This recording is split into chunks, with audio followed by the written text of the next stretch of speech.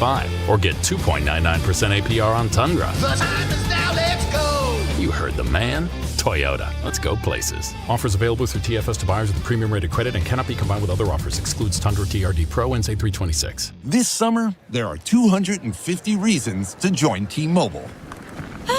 Girls trip?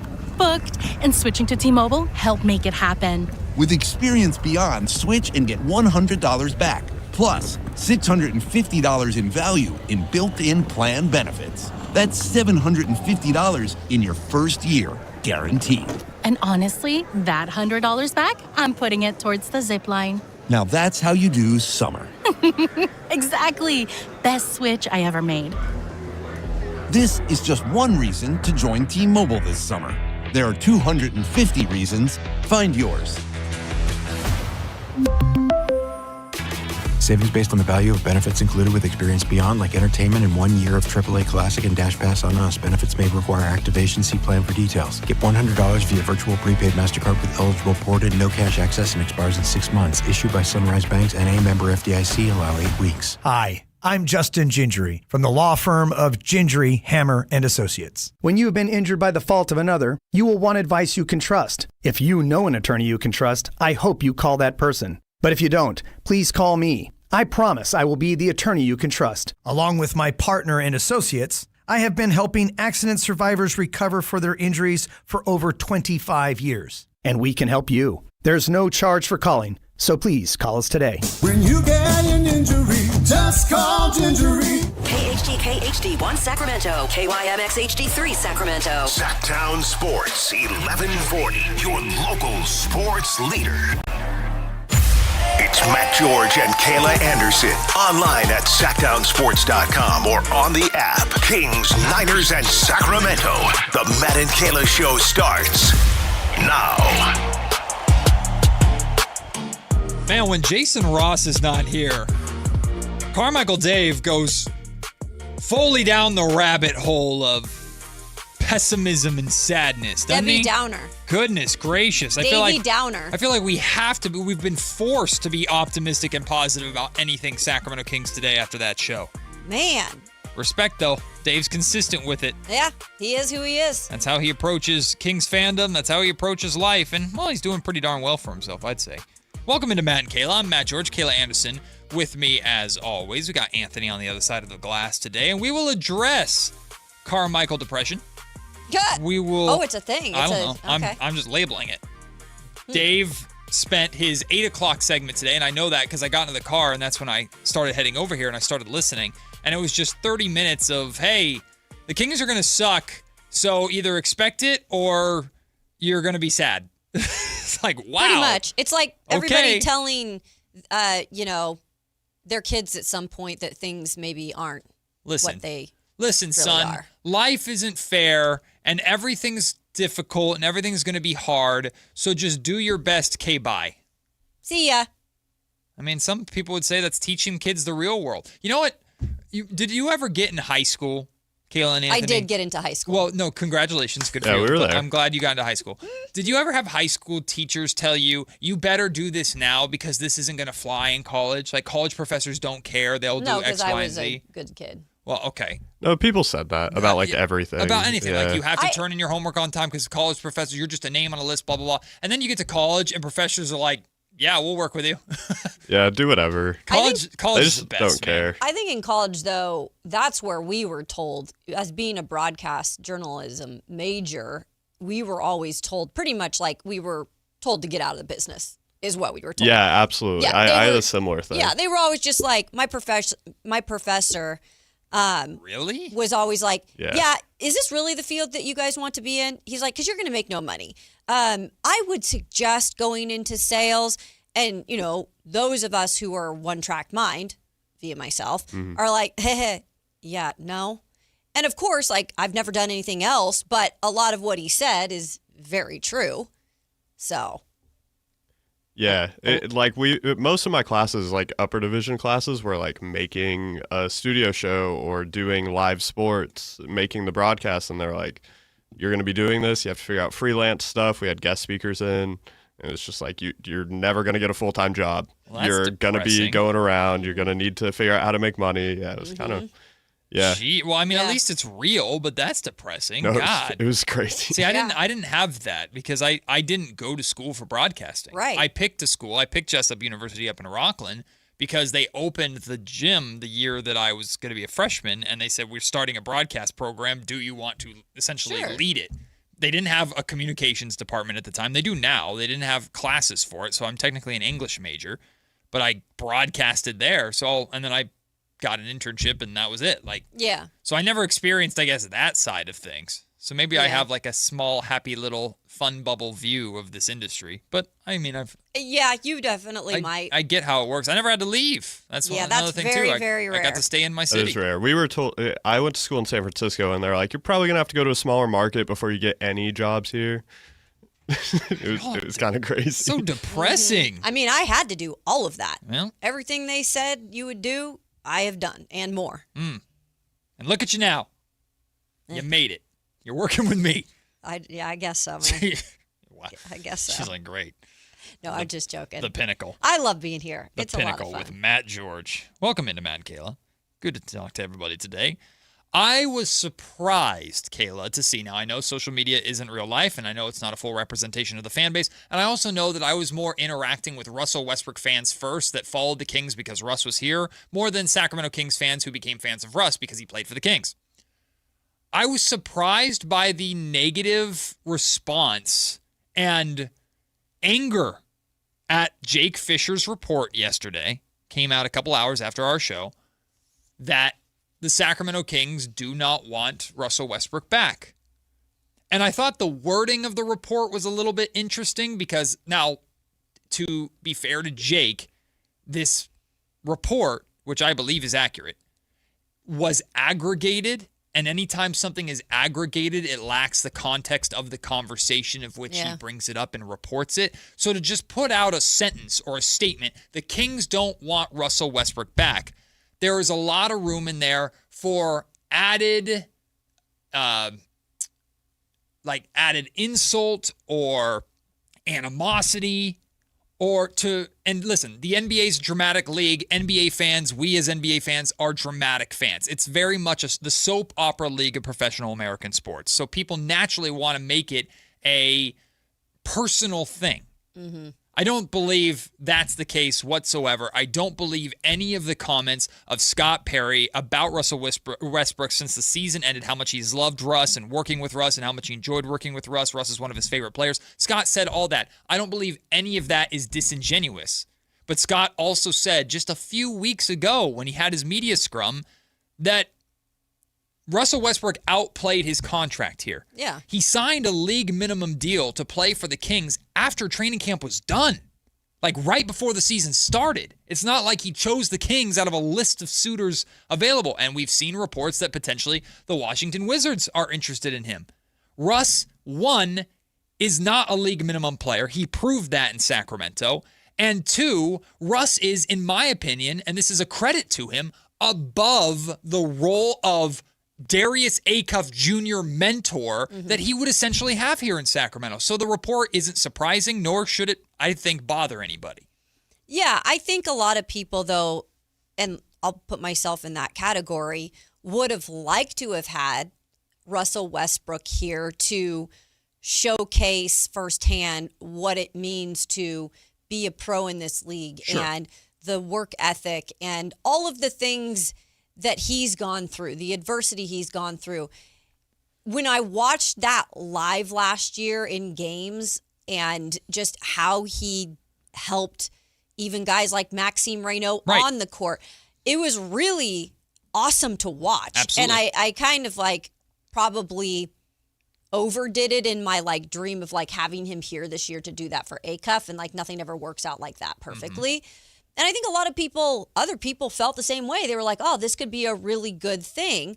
But in the back of my mind, yes, did I always realize too that he probably was not going to go for league minimum, that he probably, like you said, he played well last year, wants to continue to be a player that could either be, you know, coming off the bench as a point guard or in some situations starting. Because, again, he ended up starting here because of injuries.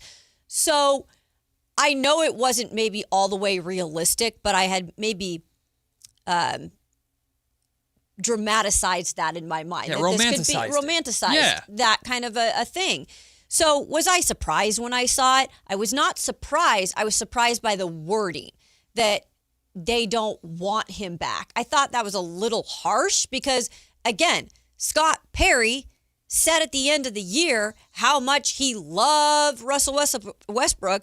And if he wanted to come back, I think he even said this, like, we will welcome him with open arms. I'm telling you, we can go back to that audio. He said that. Yeah. And I understand he just followed that up recently with the contract thing, but that wasn't like, we don't want him back.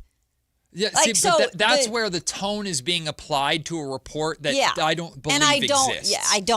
That's ridiculous. I don't think there is the report is not under no circumstances would the Sacramento Kings welcome Russell Westbrook back. I believe genuinely that the Kings would think long and hard about if the exact same thing happened, which is for us, it's either a league minimum deal with one team, aka the Sacramento Kings, or potentially having to play internationally, because that's what Russ reportedly was facing last summer. I believe the Sacramento Kings would welcome him back. But I think Perry, again, told us his own words. Russell Westbrook outperformed a league minimum contract. And Russ came into an opportunity where even if Dennis Schroeder was paid and labeled as the starter, it was not unheard of for Russell Westbrook to win that spot from Dennis Schroeder, which he very much did very quickly. There is not a scenario where Russell Westbrook should be winning the starting job from Darius Acuff Jr. That does not exist. No. You should not. It doesn't matter. There's no circumstance where Russ coming in and outperforming Darius Acuff Jr. should result in him getting more playing time. The job here would be Russ. So Russ was paid $2.2 million next year. The league minimum goes up based off of years of service. So let's say it's like $2.8 million. I have no idea. Russ, here's a $2.8 million contract. You're coming back to Sacramento where you just went 22-60. And you are a glorified bench player whose job is to be an extension coach for Darius Acuff Jr. off the bench. And could the two of them play on the floor together at times? Yes, absolutely. But Russ, there is no window where you are ever going to start unless, knock on wood, Darius Acuff Jr. gets hurt. Yep. You're going to be playing for a team that is going to be fighting to avoid the relegation zone more than they're going to be fighting to make the playoffs. Like, it's above Russ, or Russ is above it. I don't think it's, in my mind, it's the Sacramento Kings very much are doing Russ a favor by not bringing him back unless he had no other offers.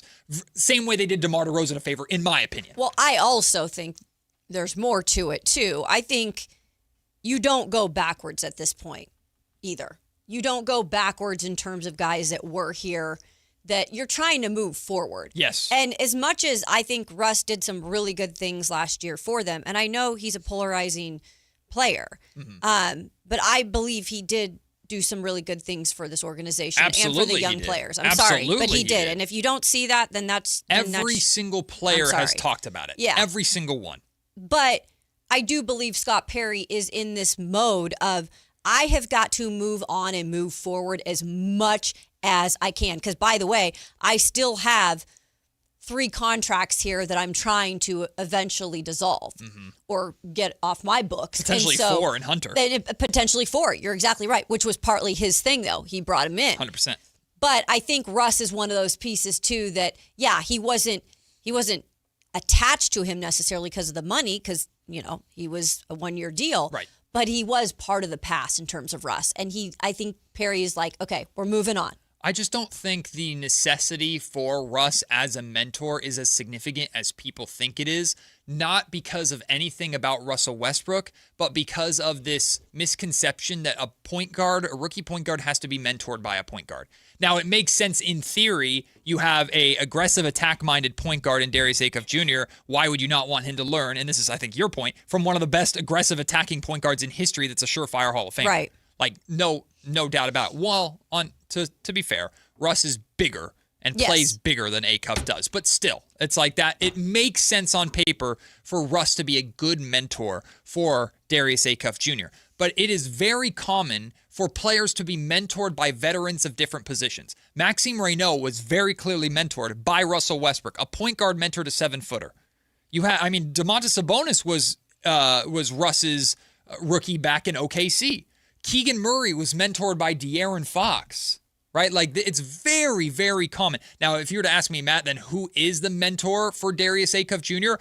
I don't know the answer to that question. I think first in line is Domantas Sabonis, considering they're going to be playing a lot of two-man game together. So if you think Russell Westbrook would be a better mentor than Domantas Sabonis, I can't necessarily argue with you. But the Kings might feel like without Russ on the roster, they already have a good mentor or mentors for Acuff, and they have enough to avoid the relegation zone as is. So why not use that final roster spot that they have to take a flyer on a Markelle Sutton or to keep their flexibility rather than give it to a player that is going to be put into a box at this point in his career that I think Russell Westbrook is bigger than. I think that there's a misconception between what a mentor is on your team versus like training with someone.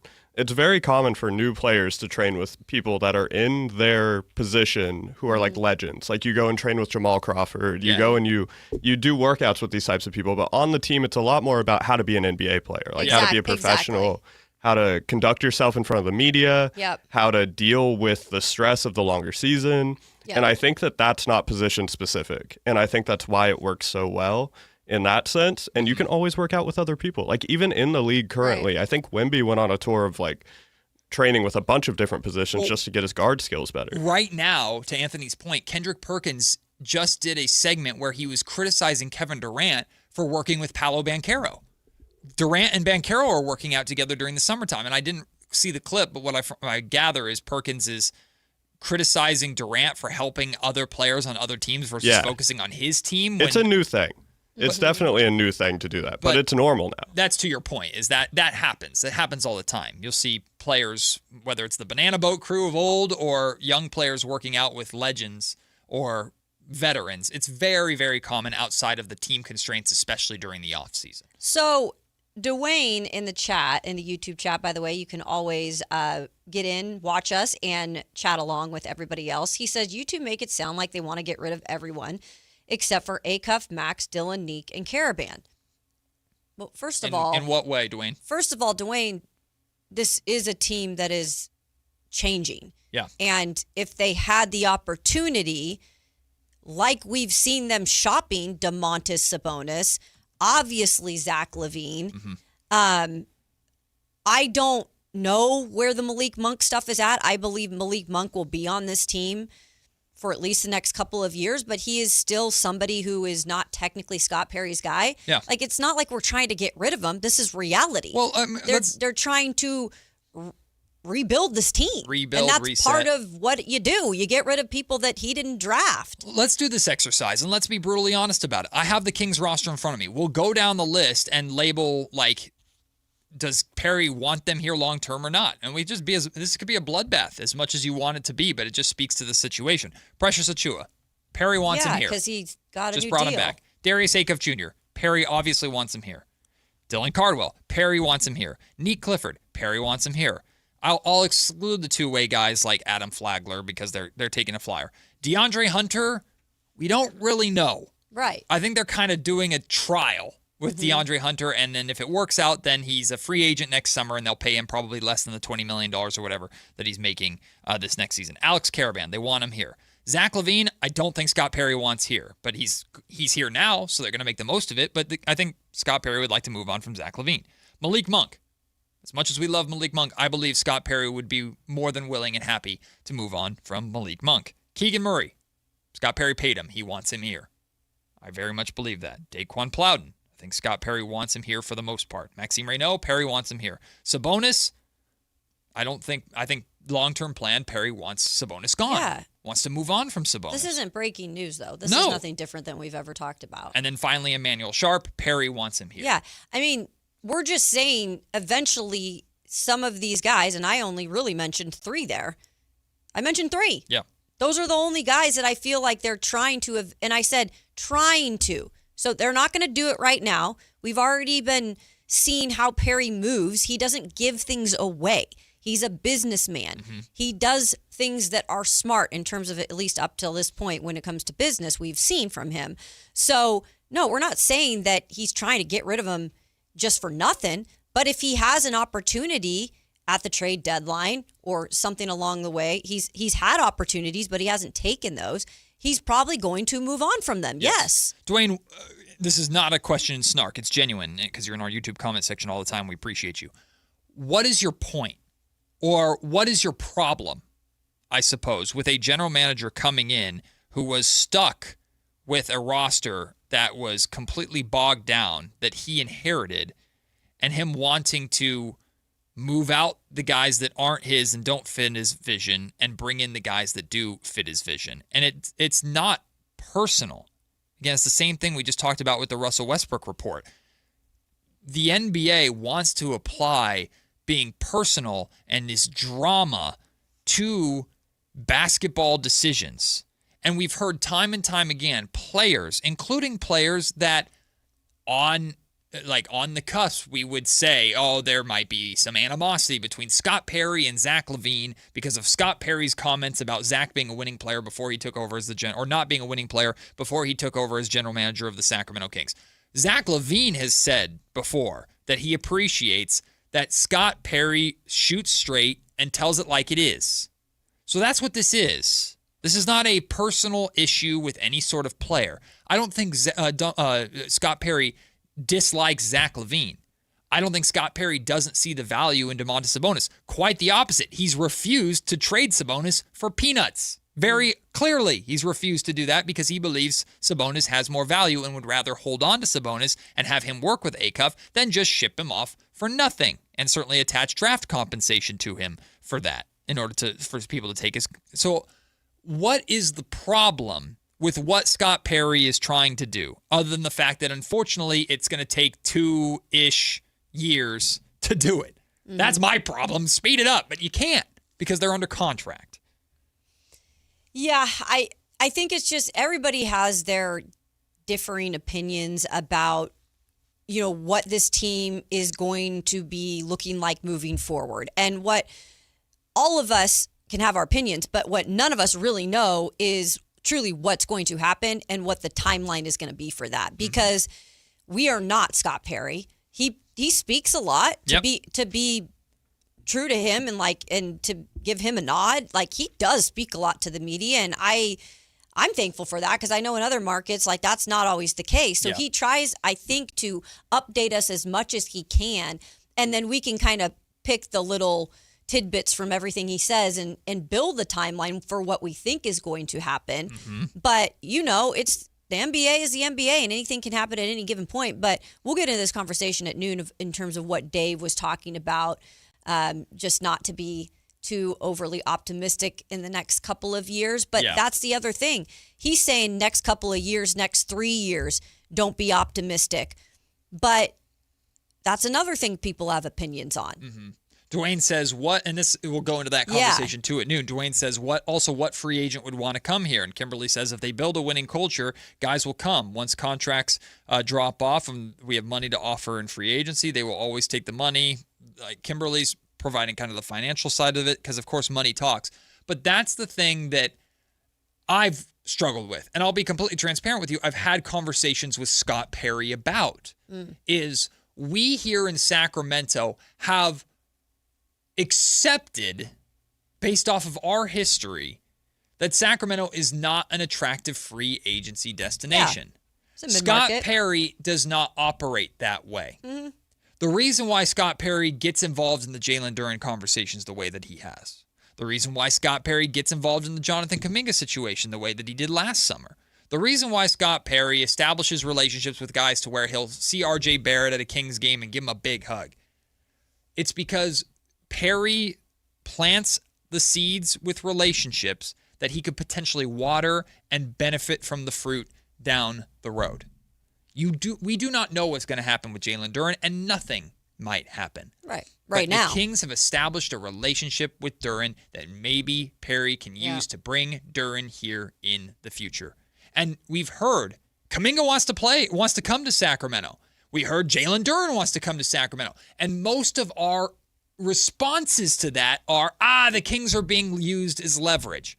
We have this thinking based off of our own kind of wounded past, and I understand it completely because I feel and think the same way. But Scott doesn't think that way. Scott doesn't care about Sacramento's past. Scott doesn't care about the stigma attached to the Kings that nobody wants to play here and it's low-hanging fruit and blah, blah, blah. If Perry was operating under those constraints, then he's already lost. He's trying to change that here. Will he? We will see.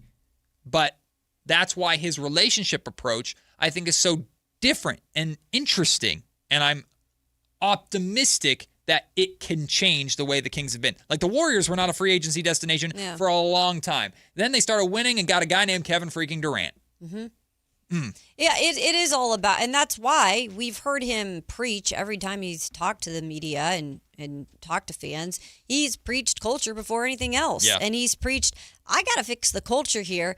I got to set up some sense of everybody's on the same page here before then we move on to the next step. And that is why this is probably a longer process of a rebuilding this organization and how it's looked at outside of Sacramento even. Yeah. Because that's the long-term goal too. Like you want to have a good team and you want to be providing entertainment for your fans because they're the best fans in the NBA. But at some point you also want to be looked at by the rest of the league and the rest of the players in the league as a respected team that you would come and play for. Mm-hmm. And maybe down the line, you get a guy like Duren here. And then Duren brings in his guy. And it's like, hey, it's really good over here. Like, that's why Scott's so smart and how he goes about business is because, like you said, he plants the seeds. They may not grow overnight, but eventually they're going to start growing and, like, other things will come. Well, some people are starting to pick up on this too because there have been reports that former 5th overall pick Mario Hezonja is trying to make his way back into the NBA and that teams have interest. Well, people are connecting the dots between Scott Perry and Mario Hezonja from the past. Right. I did a little poking around about it. We'll talk about that at 11 o'clock, what I've heard and why there is a connection between Scott Perry and Mario Hezonja. Plus, we'll talk a lot about Maxime Reynaud, too, in that 11 o'clock segment, because I don't know if I'm on to something. This is a total gut feeling, but I don't think I'm alone in this. I think a lot of people are starting to prepare themselves that while Domantas Sabonis is here, dare I say, Maxime Reynaud might potentially play less than Dylan Cardwell. Oh, is this because you heard some on Dave's show this morning? Oh, no. Did Dave talk about this too? Well, yeah. When he was doing this whole don't be optimistic, he's like, this is what to expect next year. And Maxime Reynaud is going to get less minutes. And like he was literally going through everything and being like, this is what to expect. I heard that part for sure. Yeah. And I kind of think he's right as long as Sabonis is here to some extent. I don't think they're going to fall off a cliff. But because of Dylan Cardwell's defense and because Max and Domas are so offensively driven centers or bigs, I do wonder if there's the potential for if a big man is going to start next to Domas, is it Dylan? Or if a big man is going to be sharing the minutes between, if there's going to be two center lineups, is it always going to be Dylan and one of the other two offensive centers? That's the conversation that I want to have at 11 o'clock after I update you on what I've heard about the Mario Hezonja connection with Scott Perry and the Sacramento Kings. But when we come back, we didn't get this to this yesterday, Kayla. Yeah. Adam Schefter says that the 49ers may have drafted in Dazon Stribling the best wide receiver in the draft. And a rival had their eyes on him before the Niners snatched him up. We'll talk about that. Plus, John Harbaugh responded to Cam Scadaboo's botched backflip. I know Kayla's going to have thoughts on that. Matt and Kayla just getting started here on Sactown Sports. Follow Sactown Sports 1140 on Instagram and X at Sactown 1140 to see the best moments from all your favorite shows and up-to-the-minute live reactions and updates on the Kings, 49ers, and more. That's at Sactown 1140 on Instagram and X. Your local sports leader, Sactown Sports 1140. This summer, there are 250 reasons to join T-Mobile. Girls trip? Booked. And switching to T-Mobile helped make it happen. With experience beyond, switch and get $100 back. Plus, $650 in value in built-in plan benefits. That's $750 in your first year, guaranteed. And honestly, that $100 back, I'm putting it towards the zip line. Now that's how you do summer. Exactly. Best switch I ever made. This is just one reason to join T-Mobile this summer. There are 250 reasons. Find yours. Savings based on the value of benefits included with Experience Beyond, like entertainment and 1 year of AAA Classic and Dash Pass on Us. Benefits may require activation. See plan for details. Get $100 via virtual prepaid MasterCard with eligible port and no cash access and expires in 6 months. Issued by Sunrise Banks and a member FDIC. Allow 8 weeks. Whether it's date night, family night, or buddy night, Hagen Oaks has a bay for you. Reserve one of 3 Top Tracer bays from 6 to 11 p.m. through HagenOaks.com, and only those 3 bays are reservable. The rest of the driving range is still open for walk-ups. Play golf on world-famous courses while the kids try interactive games. Head to the Hangout for great food, cold drinks, and live sports on the TVs. Add monthly live music and putting tournaments, and you've got more than a driving range. You've got a night out. Hagen Oaks Golf Complex. Swing by and swing away. Sacramento's best selection, best quality, and lowest prices on kitchen and bath products are at the new Anova Cabinet and Stone. For a limited time, get stunning new quartz countertops starting at just $159. That's right, only $159 for gorgeous quartz countertops. Listen to this. For a limited time, cabinets for kitchens and bathrooms are up to 50% off. Yes, up to 50% off new cabinets. It's a must-see, the new Anova Cabinet and Stone at Florin Road and Highway 99. Learn more at AnovaCabinetStone.com. Card collectors know there's nothing as special as a rare one-of-one card. And now you can hear a very rare one-of-a-kind sports card show right here on Sactown Sports. Whitey Gleason here inviting you to join me and Mr. True Sports Cards himself, Emran Pilati, for the True Sports Card Show every Saturday morning at 10 on Sactown Sports. It's the only sports card radio show in the nation. For all your hobby needs, get to True Sports Cards, 6661 Stanford Ranch Road in Rockland. And for hobby, insight, and fun, join us for the True Sports Card Show Saturday mornings at 10 on Sactown Sports. Hey, it's Carmichael Dave, and yeah, I've been on the air here just shy of 25 years, and you guys know that when I endorse something, I have a few very important things. Number one, I love it when they're local. Number two, I have to be willing to use them myself. This is where Pest Pros came in, or comes in, I should say, because I've known these guys as Kings fans a long, long time. I also have a mouse problem at my house. I also have a cockroach problem at my house. And I did it the old-fashioned way. Went through Facebook, got a hold of these guys. We became friends. And when I found out what Pest Pros does in the community, I thought, I've got to have you guys on the air. We've got a partner. Locally owned, locally operated. Their kids go to school with your kids. You're going to get pest control somewhere. Get it with Pest Pros. Here's how you get a hold of them. PestProsPS.com or call them at 916-588-9345. That's 916-588-9345 and tell them Carmichael Dave sent you. It's Matt George and Kayla Anderson on Sactown Sports 1140. Off to a flying start here on this Wednesday edition of the Matt and Kayla Show. I'm Matt George, Kayla Anderson with me. Shout out to Anthony helping us behind the glass. And we had a lot of fun yesterday. Talked a lot of Niners yesterday. And we're going to talk more Niners today, especially at 1 o'clock. Chris Biederman from the Sacramento Bee. He's been on the Niners beat for a long time.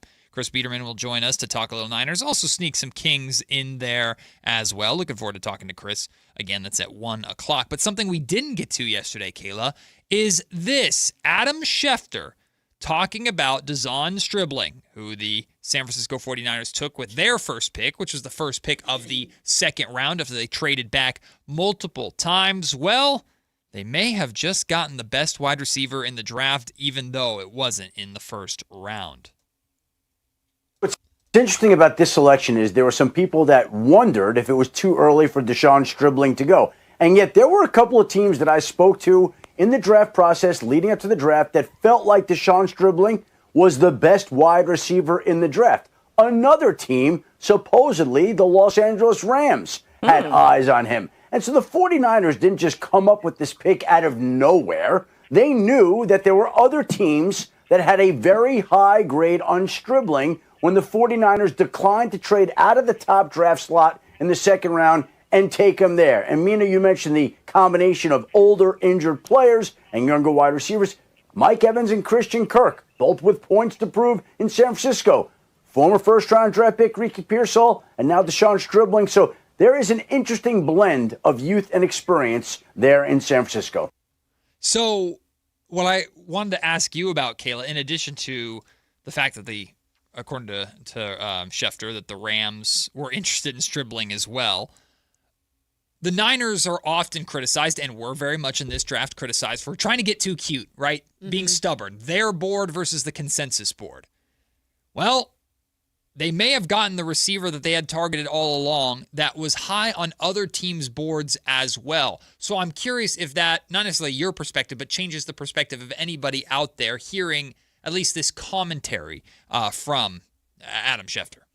Yeah, I think so. And I think for one reason, the team that he said was really interested in the LA Rams, because that is also a coach that, in Sean McVay, that is known for being one of the best coaches in the league and is a brilliant offensive mind. And if you identify a wide receiver in the draft and you have been known for success in your offenses, and primarily look at the receivers that Sean McVay has brought in and drafted, a lot of them have had success that were really no names, like Puka Nacua and Cooper Kupp. Like, these are guys that were not looked at as high value guys in those drafts, right? And they have become stars in that organization because that organization, especially Sean McVay as the coach, knows how to set them up for success and has known how to put them in positions to get the most out of them. And I feel like that is what Kyle Shanahan identified in Deshaun Stribling. Yes, he is an older player, and I think that's the one thing I questioned about the move, because Deshaun Stribling has played a lot of football getting to this point. Is he 23? So he is, let's see, I don't have the age of him on this one. I can look it up. But he started his career in 2021 at Washington State. He played there for 2 years.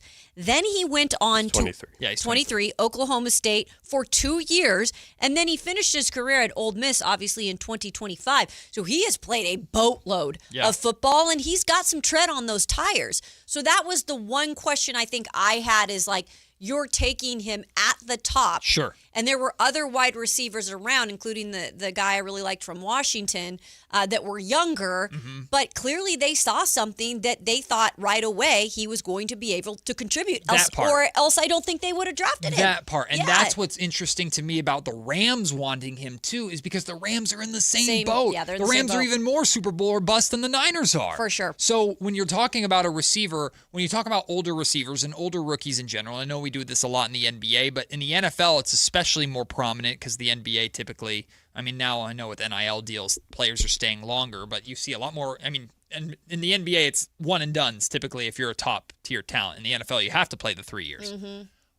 Older rookies with more tread on the tires, but who are bigger, are ready to contribute. Yeah. Stribling's big. Yeah. He's ready to go to war with grown men, football players, and hold his own, right? So for the Niners to recognize his ability to contribute right away, potentially, and for the Rams, apparently, according to Schefter, to have the same interest, that suggests to me that both teams are seeing the same thing. This is a guy that can come in and contribute right now. When both of these teams, now I'm not saying that the Niners were completely drafting for now and not worried about 5 years from now, and hopefully Stribling is the guy that takes the mantle as the best receiver in San Francisco for the next generation of Niners football. I don't believe that they're out on that necessarily. But what good is a rookie to draft a rookie who's going to sit in the fourth wide receiver position and play special teams because he's young and not ready for the grind and the wear and tear of not just a NFL season, but a season in the hardest division where expectations of winning are as high as they could really be in San Francisco, right? Yeah. So that's what's so interesting to me about Stribling. And I'm curious to Niner fans out there, if you're listening, 916-339-1140, you can call or text that number, jump in the YouTube comment section. How quickly, if at all, has the attention pivoted from Ricky Pearsall as that wide receiver of the future to Stribling now after this draft?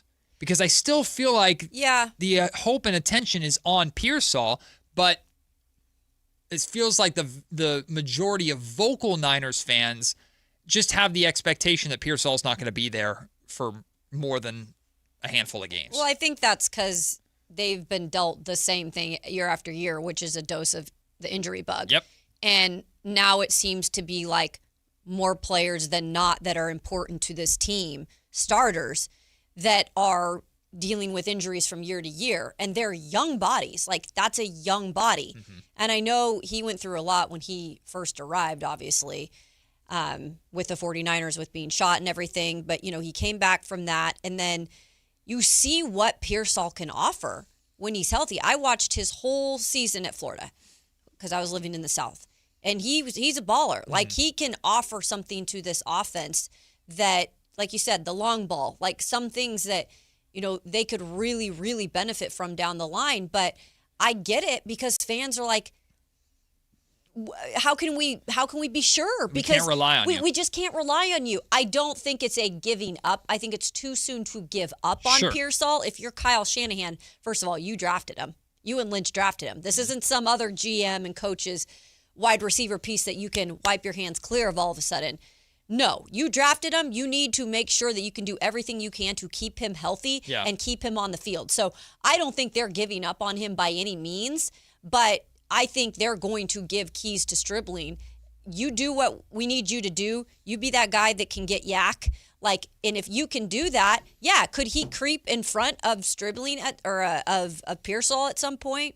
Absolutely. But that's why I'm so looking forward to seeing training camp. Mm-hmm. It's going to be fun out there. Absolutely. To see who shines. Just the league moves so quickly, right? It doesn't wait for you. It does not wait for you. And in Ricky Pearsall's case, you might as well look at, they just drafted another wide receiver with their first round pick. It wasn't a first round pick. It was the first pick of the second round. But they traded their first round pick back in order to get him.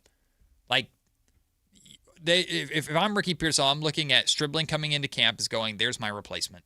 I gotta stay on the football field, and then I gotta perform when I'm on the football field. I'm not saying the Niners have moved on from him at all. The Niners would rather have two top caliber wide receivers in Pearsall and Stribling. Exactly. The whole ride. Exactly. So that's the dream, is that both of them work out and are great. Mm-hmm. But if you're Pearsall, I'm not the young gun anymore. I'm 25, and this 23-year-old is coming in to take my spot because they just spent their first draft pick on him. Mm-hmm. Ruh-roh. And he's got to be looking in the mirror, Pearsall, and saying, and I'm sure he is doing this, he's a competitor. He's looking in the mirror saying, I've got to get right, man. Mm-hmm. I've got to get right because I want to help my team out just as much as all these other veterans do, because this is a window for them too. I mean, because once these core guys get broken up and if Pearsall is still there, like, this is a new guard and he's going to be the veteran soon. Mm-hmm. So it's like he's trying to help out as much as he can as a young guy, which he's still considered. Coming up next on Matt and Kayla, the Miami Heat social media team had a bit of a blunder yesterday that pump faked us all about LeBron James's decision. We'll talk about that. And NBA 2K, the video game 2K27, made their big announcement today of their cover athletes. But it's a story around 2K and their licensing money that I want to talk about that I actually think is pretty cool. We'll talk about it next. It's Matt and Kayla on Sactown Sports. Like and subscribe to the Sactown Sports 1140 YouTube channel at Sactown Sports 1140 to get the Carmichael Dave Show with Jason Ross, Matt and Kayla, and the Drive Guys with Kevin Gleason and Alan Stiles on demand and at your fingertips. Get your fix of the Sacramento Kings, 49ers, Giants, Athletics, NFL, NBA, and the latest in sports and entertainment all in one place at Sactown Sports 1140 on YouTube. Your local sports leader, Sactown Sports 1140. This is the story of the one. As a safety manager at a manufacturing plant, he does everything he can to keep his coworkers safe. From finding ways to reduce risks to keeping safety supplies in stock. And for that, he relies on Grainger. Grainger offers a broad range of quality products and next-day delivery, so he can always play it safe. Call 1-800-GRAINGER, click Grainger.com, or just stop by. Grainger, for the ones who get it done. cheap, cheap. That's the sound of savings happening right now at Elk Grove Honda. You remember, right? Elk Grove Hondas are still cheap, cheap. And right now you'll find a good deal more on new Honda gas and hybrid Accords, Civics, CRVs, and more fuel-efficient Elk Grove Hondas. Every sale is done right here, under the flag in the Elk Grove Auto Mall. Come see why generations of families return again and again to Elk Grove Honda in the Elk Grove Auto Mall, because Elk Grove Hondas are cheap, cheap. Capital Casino is conveniently located in downtown, 411 16th Street, and has been a part of the greater Sacramento area for over 20 years. They offer the best variety of games in the region in a safe and friendly environment, and there's plenty of parking, all well lit and monitored by security. Come have a great meal at the cafe and restaurant inside. Capital Casino has the best food, the best service, and the best action. But please always remember to gamble responsibly. 1-800-GAMBLER. This is the story of the one. As a maintenance engineer at a beverage manufacturing plant, he starts his day knowing every line is ready to run, because Grainger delivers the industrial-grade products he needs to keep mixers, conveyors, and packaging equipment moving. With Grainger's vast selection of bearings, belts, and motors, he keeps operations running smoothly, so nothing grinds to a halt. Call 1-800-GRAINGER, click Grainger.com, or just stop by. Grainger, for the ones who get it done. And Doug. Hot dog! Get your hot dog!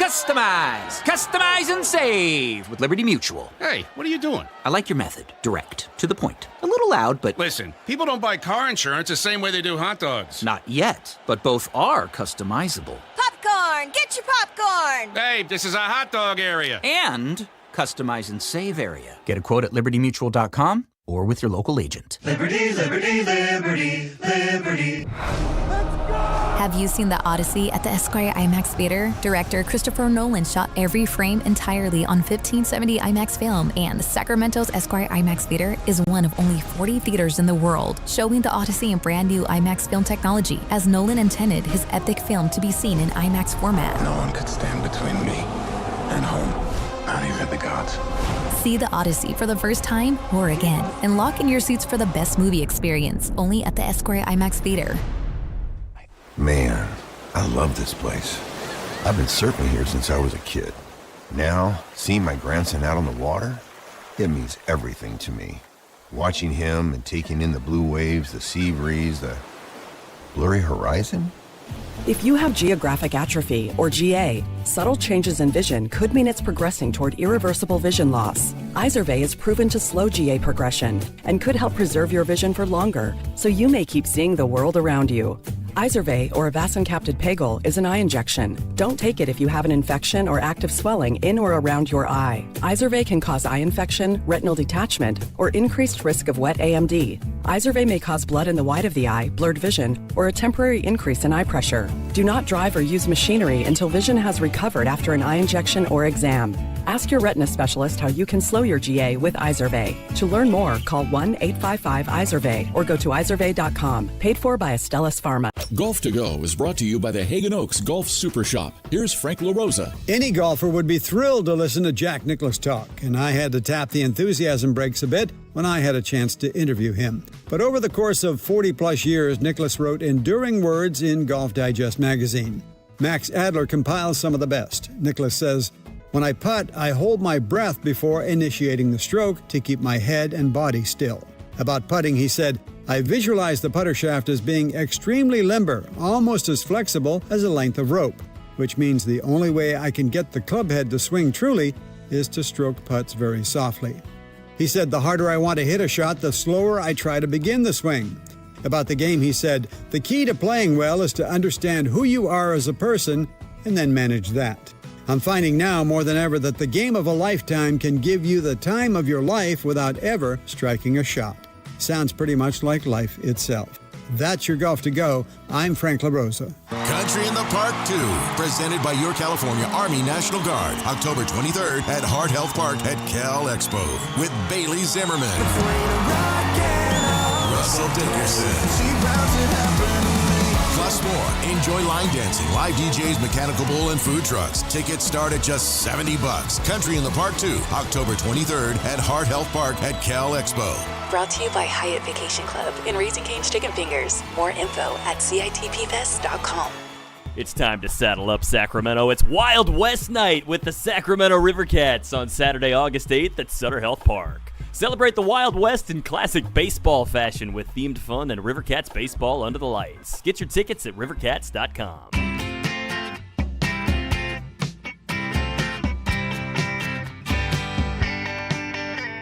a.m. to 2 p.m., Matt and Kayla on Sactown Sports 1140. Anthony, I'm sure you saw this Miami Heat social media blunder, and I know you and I can sympathize with whatever mistake was made because I knew exactly when that story broke. I knew exactly what happened. They tried to get out ahead of it. You go onto YouTube and you pre-plan these live streams and things like that, and just in case the Miami Heat land LeBron James, they wanted to have it ready to go to put out there so people could put it on their calendars and get ready to tune into LeBron James's introductory press conference. And whoopsie, that sucker ended up not being private. It was public. It happens all the time, but everybody just clocked it right now because we're all on LeBron James watch. Yeah, it's so unfortunate. There's so many things that can go wrong when you're doing social media stuff, and that's 100% one of the things that I've experienced. I've done worse, honestly. So I've had two separate instances where I've tried to pre-draft tweets while a game is going on. Like, there'll be 4 minutes left, and it's like, the Sacramento Kings are going to win this game, blah, blah, blah, blah, blah. And then instead of scheduling it or whatever, or just putting it aside, because I will usually, like, copy and paste it, or copy it so that I can just paste it there at the end, and I'll accidentally fire it off. And then it's like, well, now I got to ride with it. And then everybody starts jumping on you about jinx, jinx, jinx. And then you watch the score get closer and closer and closer. You're like, oh, God. Yeah, there's already conspiracy theories about this one that are unfortunate, honestly. It's those poor guys who made them. I know how nervous I was when I made, like, certain mistakes. Like, I'll like, a little spelling mistake on a thumbnail, and then it gets corrected. I made some pretty big ones, so I'll tell you off air. But. I mean, that's a big blunder. But at the same time, it's so innocent. And that, it's like, so easy to do. Yeah, and I just hope nobody, like, I'm sure the Heat were annoyed that they had to get out in front of it, and someone was like, who is this intern that did, or whatever. I hope nobody, like, lost their job or anything over it, because it's so stupid, innocent, and so easy to do, to just create this is where our live stream will be if we got LeBron and we're doing a press conference for LeBron. Like, it's such an easy mistake to make that I hope there was no, like, heavy repercussions about it. But I don't really get, why are they doing that this ahead of time? So, like, if you running a YouTube channel, yeah, for I example, understand that. Yeah, you just schedule things out to where you just have everything ready to go so that, bam, LeBron announced, okay, boom, we can put out there, this is the press conference stuff, and just getting out ahead of things. My one question on that I think is a little weird about all this is, what makes you think that would have been the date? Do you want to know what I think happened? I mean, honestly, what makes you think? How do they know that? What I think happened is that someone had extra hours at work and they just wanted to have less work later. You know, you make it early. I respect that. Yeah, like, I've done that. You're just like, I'll set this up for tomorrow so I can deal with it whenever, and then you can change the date whenever. You can change the date anytime. But you don't have to, like, deal with putting the thumbnail in, making the new thumbnail.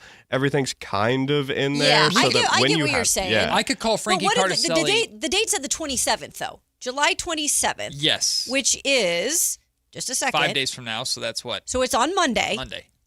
And what I think is funny is, like, I guess, you know, we've been hearing things even today. There's an announcement. Like, there could be an announcement today. Everyone's on LeBron watch. But it's just like, it's just so funny. It's like, did they just throw out Monday because it's over the weekend? And it's like, okay, well, it's funny there was a date on it. And I get it. They're trying to maybe set this up. It and would make make less work. sense to, like, even if he made the decision this week, it would make sense to let it go through the weekend and then do the press, because they don't do the press conference like the day of or the day after. I mean, it took weeks before we finally got a Giannis press conference. Sure. A lot of that was because the trade had to be finalized and everything. But yeah, it does take a minute. Like, it would make sense for them just to put Monday just as a throw-in date, Monday of next week, and we'll go from there. But I understand people who are subscribing to the conspiracy theory of, I think you know he's coming. I think you put this there. Kind of have to acknowledge that part of it too. 100%. You can't just completely say, "Oh yeah, that was just they were just planning something, planning ahead." Of course, that's probably what it is. But part of me is like, well, I don't know. My favorite is how the betting odds and everything are. Everything's scrambling now because a lot of people are making this have the opposite effect. That the Heat's odds are actually going down and the Cavaliers' odds are going up because somehow the Heat doing this pissed off LeBron. That's it would really impact his funny. decision in any sort of way. That's really funny. It's so silly. LeBron's it's so like, fun. get me on the phone with Pat Riley. What the hell is your social media team You doing better down there? fire that intern if I'm showing up here. That's pretty funny. That intern was Dwayne Wade's son. Sorry. Figure that out. That's not real. I made that up. This is a really cool story. NBA 2K27, everything announced today. Victor Wembanyama is the cover athlete star, and then they have their deluxe edition, which is Caitlin Clark, and then they have their ultra edition. What the hell is that? I don't know. It's new, and it costs a bunch of money, and it has Derrick Rose on it. Hooray! But this story came out. Jalen Clark, who's a player for the Timberwolves, shared that, I don't know if he was supposed to share this or not, but I really like this. He revealed that every NBA player receives the exact same licensing check from NBA 2K to use them in game every single year, which amounts to $385,000. That's NBA 2K revenue, jersey sales, trading cards, the sources of licensing checks that these players get.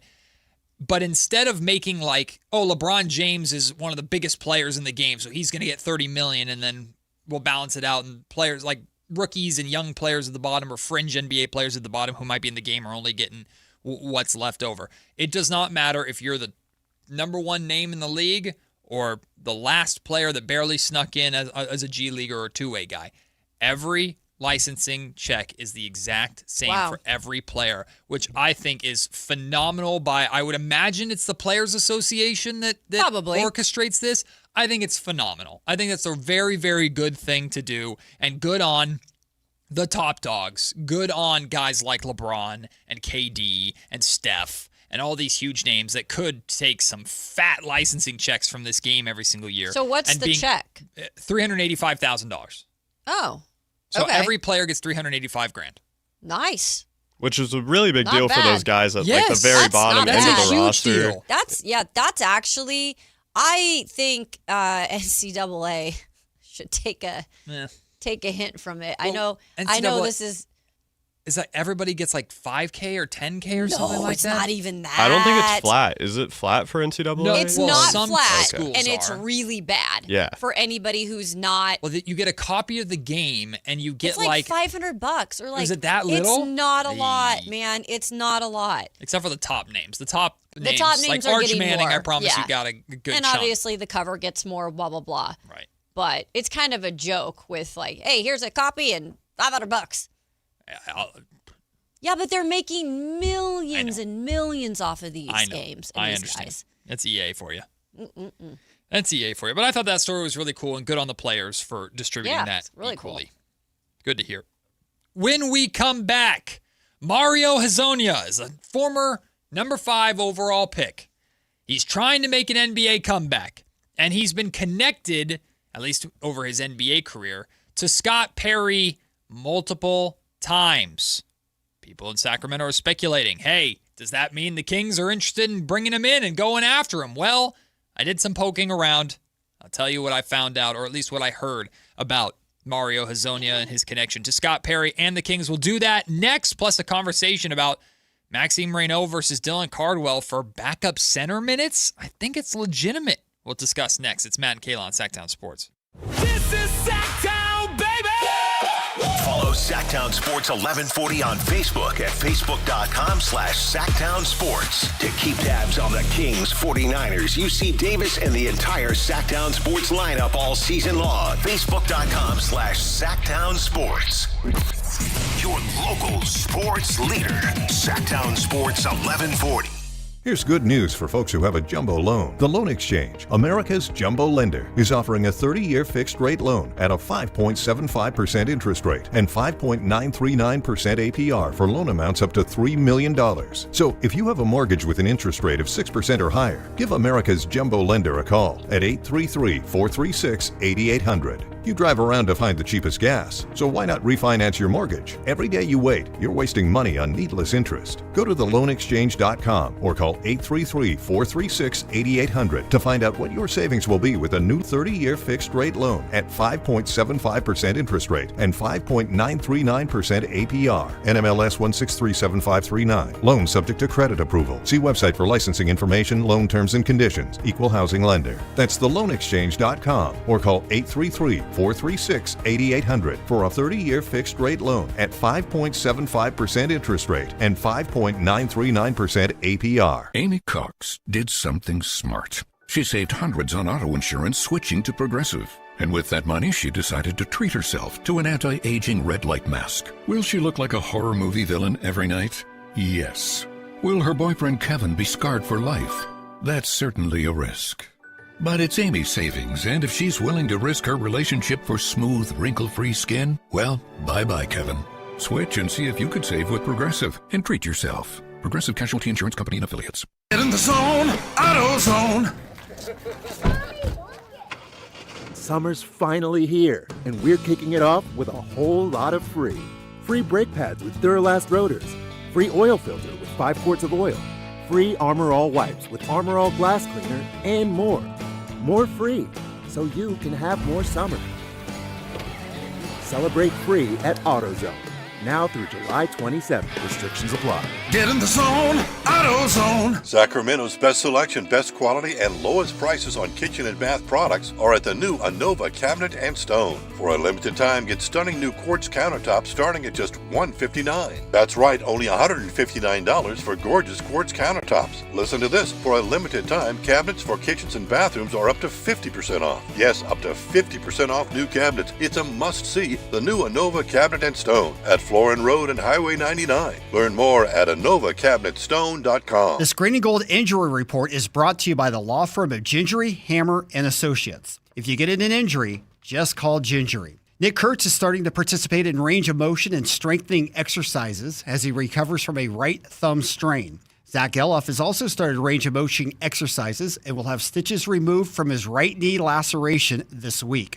Brent Rooker underwent successful left knee arthroscopic surgery last Friday and is expected to be ready for spring training come next year. Hi, I'm Justin Gingery. One of the most common questions I receive is, what makes us different from other law firms? At Gingery, Hammer, and Associates, we handle your case from beginning to the end. Whether your case reaches a settlement, whether it must go into litigation, or whether it has to go all the way to trial, we will be with you along the entire way. And because we are committed to your case, we are as invested as you are in making sure you get the outcome you deserve. When you get an injury, just call Gingery. KHD1 Sacramento, KYMX HD3 Sacramento. Sactown Sports 1140, your local sports leader.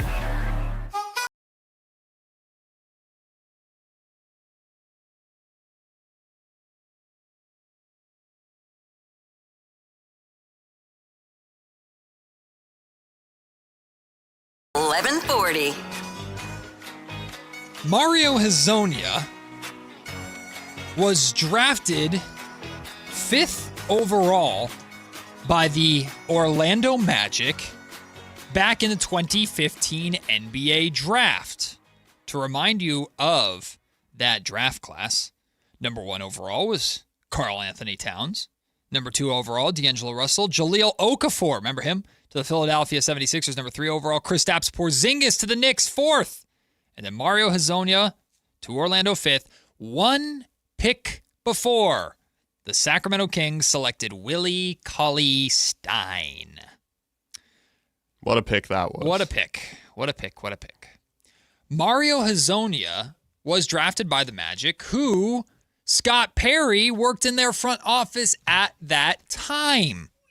Years later, after a handful of seasons with the Orlando Magic, Mario Hezonja was very close to becoming a Sacramento King until he was, at the last second, kind of snatched away by the New York Knicks. That was going into the 2018-2019 season. The general manager of the New York Knicks was Scott Perry. So now Mario Hezonja, after many years in playing internationally, he's been playing internationally since the 2020-2021 season. Most How old recently, is he, Matt? Mario, he's 31 years old. Okay. Close to 32. Got it.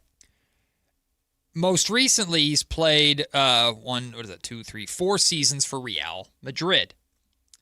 He's eyeing an NBA comeback. Mario averaged 6.9 points, 3 rebounds, and an assist in his NBA career, shooting 41% from the field, 32% from three-point range. With Real Madrid this past season, now it's weird because it's split up into two. There's EuroLeague and then there's Liga ACB, which Real Madrid plays in. In EuroLeague play in 38 games, Mario Hezonja averaged just over 13 points per game on 42% shooting from the field and 30% from three-point range. But in Liga ACB play, which was 28 games in Spain, he averaged 17.5 points, which is one of his best seasons of his international career, while shooting 46% or 46% from the field and 36% from three-point range. So he's coming off of a pretty impressive season with Real Madrid, looking to make an NBA comeback. Well, we started hearing rumblings of this. It was reported internationally. Mark Stein talked about it recently. He said Hezonja is expected to rejoin the NBA for the first time since the 2019-2020 season.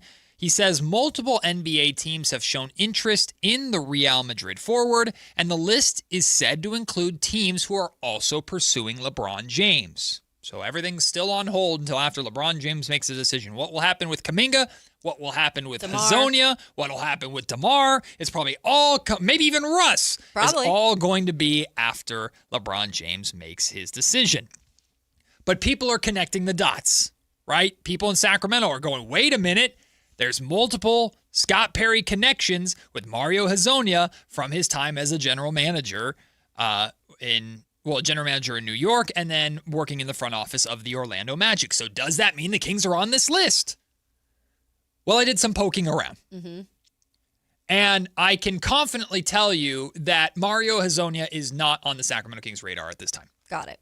So the Scott Perry connection is there, but it's not correct needed in this now situation. That does not mean that the Kings couldn't get involved in the sweepstakes, but Mark Stein is very much saying there's a list of teams that are interested in his NBA return right now, and I can confidently tell you that the Kings are very unlikely to be on that list. So I am going to have some questions for you, me being new to this market and deep into Kings territory when it comes to former players. Mm-hmm.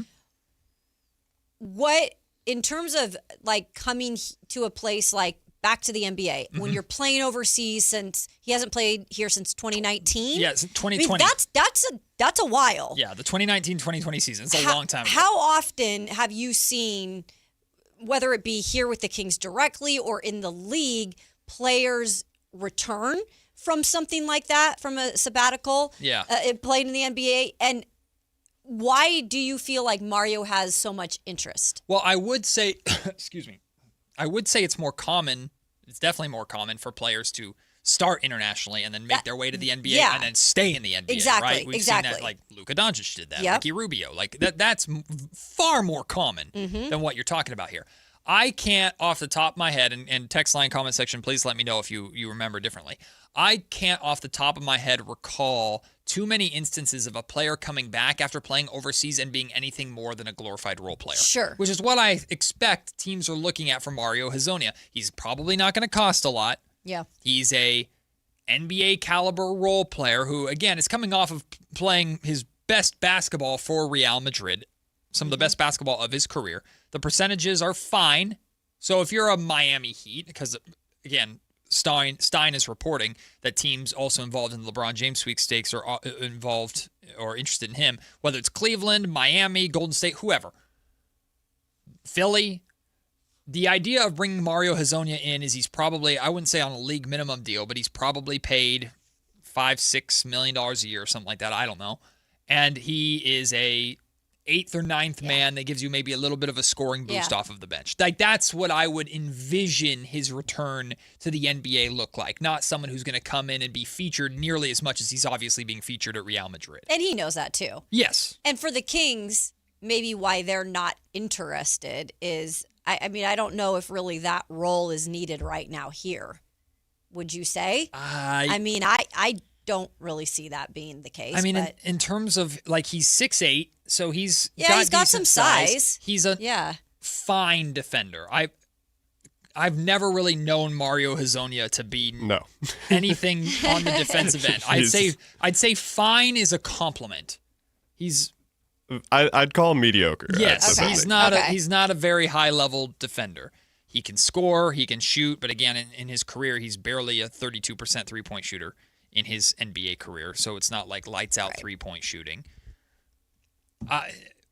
The Kings are already limited financially with what they can do, and they have one roster spot available that what we've kind of been calling for after Summer League is give that roster spot to Jonathan Mobo and use Jonathan Mobo's two-way spot to bring in Markelle Sutton, get more young guys in here and take a flyer. Yep. Like, that's what makes more sense to me for the Sacramento Kings versus going out and bringing in a Mario Hezonja or giving that roster spot to Russell Westbrook like we talked about at the beginning of the show.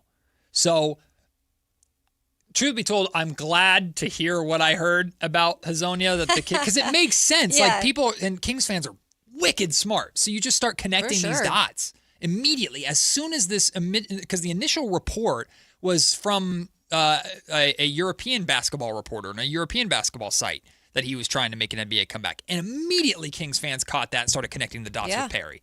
Makes sense. And the Kings have always been known since, like, they were ahead of the curve when it came to keeping their eye on international talent. Sacramento has always been in that realm. But I'm very okay with Mario Hezonja not being a target for Sacramento. And again, what I can tell you from what I've been told is that the Kings Mario is not on the Kings' radar at this time. Got it. Well, that's a good thing to at least clear up for now. Yeah. So there's no more questions. But who knows? At this time. Things might change. Yeah. Well, I don't even know what his value is. Like, is there a bidding war for Mario? Is it his last season in the NBA was with the Knicks, right? It was, no, Trailblazers. Portland. 16 minutes a game, shooting 42%, averaging 4.8 points. Yeah. I don't know what the value is there. Unless he's doing something insane with Real Madrid. I really have no idea what he could be outside of like an 8-minute per game guy to relieve like Jaylen Brown, like you said, or like Miami Heat. That like he could back up international Giannis. Player that comes in and spaces the floor. Yeah. Like, again, he's 6'8". He's not big. He's tall, but he's not that big. For context, too, and I know, obviously, money has gone up because of television deals and things of that nature, but his last NBA contract with the Blazers was a 2-year, $3.7 million deal. Oh. And like you said, money's gone up, but his year that he spent with the Knicks, this contract that he signed with the New York Knicks, again, Scott Perry or drew this up as the general manager of the Knicks, was a 1-year, $6.5 million deal. So we're talking about maybe a league minimum player, genuinely. Could be. And maybe league minimum is more money than he is going to be making at Real Madrid, or he just wants the chance to prove, hey, I'm still a high-quality player, and I've worked hard to rehab my image, and I have more to give, and I think I can still compete at the NBA level, which if that's what he's doing, hey, respect. Well, also, if there is a team willing to give him a spot on the roster that's a competitive team, why would you turn that down either? Right. So that's what I've heard about Mario Hezonja. I hope that doesn't poo-poo anyone or yuck anyone's yum or poo-poo anyone's dreams of Mario Hezonja being a Kings player, and if that's what you're dreaming about, how do we say this nicely? We got to find something else. No, we just got to.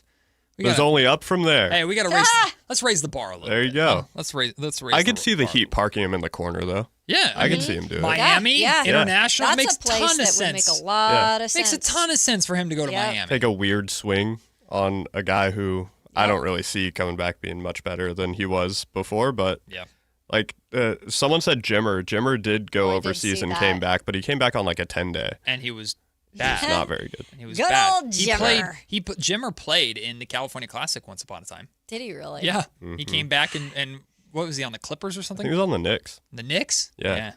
And Dwight Howard did it, but he was Dwight Howard, so that's True. a little bit different. Like Mario's last NBA season, he was 24 years old. He's coming back as a 30-year-old. Yeah, that's wild. Can he have matured and aged as a basketball player? Yeah, like that. Maybe there's something there, but what does that mean? While the NBA has just continued to get more and more difficult, and the parity in the NBA is unlike. But Mario is also probably looking at the NBA and going, "Wow, depth has never been more important. Hey, maybe I can get my in on that."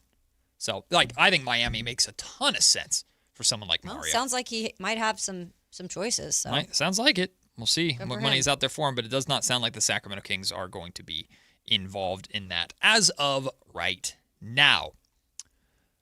Maxime Reynaud. I found a stat, a chart. I love these charts, even though they're sometimes hard to read. It's a rim defense landscape chart from the 2025-2026 season that just gives you a visual example of the best and worst rim protectors. How many field goal attempts they defended versus how many, what opposing teams' field goal percentage was at the rim, or opposing players' field goal percentage was at the rim when defended by said player. Maxime Reynaud finds himself very firmly in the fourth quadrant, which is a bad rim defensive field goal percentage, but being attacked at the rim a lot. Okay. It was very clear last season that as a rookie, Maxime Reynaud was attacked. When he was in the paint, teams tried to attack the basket. You can see him right down there next to Nikola Jokic. Oh, Kayla. yeah, there he is. He is roughly, I don't have the exact number, but he is roughly around 444 attempts at the rim against him last season. And he's between 63 to 67% conversion rate at the rim. So he's defending a lot of shots at the rim, and teams have been converting at the rim against him a lot compared to some other names in the league. For example, like the best in the league, or amongst the best in the league, Chet Holmgren. Chet Holmgren, it has There like he a is, lot at the very top. at the very top, a lot of attempts against him, but a lower field goal percentage at the rim. And by the way, a lower field goal percentage at the rim is like 51% or 50%. So it's easier to score at the rim, obviously, than it is from the perimeter. But so what can we learn from this? Why does this matter? Well, it matters because we know that he's going to get targeted. We know that he's going to get attacked when Maxime Reynaud is your rim protector. We saw it in Summer League. We saw it all of last season. We know Domantas Sabonis is the same way. Teams have known for years that you can hunt Domantas Sabonis because he's not going to be a shot blocker. Now, Sabonis is physical, far more physical in the paint than Maxime Reynaud is because Sabonis is just big. And Max did a significantly better job last season of playing more physical. And we talked about this a number of times, Kayla. The amount of times towards the end of the season that he was initiating contact was a big It's difference. like he took that task on towards the end of the season. Exactly. So, but now this is a new big readjustment right season for him in his second year. I just don't, he didn't show me anything in Summer League to suggest that he has improved as a rim protector. I'm going to say this too, Matt. I didn't really take much from Summer League. I hear that. I hear just that. didn't. But where is the rim protection just going to appear out of nowhere? Because he's not a shot blocker. He has not been. I'm hoping maybe he shows us something in training camp or in preseason. But if Maxime Reynaud does not show an ability to, at the very least, change shots at the rim with his 7-foot frame, there is a very, very real possibility that while the Kings are juggling these three centers that they feel like they have to play, it's going to be Dylan Cardwell that's the glue guy, not Max. There's no question that Max is the better player than Dylan in my mind, and the Kings don't want to just bury Max, but Dylan is the lone rim protector on this team that you have, and the Kings desperately need it. And while Dylan played far more games than Max did in the California Classic and Summer League as a whole, I still felt like when I watched Dylan this Summer League, I saw, he just stood out, right? I know he has a lot of things he's got to work on too, but like he just seemed to take a leap. And I know Max, my big thing about Max last year was I wanted to give him all the praise he deserves in how he did last year. And even when he went through that rookie slump, he came back and was able to do some things well at the end of the year. But my biggest thing was, what do you do in the offseason, Max, to maximize, no pun intended, your sophomore year? Because we all know, and we've said this on the show countless times, is the league adjusts to you. Yeah. And especially a guy like Maxime Reynaud, who made himself known towards the end of the year. I mean, he was second all-rookie team. And so people are starting to notice him on the floor. So this year is going to be one of those things there. It's not going to get easier for him when it comes to these stats. So what has he done in the offseason up to this point? I'm not quite sure yet because he's been in France a lot of the time, overseas. Like, I'm interested to see what he does here in the next couple of months and if he's starting to work with the Sacramento Kings, staff and everything for some of these things specifically. Because up to this point, I don't see anything that's changed. And it's not a question of talent, and this is going to be like a theme of this Kings season, in addition to establishing the identity, is like, how do you avoid making the strides of your young players last year less important? And what I mean by that is, well, DeMontis is still here, so he's going to have to play. Okay, so that means his minutes has to come or be taken from somebody. Well, it makes sense that Max is not going to play 30 minutes a night like he was at the end of the season. Okay, but you don't want to bury Maxime Reynaud to the point where you're killing your own momentum. It's one thing for, like, Max no longer has the element of surprise. Teams have a lot of film on him. Teams are going to know how to defend him, or at least try to do different things, and he's going to have to figure that out. So it's one thing for a player to hit a sophomore slump because of how defenses adjust. But if you hit a sophomore slump because your team kind of holds you back out of necessity because there's another center in your way, like, there was always an element of that was going to happen as long as Domantas Sabonis was on the roster. But when it comes to winning games versus playing your better players, like, Maxime Reynaud is a better player than Dylan Cardwell. Yeah.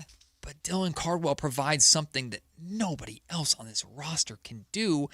And in the limited time that we saw Sabonis playing, when he tried to come back and play through his partially torn meniscus before he had his season-ending surgery, when we saw two centers on the floor, it was either Max and Dylan or Domas and Dylan. We did not really see Max and Domas together because I think defensively that is a nightmare. There is no paint presence from those two defensively whatsoever. Well, and that's going to be the issue this year. I mean, it is what it is right now with this roster. It's not anywhere close to a good defense. Like, not anywhere close. And so, out of necessity, Matt, at times I feel like you just can't, you're not going to be able to put Max out there. Yeah. And you might have to put Dylan out there. Right. And so it might come out of necessity, even though you don't want to stunt growth by any means of Max. But this is what happens when you have a hodgepodge of a roster still with lack of defense. This is what we're serving up right now. But you can't fix it at this point. So you have to, this is where all these stupid puzzle pieces come into play again. It is definitely a puzzle, and this is probably where I sympathize the most with what the hell was the point of those wins fan. And I was that fan. I was. The NBA draft lottery happened. The Kings ended up with the 7th pick. Wasn't happy that day, as you can very much remember. But then at least it was done. Right? It was over. And the Kings ended up with the guy they wanted an A-cuff at 7. So in the grand scheme of things, it doesn't really matter. The only area that it matters now is, okay, you chose to prioritize the development of those guys in winning basketball games because, as Doug Christie said very clearly, I am against tanking because I don't like the message that it sends to the young players that are here, that we're going to ask of you to essentially lose. We're going to put you in positions to lose so that we can bring in players that aren't you that we then feel are better suited for winning basketball. It just sends the wrong message. And I understand and appreciate that completely. So you do that For the final 2 months of the season, instead of prioritizing draft lottery odds, you prioritize winning basketball games, only to go into next season after draft lottery reform, where the guys you are prioritizing, particularly Max and Neek, are now going to get held back because Zach LaVine and Domantas Sabonis are still on this roster, and you need to win basketball games now.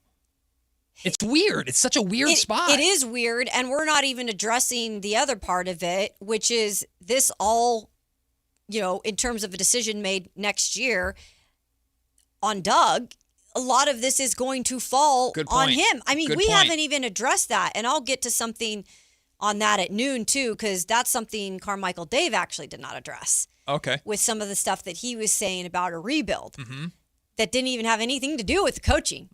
So that's part of the puzzle, too, that is such a big chunk that we don't even know like how they'll look at that because it's just still not anywhere close to being a roster that you can go win with right now. Well, I mean, I can't say you could never win with anything, but you know what I'm saying. Yeah, absolutely.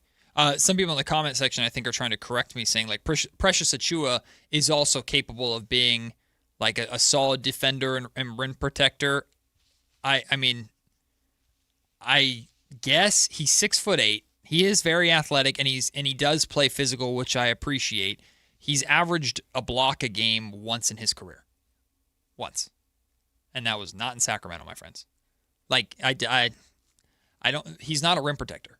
No, I mean, he's a big boy. He's a big boy. He's going to fight. Yeah. And like that, I'm not even saying, hey, Max, you're 7'1", 7'2", whatever he is. Hey, block 3 shots a game. I'm not expecting him to turn into prime Serge Ibaka. But like that stat illustrates, teams are attacking him and finding success at the rim because he doesn't change and alter shots enough. It's not just blocking shots. Mike Brown used to say blocking shots is the most useless stat in the league because a block shot doesn't guarantee a change of possession. A steal does. A defensive rebound guarantees you a change of possession. Most block shots end up going out of bounds, and the team that got blocked keeps the basketball. So block shots doesn't always mean, like, isn't the end-all, be-all. But are you long enough and big enough and physical enough to change shots at the rim? And the numbers from last year will tell you that Max got attacked a lot and teams converted at the rim a lot against him, meaning the answer was no. So here's the thing.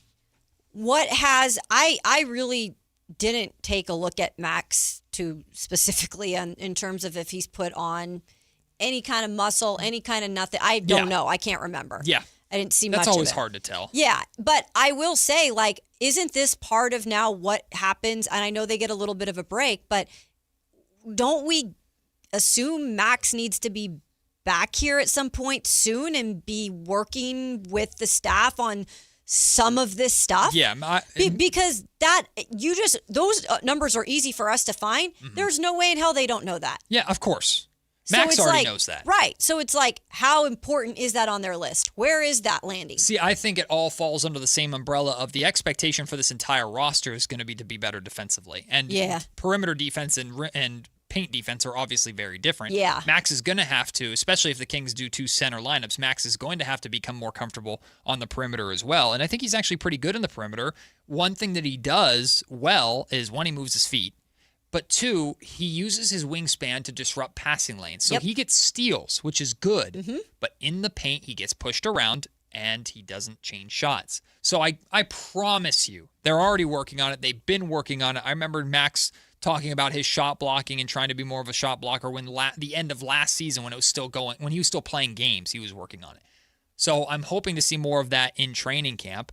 And whether it's working one-on-one with Dylan Cardwell or, hey, man, 5-on-5 during training camp, you're going against Domas, Max. You're going to get pushed around, kid. Get ready. Like, I know, I can promise you he's working on it. There's not a question of work ethic. It's just a question of, can you add that to your game? Can you figure out how to use your length to change shots at the rim? And that's, I wasn't saying it was a thing of work ethic, but when you spend time overseas and you're with a different type of basketball and you're doing different things, France, that's different from what the Kings are focused on and what they're trying to do. But I promise you, he probably was also working with Rudy Gobert. Gobert. And that's a good point. Rudy That's Gobert a really is good point. a rim-protecting Yes, machine. yes, and I hope he took advantage of that time with him. So we shall see. And he knows Wemby very well, too. And if Yeah. there's anything Wemby can do, it's block shots in addition to everything else. Dude's a superhero. We'll take the break. When we come back, hey, Kings fans, at least we're not the New Orleans Pelicans. That's all I'll say. Tune back in next segment to figure out what I mean by that. At least the Kings aren't the Pelicans. It's Matt and Kayla on Sactown Sports. Take Sactown Sports with you everywhere you go with the Sactown Sports app. The most in-depth coverage of the Kings and 49ers. A library of written and video content. And all your favorite personalities all in one place. Download the Sactown Sports app today and get in on the action. Your local sports leader. Sactown Sports 1140. You're still glowing, flirting, grooving. You've still got it. But your immune system weakens as you age, making it harder to fight illnesses like pneumococcal pneumonia and RSV. Vaccines are a key part of any health routine and can help protect you from getting really sick. Ask your doctor or pharmacist which vaccines you need. See more at PfizerForAll.com. Sponsored by Pfizer.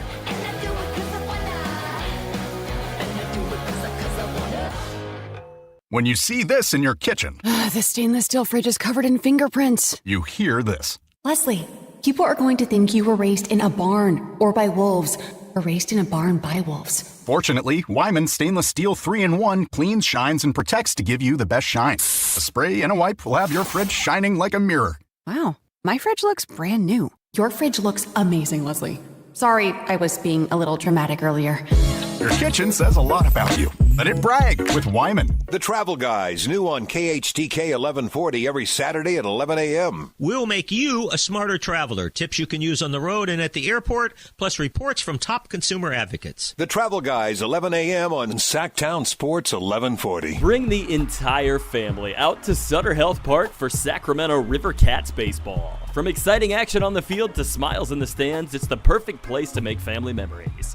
Plan your next family night out at the ballpark. Get your tickets at rivercats.com. Hey, this is Jelly Roll. As many of you know, my solutions for addiction to opioids and stimulants. Choose ChangeCA.org. This is your chance to recover your life. Here's the deal. The government is over $38 trillion in debt, which means the IRS isn't slowing down. And the tax code is complex and unforgiving. So it's not surprising if you're one of the millions of Americans that owe back taxes to the IRS. Unfortunately, they're the world's most powerful collection agency, with the ability to garnish your wages, seize your bank accounts, and even take your home or business. But don't be stressed or worried any longer. We're Optima Tax Relief, America's most trusted tax resolution firm. We have resolved over $3 billion in tax debt for our clients. Our award-winning professionals deal with the IRS every single day, protecting our clients and preparing them for the best possible resolution. For tax help you need, for tax help you can trust, give Optima a call today. Call 800-375-2322. 800-375-2322. 800-375-2322. Optima Tax Relief. Some restrictions apply. For complete details, please visit OptimaTaxRelief.com. Every 16 seconds, an American receives a cancer diagnosis, and every minute of every day, another person loses their life to cancer. That's why Stand Up to Cancer has set a bold goal to make early stage detection an essential part of standard of care for all cancers. So often, if cancer is detected early, the chance of long-term survival is 90%. So if we all support cancer research, more than 2 million lives can be saved in the next decade. So join the mission and help save lives today at standuptocancer.org. Here's good news for folks who have a jumbo loan. The Loan Exchange, America's jumbo lender, is offering a 30-year fixed-rate loan at a 5.75% interest rate and 5.939% APR for loan amounts up to $3 million. So if you have a mortgage with an interest rate of 6% or higher, give America's jumbo lender a call at 833-436-8800. You drive around to find the cheapest gas, so why not refinance your mortgage? Every day you wait, you're wasting money on needless interest. Go to theloanexchange.com or call 833-436-8800 to find out what your savings will be with a new 30-year fixed-rate loan at 5.75% interest rate and 5.939% APR. NMLS 1637539. Loan subject to credit approval. See website for licensing information, loan terms and conditions. Equal housing lender. That's theloanexchange.com or call 833-436-8800. 436-8800 for a 30-year fixed-rate loan at 5.75% interest rate and 5.939% APR.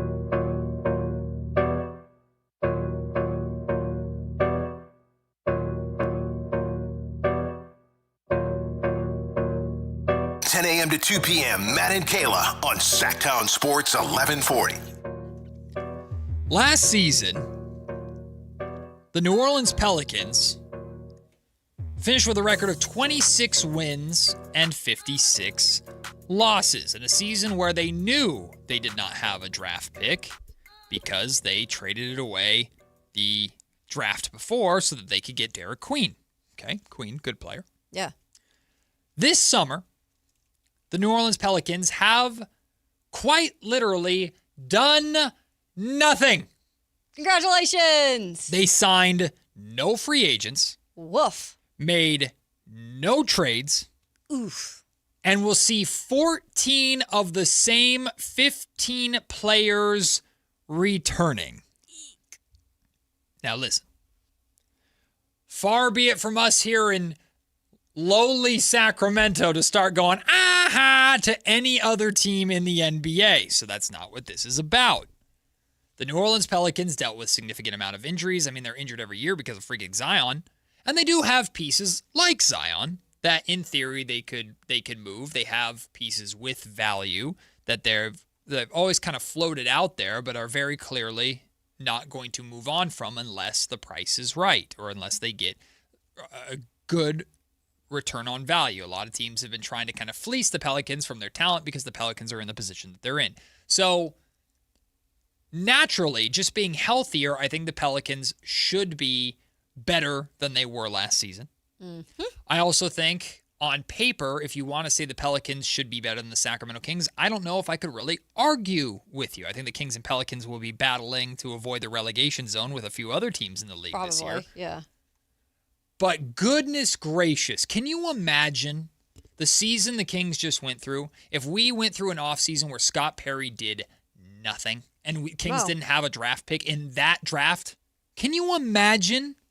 Oh my God, we would be losing our minds every day on these airwaves. So shout out to New Orleans Sports Talk Radio. Thank God you're talking about the Saints because the Pelicans doing nothing is brutal. They'll be talking about LSU football way before they talk about the Pelicans there. Good point. Look, it is what it is, and I feel sorry for if you are a Pelicans fan, but unfortunately, this is a very different fan base from what I've observed over there than it is here. This is night and day. Yeah, Pelicans are the stepchild. Night and day. Yeah, Pelicans are the stepchild. Right. Now, that's not,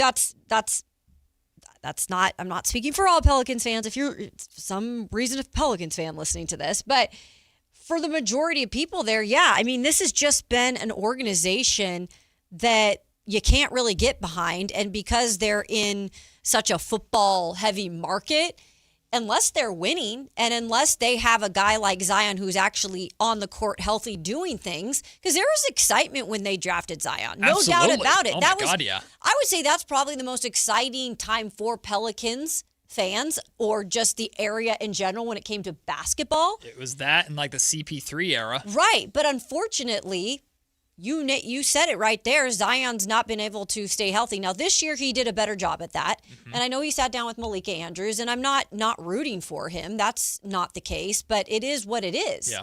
And I think what the problem is, too, Matt, is to not do anything is crazy. 14 out of 15 players are still there. Run it back, baby. And I think the problem is they don't know what they're doing.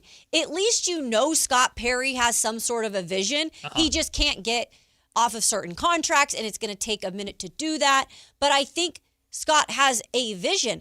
I don't really know if the Pelicans have a damn vision because all last year even there were signs that they could eventually try to get rid of Zion. I don't know if Zion is even in their future. I have a guess. I have no clue if this is right, but I have a guess. And my guess is that the vision is very similar to what the Kings could say about last year. Our injuries held us back from the team that we are capable of being. However, I think if I were to guess what the plan is in New Orleans, it would be Zion stays healthy and puts up numbers. Mhm. Trey Murphy puts up numbers. Jordan Poole puts up numbers. And we are in a position to cash the hell out on trade or at the trade deadline. I think so. Fire sale, but with value. Yep. To where contenders are looking at the Pelicans and going, ooh, I got dealer's choice. I can go after any one of these guys that can help me. The Pelicans have good players. They have good players. Oh, no, they do. So rehab their value, keep Derek Queen, sell off that value for the draft compensation that you no longer had or you gave up in this year's draft. And then you kind of do your rebuild that way. That's what I think is the plan. That's the only thing that makes logical sense to me, but it's very reliant on Zion staying healthy, which is, No, it is, because you can't bet on that by any means. And I think that at some point, yes, they are going to have to make a decision on that, because that is going to say, are you going this direction with the organization or are you going that direction? And right now, and I think, again, the reason why they didn't probably make any moves, and of course they didn't have a draft pick, so that sucks just in general, is because they are in this kind of a weird gray area. And so why keep adding pieces when you don't even know what direction you're going yet? So I would probably agree with your idea that they might just be trying to get the most value at the deadline and then sell those off and then just kind of start in a new direction. Because I don't know where else they're going. Listen, I am grasping at straws, Kayla. I have no clue. But that's the only I don't know. thing Maybe they don't have a clue. Only thing that's logical sense to me. I think, and I've always kind of been this way with the Pelicans because they're just a weird organization and they don't have the fan base like y'all do. They don't. No, they do not. So I am always on the forefront of saying, at least I know the Kings, it's been rough for y'all, but I think the Pelicans is a worse organization. The Smoothie King Center is quite literally in the shadow of the Superdome. It really is. It's like below it and dark. The and shadow. Yeah, I was there for the play-in game, which didn't go well for the Kings. Smoothie King Center is another arena that needs to be worked on because it's old as hell too. And no disrespect to the people there, they're all very, very nice. But you walk up to Smoothie King Center and it's big ass silver or Superdome with saints everywhere. And the Pelicans are here too. Here's our weird baby mascot. Like, all right. The king cake. If they were to sell at the deadline, do you think that they could get enough to satiate whatever super fans they do have? Because I assume they are furious right now. Like, do you think that Jordan Poole, Zion's image is really low? I think Zion can net you a first-round pick. I think Jordan Poole could get you more than one. More than one first-round pick? If he plays well. God, I think that people are still high on him. Not me. If I'm a general manager, I ain't getting a first-round pick for Jordan Poole. No, thank you. But I've never been a Jordan Poole fan.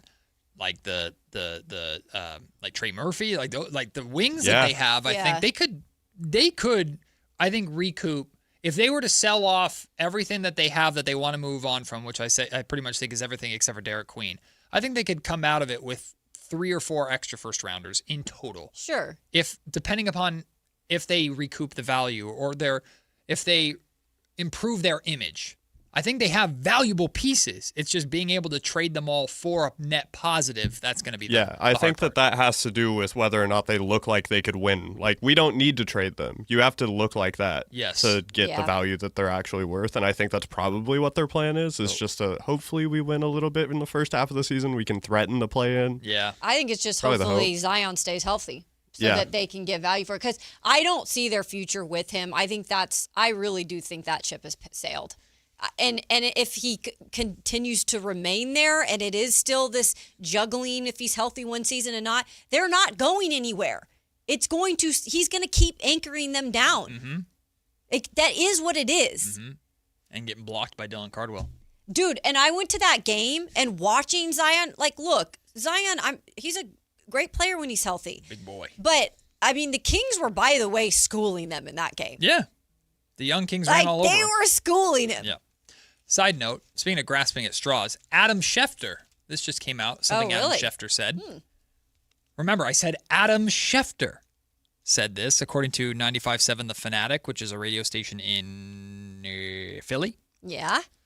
Had a text that said, just be ready for LeBron to go to Miami.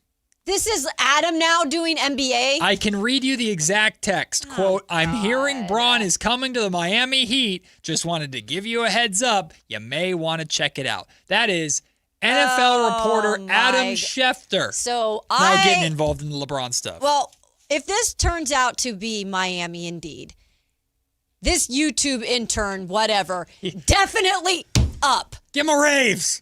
Give him a raise. Yeah, he's right. I guess. Was he wrong? No, you can't fire him for being wrong. We'll take the break. When we come back, it's time to pick a side, including new rules in the SEC. And, pick your poison. Colin Cowherd or Pat McAfee. That's all I'll say. It's Matt and Kayla on Sactown Sports.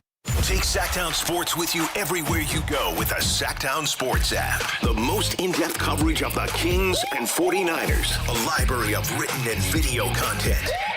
And all your favorite personalities all in one place. Download the Sactown Sports app today and get in on the action. Your local sports leader. Sactown Sports 1140. When you see this in your kitchen, The stainless steel fridge is covered in fingerprints. you hear this. Leslie, people are going to think you were raised in a barn or by wolves or raised in a barn by wolves. Fortunately, Wyman Stainless Steel 3-in-1 cleans, shines, and protects to give you the best shine. A spray and a wipe will have your fridge shining like a mirror. Wow, my fridge looks brand new. Your fridge looks amazing, Leslie. Sorry, I was being a little dramatic earlier. Your kitchen says a lot about you. Let it brag with Wyman. Tired of hearing scary radio ads about the IRS? Tax Relief Advocates is different. TRA is here to tell you that if you owe money to the IRS, whether it's $5,000 or $500,000, we have a solution. TRA can eliminate or reduce what you owe to the IRS with zero risk to you. We have over 1,000 5-star reviews on Google and an A+ with a BBB. End your tax nightmare today by visiting TRA.com or call 800-583-6681. That's 800-583-6681. This Green and Gold injury report is brought to you by the law firm of Gingery, Hammer, and Associates. If you get an injury, just call Gingery. Nick Kurtz is starting to participate in range of motion and strengthening exercises as he recovers from a right thumb strain. Zach Geloff has also started range of motion exercises and will have stitches removed from his right knee laceration this week. Brent Rooker underwent successful left knee arthroscopic surgery last Friday and is expected to be ready for spring training come next year. Hi, I'm Justin Gingery. One of the most common questions I receive is, what makes us different from other law firms? At Gingery, Hammer, and Associates, we handle your case from beginning to the end. Whether your case reaches a settlement, whether it must go into litigation, or whether it has to go all the way to trial, we will be with you along the entire way. And because we are committed to your case, we are as invested as you are in making sure you get the outcome you deserve. When you get an injury, just call Gingery. If your passion is bass fishing, only one radio show has the action, information, and excitement of your favorite outdoor sport. Ultimate Bass, hosted by Tournament Bass Pro and California Outdoor Hall of Famer Kent Brown, takes you live to where the fish are biting every Saturday morning. Only Ultimate Bass feeds your passion with the latest news, products, tips, and advice from the pros. Ultimate Bass with Kent Brown, Saturday mornings at 5 a.m. on Sactown Sports 1140, part of SEP's Saturday Morning Outdoors. Sacramento's best selection, best quality, and lowest prices on kitchen and bath products are at the new Anova Cabinet and Stone. For a limited time, get stunning new quartz countertops starting at just $159. That's right, only $159 for gorgeous quartz countertops. Listen to this, for a limited time, cabinets for kitchens and bathrooms are up to 50% off. Yes, up to 50% off new cabinets. It's a must-see, the new Anova Cabinet and Stone at Florin Road and Highway 99. Learn more at AnovaCabinetStone.com. Want the best movie experience in town? Join Sactown Sports IMAX Pass by visiting SactownSports.com. Sign up today. You can win tickets to see this week's films at the Esquire IMAX Theater.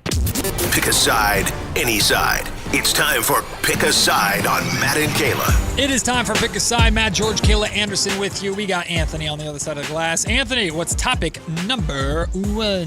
The SEC has announced a new rule for 2026. A player ejected for targeting in the second half will no longer have to sit out the first half of that next game. Do you like that change?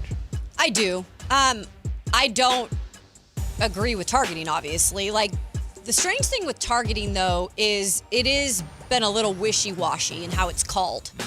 It's very subjective. It is very subjective. I've argued at times that it is. I've argued at times that it isn't. And I think as long as they're serving some sort of time in that game, it makes sense. If it was in a second half and they missed the whole second half, I'm okay with them then starting the next game fresh and being back on the field. Should it be a black and white rule like this is suggesting? Like if you're sitting out the second half, no matter what, you don't have to sit out the first half of the next game. It would make sense if the game was close and you missed the end of the game and they could have used you and you lost the game or won the game regardless, but that's punishment enough. But if you get, let's say it's like a team that's just getting blown out. Let's say it's week 1 and Michigan is playing podunk, whoever the hell. Right. And player is pissed off, so he goes and is called for targeting against a Michigan player, clearly with the intent to do some damage.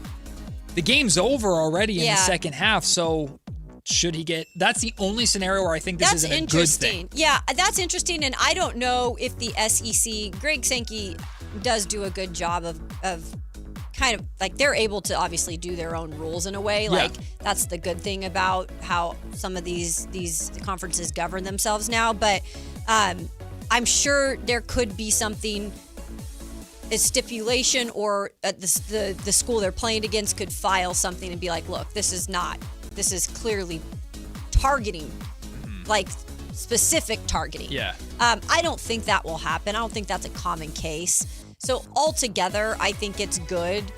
And I think it's something that you'll probably, when you have these rule changes, they're going to be talked about with the kids, with the student athletes coming in and being brought up. Maybe a stupid question, but when a conference implements a rule and they play a non-conference opponent, if they are the home team, do you have to come to their rules? That I don't know, and it actually is the one thing I thought about when I saw this yesterday as the new rule updates, because they have a couple of them. This is just the one that was, I think, the more like debatable one. Yeah. That was my first question. I was like, when they don't play a conference school, like a non-conference school, like how does that happen? But then I thought about this. They would go, let me see. They would go back to their conference schedule, though. So, like, it wouldn't matter for the other team. I don't think it. I don't know how it would, like. Yeah. If a MAC came and played an SEC school and that MAC player got thrown out because of a targeting in that second half, he would be out. He would be. I think he'd be out for the first half. Because that's a MAC universal rule. Yeah. Interesting. So make it like the National League and American League, DH or no DH. If your rules when you play on my territory as an SEC school, I play on your rules at your school. I still think it's up, though, because it's just like we shouldn't all be having different rules. It's a mess. But the SEC does it what it wants because they're trying to be like NCAA. We're about to go out on our own, so we're going to start making our own rules. Makes sense to me. That is crazy. Colin Cowherd ranked Caleb Williams as his third best quarterback in the NFL behind Allen and Mahomes. Is this fair? Okay, well, you sighed deeply, so I'm guessing you're against it. No. Allen and Mahomes, I'm okay with Allen number 1. I'm okay with Mahomes number 2. I would probably put Joe Burrow number 3. Lamar. Like where? Leaving out Lamar's crazy. Where are we going with Caleb? Like I get he's coming off of a good year. He's flashy. He's flashy, and, he's and young. that earns him points. He's fun to watch. He's young. Yeah, but he still did some dumb things. Of course he Part did. of why he's fun to watch. Right, and I get that. He finds himself amongst a crop of older quarterbacks, though, and the new toy is always the more fun one. Yeah, I mean, it's. I think it's one of those hot take, like, yes, very hey, much so. I'm gonna pick the sexier, young, like play quarterback compared to one of these other guys that we keep on talking about, but their time starts passing them by. I get the type of debate it could cause. Realistically, though, he should not be third on the list when it comes to quarterbacks overall and everything that comes along with their resume and their stats. Yeah, I agree. I think it's a little hot takey, but it's very hot takey. He's on the cover of Madden for a reason, though. He's like that young gun that everybody remembers, his crazy throws and his moments in the playoffs. And the Bears are kind of that fun story team. Oh, the Bears are back, and everybody jump on the bandwagon. Choo-choo. No doubt. So I get it, and it's fun. I wouldn't do it, but hey, all that says to me, and we had this exact same conversation when we talked about him being on the Madden cover. All that says to me is now, even more than when he was the number 1 overall pick, the weight of expectations on Caleb Williams is intense this season. Oh, it's huge. He's got the Madden cover. He's got national people pegging him as a top 5 quarterback. He's got all the weapons and the coach around him. So there's none of this like the O-line's not good enough. I don't have good enough weapons. I don't have a good coach. Like, you talk about expectation for a quarterback, his is through the freaking roof this year. Caleb Williams is absolutely my favorite quarterback to watch. Is in the he NFL. really? I think that the Bears are so fun to watch because they lose the entire game and then win in the last 5 seconds. It is crazy so to come fun back. to watch. Yeah, it's been wild. Heart attack football, but he's definitely not the third best quarterback in the NFL. That's ridiculous. Pat McAfee releases a statement on his Instagram saying that he's been writing songs for 20 years and it's time to release an album called The Diary of a Polarizing Figure. Has he gone too far? So I see this morning. This is so stupid. And I think it's a fake account because I got duped yesterday. You did? Yeah, I got duped. And you duped me. I know, because they said that Jay Billis got laid off. Yep. And I got duped by this thing. And I'm like, no, not Jay Billis. So I'm thinking, I got to check my things. I got to look at this. No, he put out an Instagram and he showed it on his show this morning. I saw it on here. He's going off about how he's been hated on his entire life and doubted his entire life. And he wants to be able to show his kids one day when he's not around that this was him. And so he put out, I guess, this compilation of raps he's put together, and now it's dropping July 14th. Yes, he's gone too far. He's taking $60 million of ESPN while all these other people got laid off. I know it's not specifically his fault. It's ESPN's fault. But now he's dropping an album. I am getting Pat McAfee overload. This. We're not going to escape this. When does it drop? August 14th. So as an artist, how do you feel about this, Matt? Yeah, Matt. Okay, don't do that. Right? Don't do that. Listen, Pat, get in line, huh? This might get me to come out of retirement. I got to rap battle Pat McAfee. Ooh, is this a hint? No. Okay. But it's right before all the college game day stuff. This is going to be shoved down our throats, y'all. No. All these songs, music videos, he's going to be performing it in front of a bunch of freaking Oregon fans, and the Ducks going to be dancing in the background. Oh, I love how he picked Oregon. I don't and know. It makes sense. Just no, it I makes sense. I picture the duck and all the crazy things the duck does. It makes sense. Oh, jeez. Yeah. No, thanks. So I'm tired. I'm not trying to see it either. I'm exhausted. Oh, it's going to do so well on Spotify. It was already doing too much on college game days. But Johnny says that's my punter. Yeah, he was a hell of a punter. He was a great punter. No doubt about that. Last question, really fast. Regular or thin crust pizza? Finally we got to this. I've had it on here for 2 weeks. What's the answer? I'm going to get hate for this. Okay. But I'm at the point, I love me some pizza. But I like the toppings and all, like the sauce has got to be right. The crust is big, but not as much now in my life as it was before because I'm trying to watch the figure. So I like thin crust because I feel like I can eat more of it and not be so guilty and feel weighed down, but I'm still getting that pizza satisfaction. Okay. So I'm going with the thin crust. But it's changed because I used to probably like that thick, cheese-filled crust back in the day, the stuffed crust. Crust in general, overrated.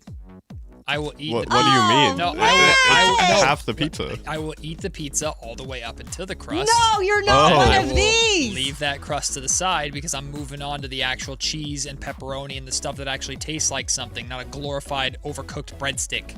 But no, the part of eating a pizza, the crust is on the bottom too. It's true. Yeah, so but it's you still covered, have a thought on but this, it's covered in right? sauce and the things. Yeah, but do you prefer that part to be thinner or do you prefer it to be thicker? I guess I He'd probably say thin because he doesn't want much. I guess thin. I don't have a preference. There's only one pizza that's an abomination. There's only other than toppings. We can debate toppings to the end of time, but that's not what this is about. Respectfully, all you deep dish pizza-ers. Yeah, you're crazy. Go to It's hell. so good. Go to I hell. love it. No, go to hell.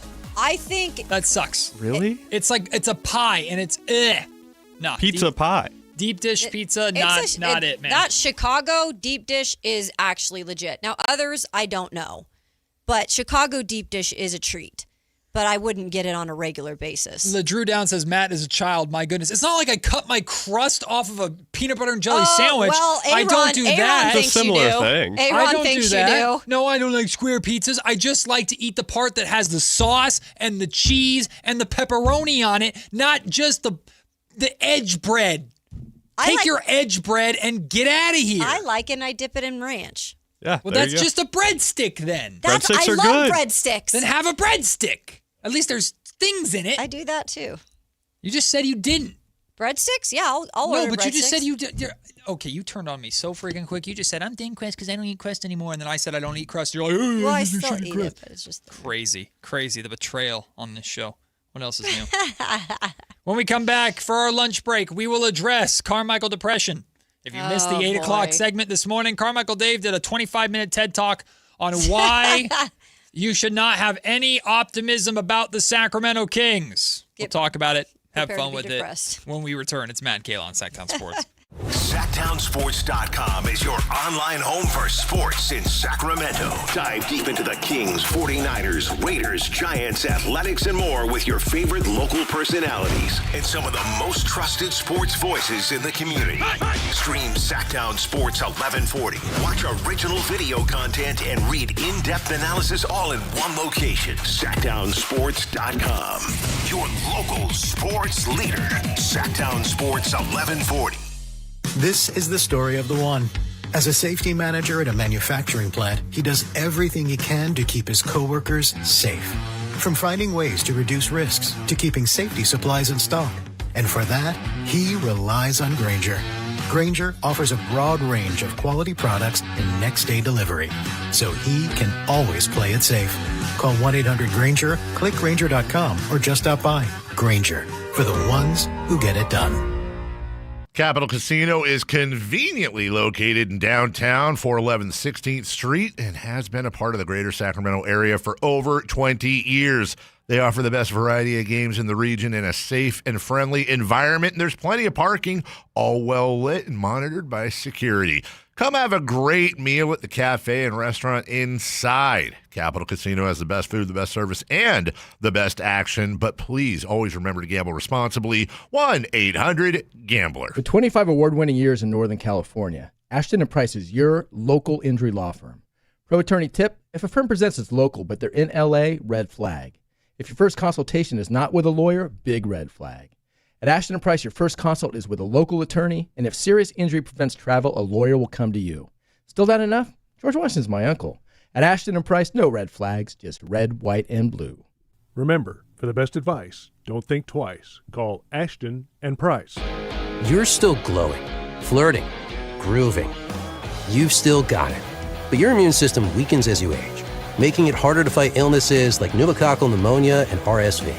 Vaccines are a key part of any health routine and can help protect you from getting really sick. Ask your doctor or pharmacist which vaccines you need. See more at PfizerForAll.com. Sponsored by Pfizer.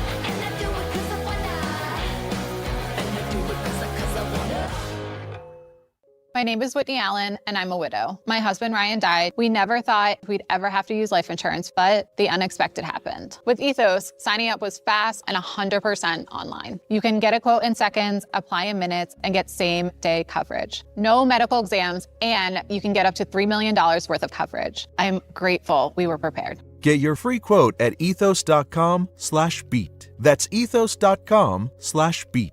Paid spokesperson. Time spent on application may vary. Online health questions required. The IRS finally caught up with Louie. I hadn't paid my taxes in 8 years. I owed the IRS a lot of money. Louie was in deep trouble. We're going to take your house, put a lien on your bank account, garnish your pay. They don't care. They're going to take your paycheck. Louie found out about Optima Tax Relief, the leading tax resolution firm. A+ rated by the Better Business Bureau, they've resolved over $3 billion for their clients. Optima Tax, they help me. They calm me down. They make me feel comfortable, and I trust them. Louie has a lot to be thankful for. I don't owe the IRS anymore, and I'm able to live a comfortable life, a lot better life. It was because of Optima Tax. For tax help you can trust, call Optima now for a free consultation. Take it from Louie. If you owe the IRS, don't go it alone. Give Optima Tax a call. They can help you. Call 800-375-2322. 800-375-2322. 800-375-2322. Optima Tax Relief. Testimonial from an actual client. Some restrictions apply. For complete details, please visit OptimaTaxRelief.com. KHTK HD1 Sacramento. KYMX HD3 Sacramento. Sactown Sports 1140, your local sports leader.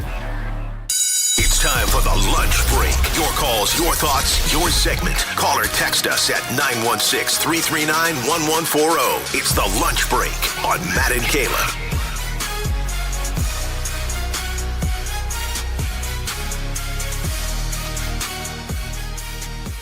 Throughout my career, I have gotten to know a man who would call himself a mentor of mine in the morning show's Carmichael Dave. I worked with Dave for years as a board op when it was him and Katie in the morning. I've known Dave for a while. I tell Dave, much to his pain, that I used to listen growing up to his night show before going to bed, which, if you ever listened to Carmichael Dave's night show, you'd know there probably shouldn't have been kids listening to it. I was like, listening to the morning show is enough. But Dave, I have been around and have had the pleasure of working with Dave and getting to know Dave for many, many, many, many years, and have learned about how Dave carries himself and Dave's outlook on life. Dave is, in general, a fun-loving, passionate sports fan who lives a very, very pessimistic lifestyle. And it's a defense mechanism, to Dave's credit. Hey, expect the worst so that when it happens, it doesn't hurt as bad. And if the good happens, you're pleasantly surprised, right? That was like the Carmichael Dave motto to life. And I hope he didn't teach his kids that, Avery and Mason, but who knows? Avery and Mason have turned out to be wonderful children, so credit to Dave and Melissa. But Dave this morning, no Jason Ross, who usually can balance him out a little bit. Jay Ross was out because of the Mac Media Day. In Detroit. So Dave was alone. And when Dave is alone, anything can happen. And Dave decided to spend his 8 o'clock segment today just telling Sacramento Kings fans why they should expect the worst. I called it like Carmichael depression, but in reality, it's just Dave's outlook on this is how what you should expect the Kings to be. I'm not trying to make you sad. I'm not trying to make you mad or anything like that. The Kings are not going to be good. They're likely not going to be good for a while, and the sooner you accept that, the sooner that you can truly appreciate whatever season is coming our way or be able to get through it easier. So I listened to this whole thing. I texted Kayla, hey, did you hear this? Kayla's like, nope. I was like, go back and listen to it because we're talking about it. There's a lot of truth to what Dave said, but there's also a level of, well, I don't want to be depressed, Dave. When you were listening as an outsider, as someone, well, you're now very much part of Sacramento, but coming into Sacramento, not having the decades of kind of losing that Sacramento has dealt with. What was your thoughts on Carmichael Dave's approach to Kings fandom? I think Dave is always trying to be as realistic as he can be. And he was saying, why should I have to sugarcoat that? I'm just trying to tell you guys, how it really is. It wasn't depressing for me because I honestly look at this team right now, and because Scott Perry has pretty much told us, don't really expect for things to be rebuilt for a few years. And he's come out and said that. He never used the rebuild term. He doesn't like that term. He didn't say rebuild, but he said something along the lines of it's not going to look what it needs to look like for 3-4 years. It's the same thing. He called it the evaluation. It's the Yeah, same exact thing as a rebuild. It's a rebuild. He just hates the word Damn rebuild. It's a rebuild, and I'm going to use it if I want to. But it was her, Scott. It wasn't me. It was her. Yeah. So I was not taken back by it or felt like I was all down in the dumps about it because Scott has really kind of prepared us for this.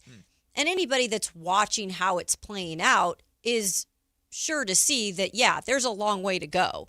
And while there's exciting pieces being put in place right now with the 7th overall pick, with a guy like Emmanuel Sharp, who's impressed us, there's lots of things to be excited about. So it's not saying like what's the reason to watch Kings basketball for the next 2 years. That's not what I'm trying to say.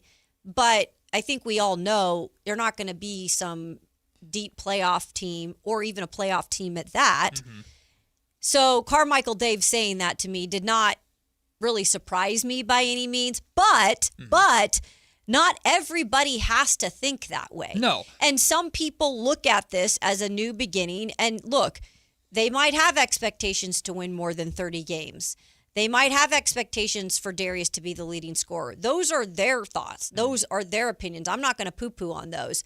But you have to then prepare yourself when they don't meet those expectations to be ready for the disappointment. And Dave, to his credit, was not saying what he was saying to discredit or discourage by any means fans from continuing to support the team or going to watch the games. Because Dave even said, and I completely agree with this element of it, part of the fun of hopefully a proper rebuild being done is being along for the ride. Yeah. And watching the growth and then getting to the point where the light at the end of the tunnel is here. That feeling that we had with Beam Team 1, oh my God, we made it. To get that feeling again and then to feel sustained success. Yeah. Like that comes from, I don't think any less of any Sacramento Kings fan that goes, I need to take a break for a while. That I'll watch loosely. I'll see if there's big games and stuff, but I can't follow the team super religiously after the Beam Team years and just the disappointment. So I need to take a little bit of a break. That does not make you any less of a fan. I never subscribed to any of that thought process. Like, I think that's just silly and ridiculous.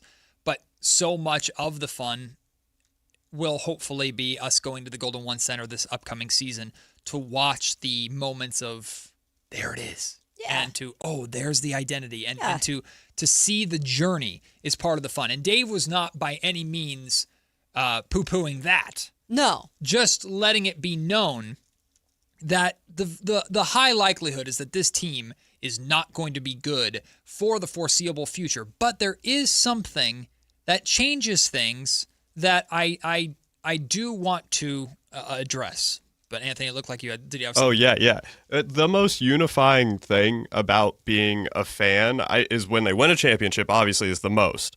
But also when they're really bad. Because then you're just looking at, like, the little bright sides of, like, if they're rebuilding correctly, sorry, I'm going to use that term too. Yeah, where I know, you right? have the young guys, and you're looking at what they can do, and everyone is trying to find the bright side in things. And it sucks, and you're all, like, it's kind of like you get trauma bonded together. And I know that Kings fans have been that way for a while. But when they're really bad and you're just defending, like, we can talk about the Kings like they're horrible, but, like, you guys can't. Yeah, and keep I'm their gonna, name out your mouth. Yeah, I'm defending Darius Acuff, even if he's, like, playing horrible on defense this year. That kind of thing is really unifying for a team. And then when it finally clicks, it feels great. And then there's the disagreements on, like, how much playing time people should have, and that kind of thing comes when they are in the mix. And right now they're not in the mix. So that, to me, is kind of where we're at. And I think that that's also an okay thing for fans. And I know that some fans aren't going to stick around for that, and that's okay, and they'll come back when they're a little bit more competitive. But for the fans who stick around, it is genuinely a unifying thing to look at the bright side of a very dark team, like, kind of situation. Yeah. And I think there's more there's not as much like mixed optimism coming into this season as last season. I do still feel like there were people thinking, well, why are they putting us at just 30 games to win? Yeah. I mean, there was like a little bit of blindness of like what this roster really was, where people were like thinking just on paper, oh, this team can be a playoff team or play-in team. Like, that was serious conversation. Big time. I think going into this year, and again, no judging you if you are overly optimistic. That's to each is your own. But I think there is more of a realistic, like, view of what this team really is going to be. Yeah. So the two areas of what Dave was saying that I wanted to push back on, and one of the things I texted him about, but the two major areas that I wanted to push back on that, for me, give me, if you want to call it optimism, if you want to call it hope, I don't know what word you want to describe it or label it, But the two areas that I wanted to push back on Dave on are Scott Perry and draft lottery reform. Okay. Because I think Dave was talking about a traditional rebuild the way it's been. He used the Thunder as an example. It took 4 years. He used the Pistons as an example, right? These long, slow rebuilds marred by losing until finally you get there. And that's something that even though the Kings lost for 16 years straight, they never did that successfully. They never truly lost enough to get the talent that they needed to come out the other side of it, right?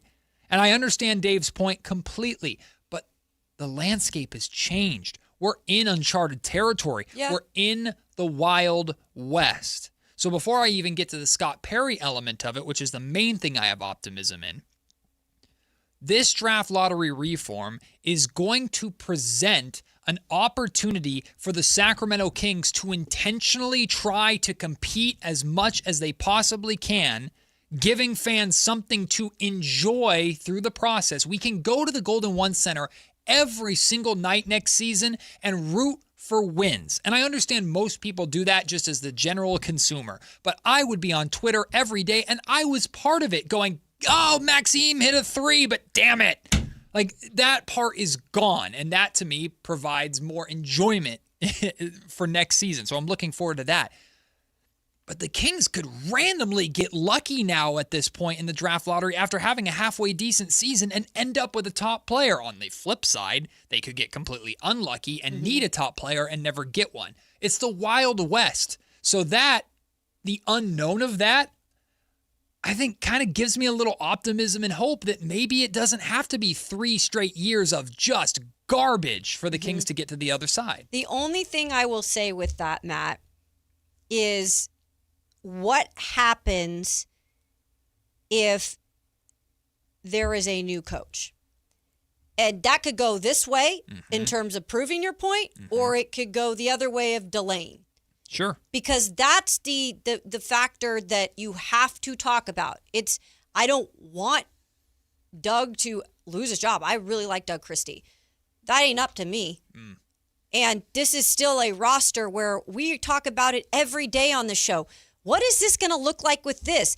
How is this defense even going to look? They don't really have enough pieces to play this type of defense yet. Like, what is going to happen next year? What is going to happen? And if that is the case where he is not here, then what happens when somebody else comes in? Do things change in how they want personnel and how they want this team to be ran? And what is the emphasis on this with this new coach? I mean, there's a lot of things that can happen just with that. For sure. That's a question mark for me that I have to put in the equation of how long this could take. For sure. But also, like, there's a lot, but that kind of speaks to the unknown. There are a lot of factors that could change the timeline. Yeah. Because Dave was talking about, again, the traditional timeline of the next 3 years the Kings are going to be bad. He could be right. Well, it could be longer than that. I don't like how he said that kind of definitively. Yeah, but again, he's following the model that he's seen work. That. Yeah. And he's been calling for the Kings to follow that model for a long time, and they never have. So I expect that from Dave. And if the system were staying the same, I would say, yeah, Kings, stop trying to be cute and just follow the model like Dave has been saying. But we're not there anymore. Like, if the Kings, let's say the Kings avoid the relegation zone next year and they luck their way into the number 1 overall pick. Now they have Darius Acuff Jr. and whoever the number 1 overall pick in this year's draft. How does that accelerate your timeline at all? Right. Like, that could change things. The coaching situation could change things. By the way, speaking to Doug Christie, I think this is a conversation that we should have maybe later this week or next week. I think Scott Perry, I don't know if it was intentional or not, but Scott does everything pretty intentionally. Scott, I think, let it be known the parameters of how Doug Christie keeps his job. He let it be known. He said, last season, we did not do a good enough job establishing our identity. Yeah. If the Kings do not do a better job of establishing their identity, even with the roster that they have, by the end of this season, Doug Christie's gone. If the Kings win 28 games, 30 games, but that identity is more established, and Perry has also let it be known that, like, if we establish our identity, wins will come. So maybe wins and losses do really matter.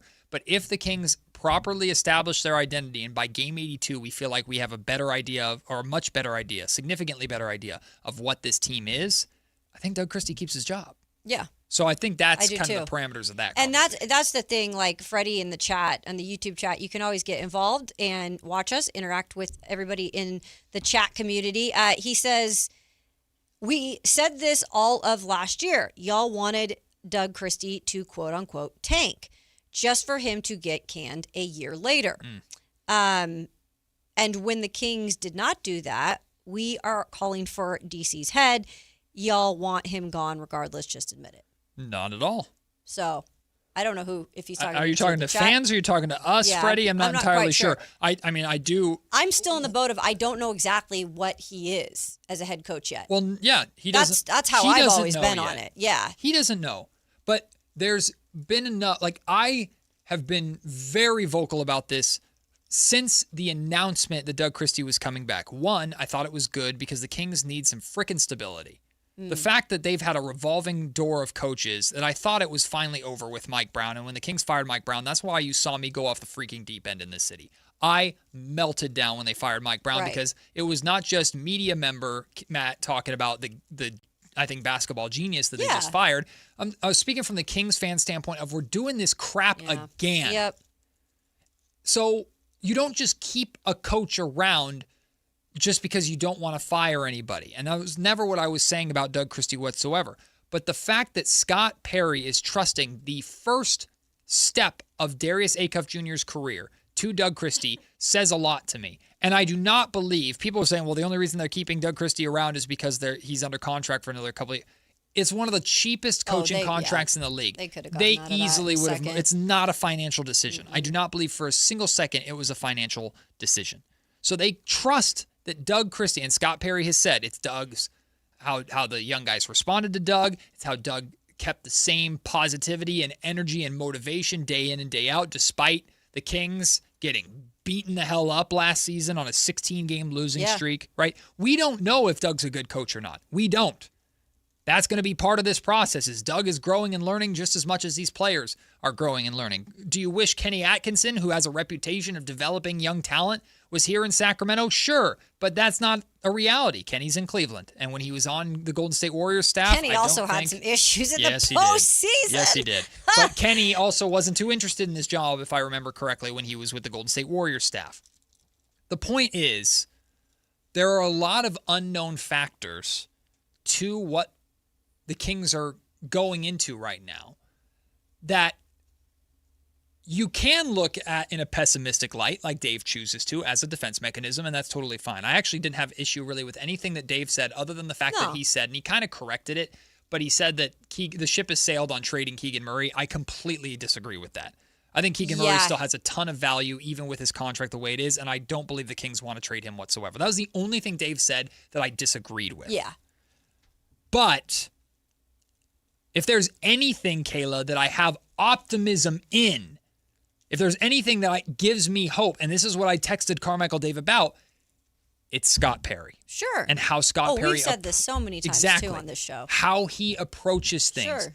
Just because the Kings have never been a free agency destination, just because Sacramento is low-hanging fruit, does not mean Scott Perry is coming in and just accepting that as reality. And it's one thing to not accept it. It's another thing to change it. Right. Time will tell if he's able to change it. But I believe Scott Perry is different from any general manager that we've had since Jeff Petrie when it comes to his relationships, his connections around the league, and his approach to the game of basketball. Those three elements give me hope that Scott Perry can change things in Sacramento, unlike his predecessors. Now, that's maybe blind optimism, but that's the hope that I have that I would bring to the table to counter Dave's argument. Well, part of fandom in general is having, even through, like Anthony was mentioning, some of the really darkest times of your organization, finding a way to find some sort of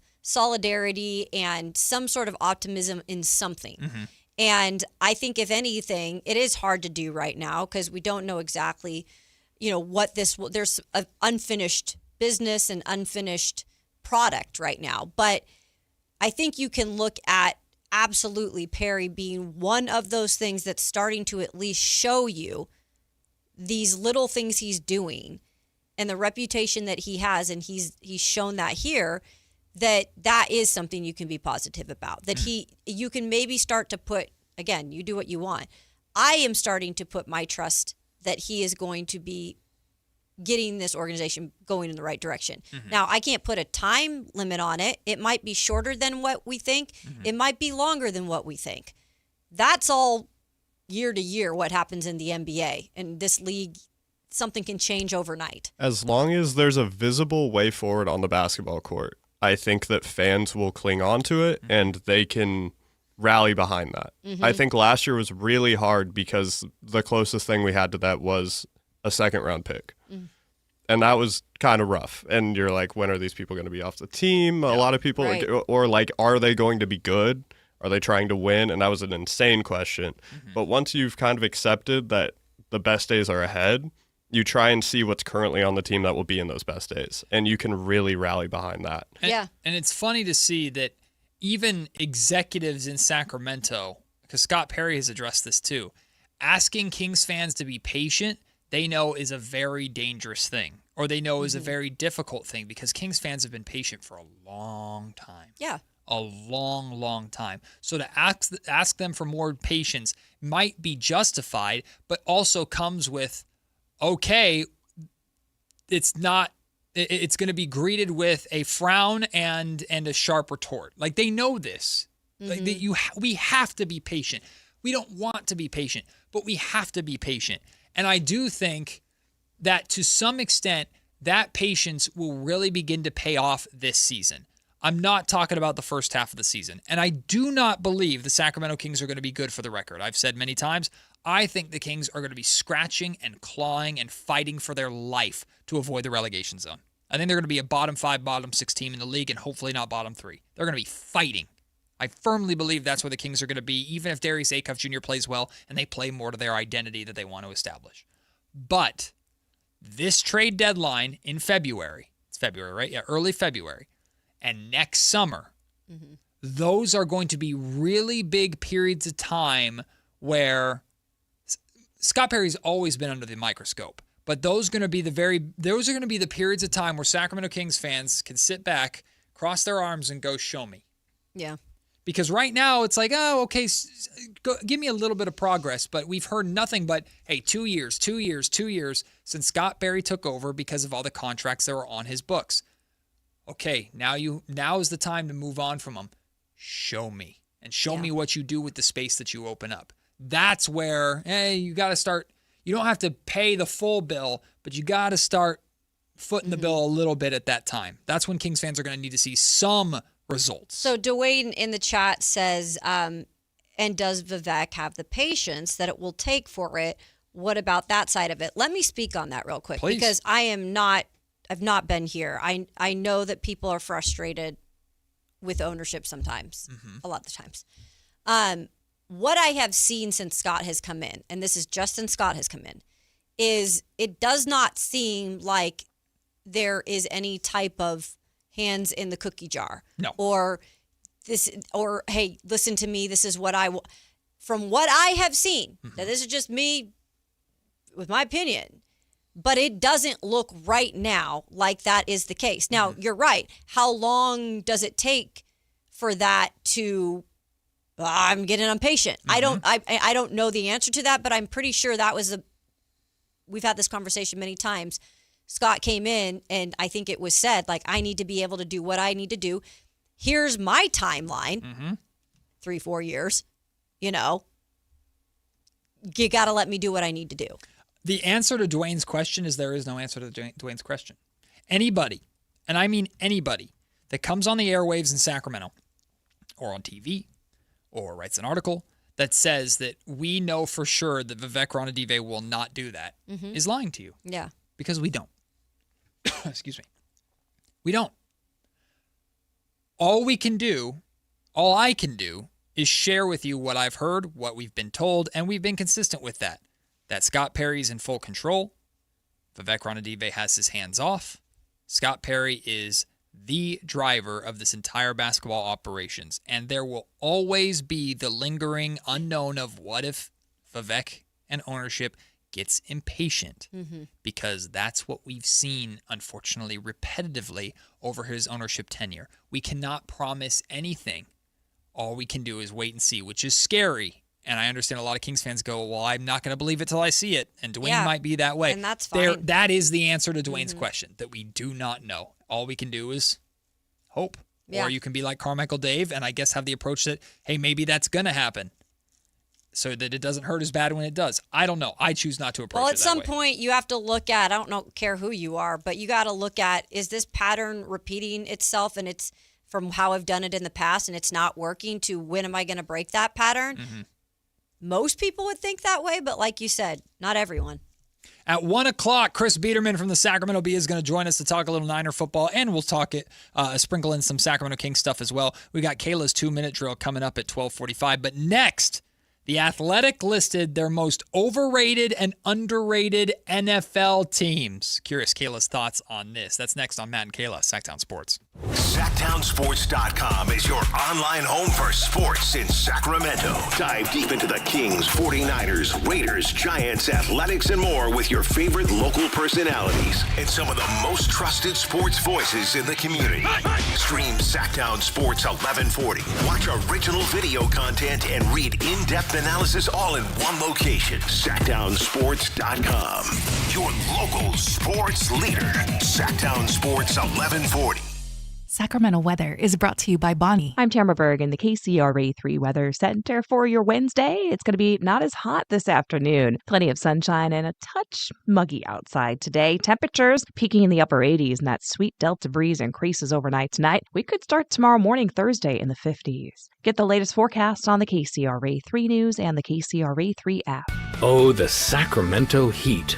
Right now, get your AC professionally tuned up for as low as just $59 and enjoy your summer nice and cool.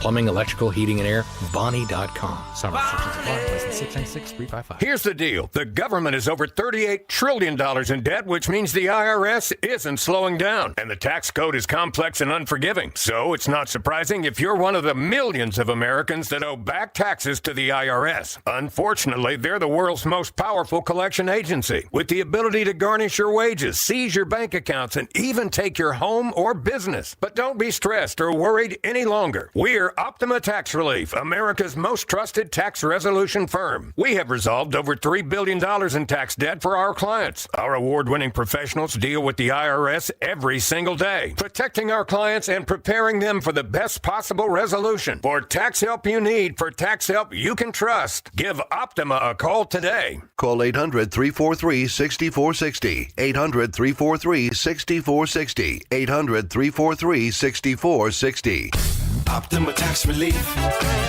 Some restrictions apply. For complete details, please visit OptimaTaxRelief.com. It's time to saddle up, Sacramento. It's Wild West Night with the Sacramento River Cats on Saturday, August 8th at Sutter Health Park. Celebrate the Wild West in classic baseball fashion with themed fun and River Cats baseball under the lights. Get your tickets at rivercats.com. Sacramento's best selection, best quality, and lowest prices on kitchen and bath products are at the new Anova Cabinet and Stone. For a limited time, get stunning new quartz countertops starting at just $159. That's right, only $159 for gorgeous quartz countertops. Listen to this. For a limited time, cabinets for kitchens and bathrooms are up to 50% off. Yes, up to 50% off new cabinets. It's a must see the new Anova Cabinet and Stone at Florin Road and Highway 99. Learn more at AnovaCabinetStone.com. Whether it's date night, family night, or buddy night, Hagen Oaks has a bay for you. Reserve one of 3 Top Tracer bays from 6 to 11 p.m. through HagenOaks.com, and only those 3 bays are reservable. The rest of the driving range is still open for walk-ups. Play golf on world-famous courses while the kids try interactive games. Head to the Hangout for great food, cold drinks, and live sports on the TVs. Add monthly live music and putting tournaments, and you've got more than a driving range, you've got a night out. Hagen Oaks Golf Complex. Swing by and swing away. Country in the Park 2, presented by your California Army National Guard, October 23rd at Hart Health Park at Cal Expo with Bailey Zimmerman, Russell Dickerson, plus more. Enjoy line dancing, live DJs, mechanical bull, and food trucks. Tickets start at just $70. Country in the Park 2, October 23rd at Hart Health Park at Cal Expo. Brought to you by Hyatt Vacation Club in Raising Cane's Chicken Fingers. More info at CITPFest.com. This is a special alert to all Americans who own a vehicle with less than 200,000 miles with an auto warranty about to expire or with no warranty coverage at all. Due to a decline in the economy, CarShield is announcing a low-cost month-to-month vehicle protection plan that is now available to the public to save any driver out-of-pocket expenses on future auto repairs. Call now to find out how you can pay almost nothing for covered auto repairs. Yes, you heard that correctly. Pay almost nothing for covered auto repairs. An open phone line has been established for all drivers to call for a free quick quote.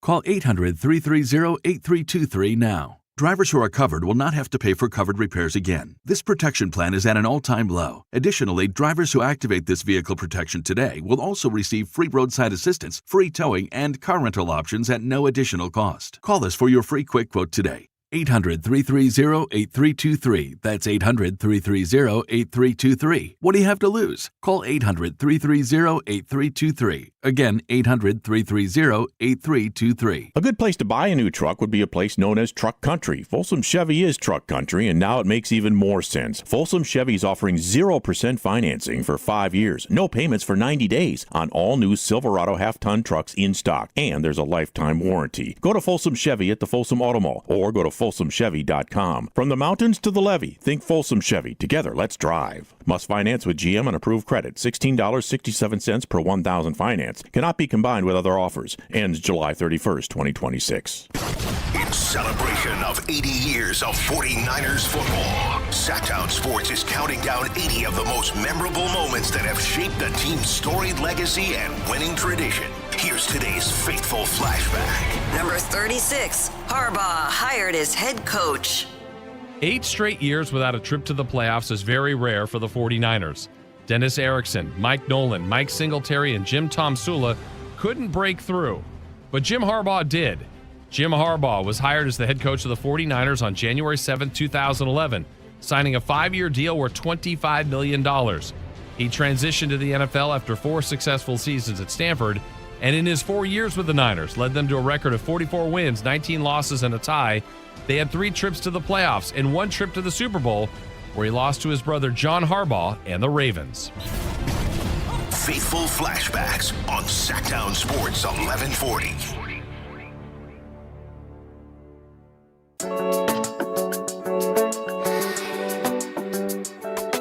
Matt and Kayla on Sactown Sports 1140. Oh, whenever someone makes an overrated and underrated list, whether it's teams or players, you know there's always going to be fireworks. The question is, who made the underrated and overrated lists of NFL teams according to Mike Jones of The Athletic? Kayla, have you seen these lists? No. Well, good. Get to react to them in real time. Which one do you want first, underrated or overrated? Overrated. Yes, get the negativity out of the way. Let's do it. The 5 most overrated NFL teams, according to Mike Jones of The Athletic. He started with the underrated, so I have to scroll down. Number 1, the Dallas Cowboys. Oh, yeah, baby. Do you want the explanation? You can give me a minuscule part of it. Jerry Jones will tell you the Cowboys always have a shot at contention, and his team does generate plenty of buzz. But the Cowboys will have to gel in a hurry on defense, where new defensive coordinator Christian Parker inherits a unit that struggled mightily last season, but added plenty of new faces, including veterans like pass rusher Rashawn Gary, cornerback Kobe Durant, linebacker D. Winters, and rookie linebackers Malachi Lawrence and Jayshon Barnum. The offense, led by Dak Prescott, CeeDee Lamb, and George Pickens, should pick up points, but the much-needed defense could take some time.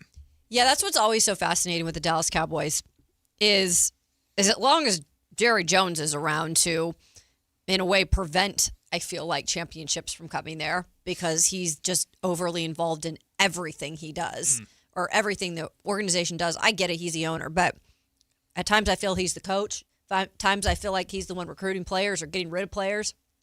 Like, it's crazy, Jerry Jones' footprints. And how much it's like you'd think he does all the jobs there.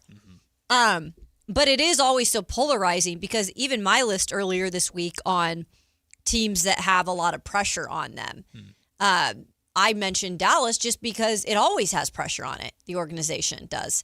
And they hear it from their fans. And their fans are sick of having to sit here and say we have the ability to win every year, but we're not even getting there because we're getting eliminated in the first round of the playoff. We're not even making it to the playoff. So is it always an overrated team, though, in a situation for that reason? Yeah. The second overrated team or most overrated team, according to The Athletic, the Buffalo Bills. The Bills came up painfully short in their quest for a Super Bowl, and Coach Sean McDermott got fired. They're regarded as contenders largely because of Josh Allen, but it's well documented that he can't do it alone. Okay. I partly get a reason maybe why they're on this list because they have a new coach in Joe Brady, who, by the way, yes, he was there as the OC, but what do you do as a head coach? I have seen it firsthand when somebody who has not been a head coach but a brilliant offensive mind or a good offensive mind has taken over a team. There is a lot you take on that you don't expect, and it doesn't always go right.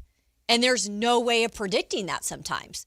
So we are, I think, a lot of us predicting that because Josh Allen is on the team and because Josh Allen is the quarterback, that just makes them a favorite. Yeah, they're just contenders. And in a lot of ways, we can't admit that that's not the case. But there are a lot of things that have to work around it. And that includes the head coach, who, by the way, has never been a head coach at that level. So I think in a way, I can understand why they're putting this team on the most overrated list. But I do think there is other talent on the team. I do think that they've come so close so many times. I don't see how they couldn't be in the mix again. The third most overrated team, according to The Athletic. Anthony, lock in for this one. The Chicago Bears. Expectations have skyrocketed, but taking that next step represents a great challenge. Caleb Williams delivered late-game heroics, but he and his team can't count on a repeat of that trend. He'll have to improve his consistency by a significant margin, and Chicago's defense can't get away with such a low pressure rate and such struggles against the run. The Bears feel primed for a step backward rather than forward. Well, if he's getting rated as the third best quarterback, then yeah, they're overrated. Like, I still think they're going to be good, and they might be really good. But like, that's kind of crazy that they're if people are talking about them in that way, then maybe they are overrated. They have to win their division, though, right? Like they can't they can't lose that division. I think they'll win. And it's a good division, but they have to win the division, or it's a disaster. I mean, people still like the Packers, right? But they should be better than the Packers. No, they should be. They should be, but there's no guarantees when there's a young quarterback still that's trying to put all this on his shoulders. And he shouldn't be, because there's plenty of other things that are going well for them. Look, their defense is going to be good. Like I said, they upgraded their offensive line. They have weapons around Caleb. They have what seems to be a good head coach. So there is plenty to expect out of the Bears this season. I don't agree with that taking a step back, though. So they're more likely to take a step back than a step forward. That's interesting to me. That I don't agree with. It's because of the pressure, maybe. I don't know. Maybe. We're short on time. So the last two overrated teams, the Philadelphia Eagles and the New England Patriots, both made the list for most overrated teams. As for the 5 underrated teams, the first one, surprising, the Atlanta Falcons land on the underrated list. Sorry, not buying that. They were supposed to win the division last year. All this, I am not even remotely buying that. They don't even know who their quarterback is yet between Tua and Michael Penix. The main argument is that they have a very good chance to win their division. Yeah, well, that didn't work last year. The next underrated team, the Indianapolis Colts, made the list for underrated. Yeah, they're always kind of there. I don't know. They have expectations with Daniel Jones, how well he started last season. Now there's kind of expectation for him to do the same thing with the Colts, yeah? Yeah, but they're like third in the division, possibly, under Houston and the Jags. Like, Colts are a weird one. They flip-flop a lot. How about this one? Most underrated. The Cincinnati Bengals. Underrated. Yeah, because their defense has been so bad. 31st ranked defense. Right. That's how it's exactly how the excerpt starts. And I know they added the who's the big piece they added on defense? Why am I blanking? They added a significant piece on defense and Dexter Lawrence. Yeah, Dexter Lawrence. Jonathan Sorry, Allen. I was completely blank there. Yeah. But I think anytime, just like Buffalo, anytime you've got a quarterback, there's a chance that you can make it work. But their defense has to take significant steps forward. Significant steps forward. I agree with this one. The fourth most underrated team. We've heard nothing about them, and I brought them up yesterday. We talked about them off the air. The Carolina Panthers. Oh, yeah. Nothing about them. Yeah. They had a decent year. Nothing. I haven't heard a single note, positive or negative, about the Carolina Panthers. People have just forgotten that they were halfway decent last year. Ish.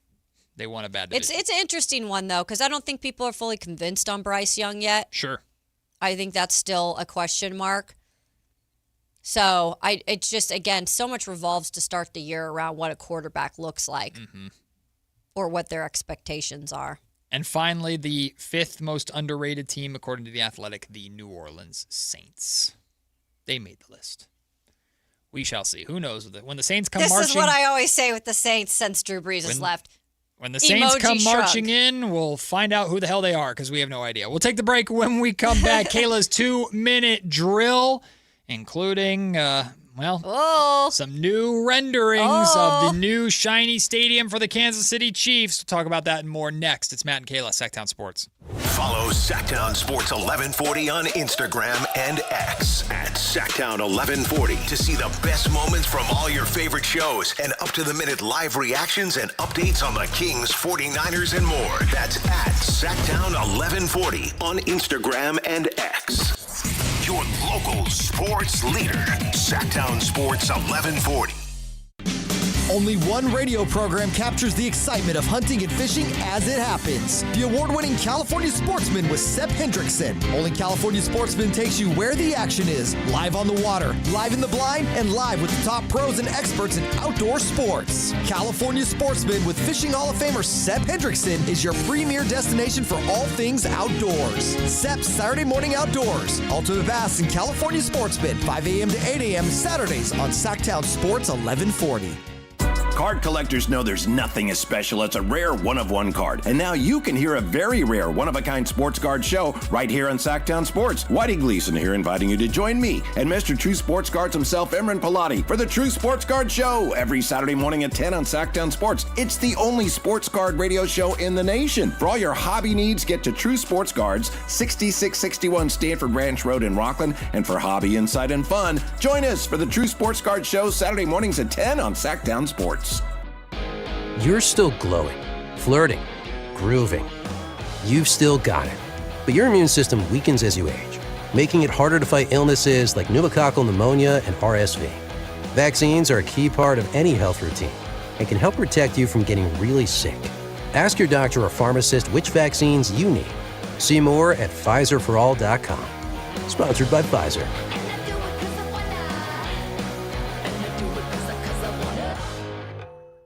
My name is Whitney Allen, and I'm a widow. My husband, Ryan, died. We never thought we'd ever have to use life insurance, but the unexpected happened. With Ethos, signing up was fast and 100% online. You can get a quote in seconds, apply in minutes, and get same-day coverage. No medical exams, and you can get up to $3 million worth of coverage. I'm grateful we were prepared. Get your free quote at ethos.com/beat. That's ethos.com/beat. Paid spokesperson. Time spent on application may vary. Online health questions required. Capital Casino is conveniently located in downtown 411 16th Street and has been a part of the greater Sacramento area for over 20 years. They offer the best variety of games in the region in a safe and friendly environment, and there's plenty of parking, all well lit and monitored by security.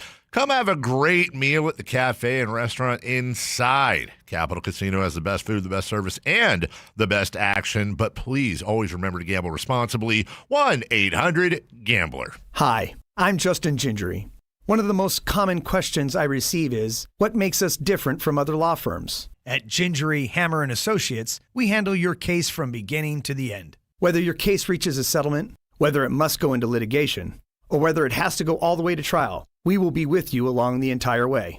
And because we are committed to your case, We are as invested as you are in making sure you get the outcome you deserve. When you get an injury, just call Gingery. Cheap, cheap. That's the sound of savings happening right now at Elk Grove Honda. You remember, right? Elk Grove Hondas are still cheap, cheap. And right now you'll find a good deal more on new Honda gas and hybrid Accords, Civics, CRVs, and more fuel-efficient Elk Grove Hondas. Every sale is done right here, under the flag in the Elk Grove Auto Mall. Come see why generations of families return again and again to Elk Grove Honda in the Elk Grove Auto Mall, because Elk Grove Hondas are cheap, cheap.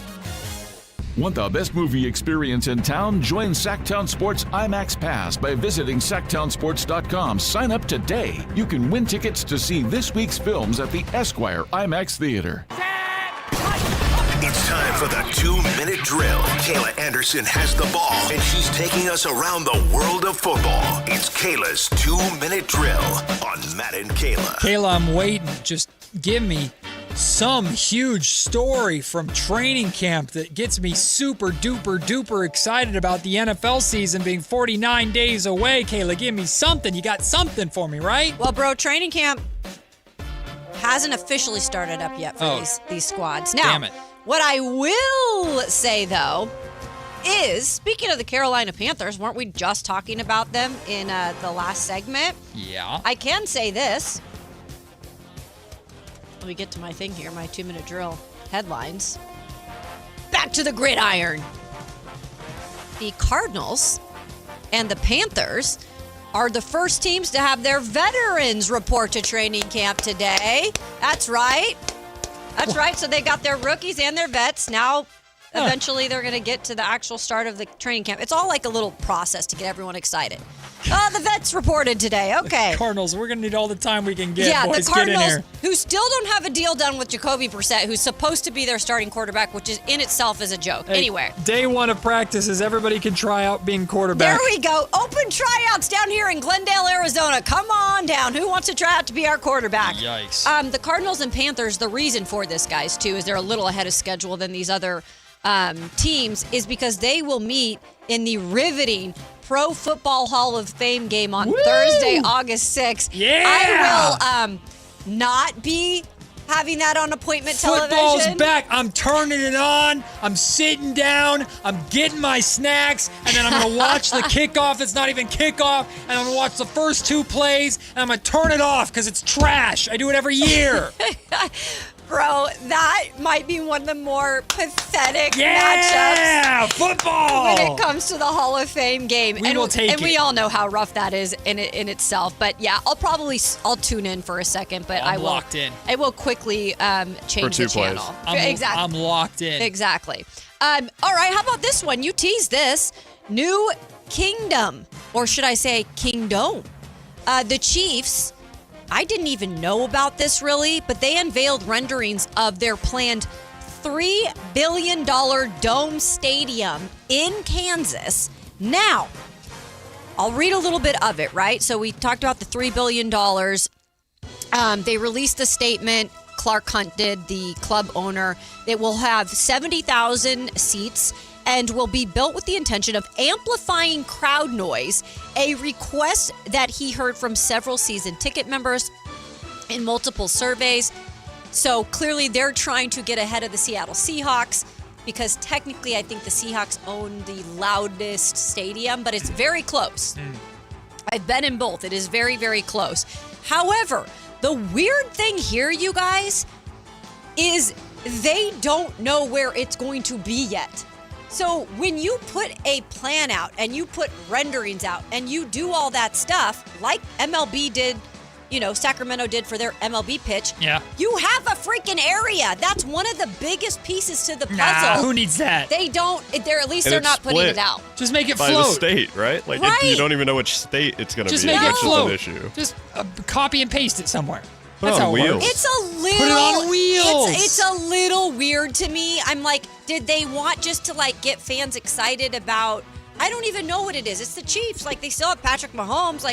Why are we having to put this out right this minute? 2 quick sidebars. Number 1, I was staring at Anthony for about 60 seconds with disapproval because your King Dome line. Yeah, can we hear the headline again? Made him laugh way too much, and I don't like it. I liked it. He said, I thought it was pretty good. Kingdom, or It's should I say Kingdom? And Anthony's cheesing over there. Freaking go, No, man. it was I have been terrible. on a roll. No. I have been on a roll. No, Anthony's just not gotten used to you yet. I love it, Anthony. I miss Thanks Kyle. for being in my corner. I miss Kyle. Kyle gave me a lot of badoom booms. No, you got very few badoom Okay, booms. how is this not a great headline? It's called Chiefs Kingdom.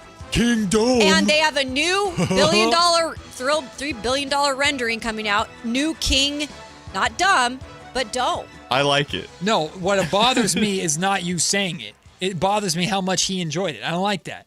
I Also, love it. I did side enjoy it a note, lot. have you seen the renderings of in Saudi Arabia? They're building a skyscraper that at the top of the skyscraper is going to have a football stadium. No, thank you. Like for No, the thank World you. Cup. I'll show you a picture of this. This sounds like looks like hell. That anyway, is carry crazy. on. Okay, so next up, this is actually interesting to see how this is going to all play out. But spoon-fed cash. Ian Rappaport is reporting that the Seattle Seahawks are working on making Seahawks Devin Witherspoon the highest-paid cornerback in the NFL. So this is, I guess him and his agent turned down the initial offer. And they're now battling to try to get this done. And obviously they're trying to do it before the season is there. So this would reset the cornerback market. What's funny is Ian Rappaport was reporting that Witherspoon's agent also has another client, and I can't remember off the top of my head who it is. Oh, it's Gonzalez, Christian Gonzalez in New England.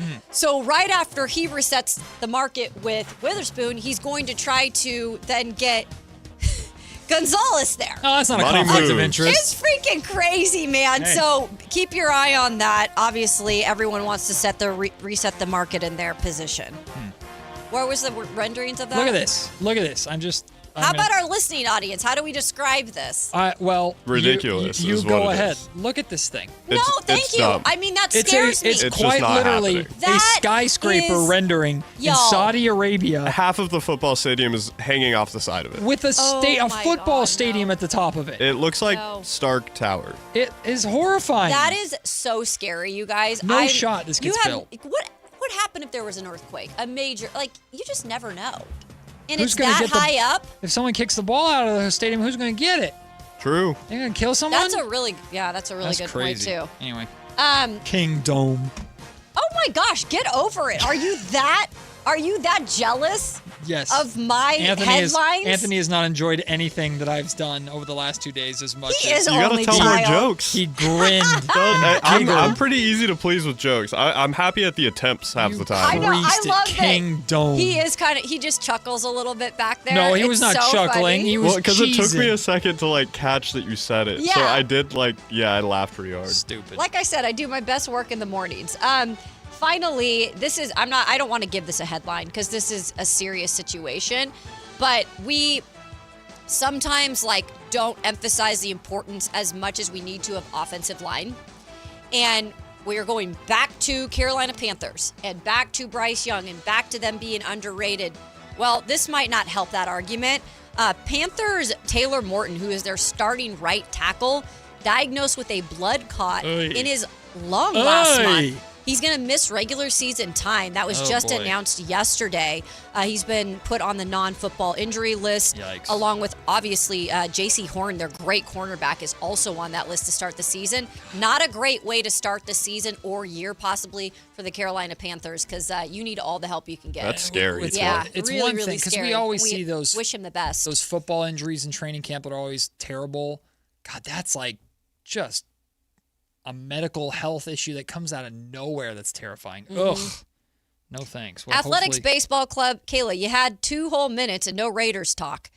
Well, the I agree. The 2-minute drill. Agree. Exactly. We need more Fernando updates. What is First he of wearing? all, we did talk about him and the Raiders for a long time yesterday. What's his favorite food? I need that in the 2-minute drill.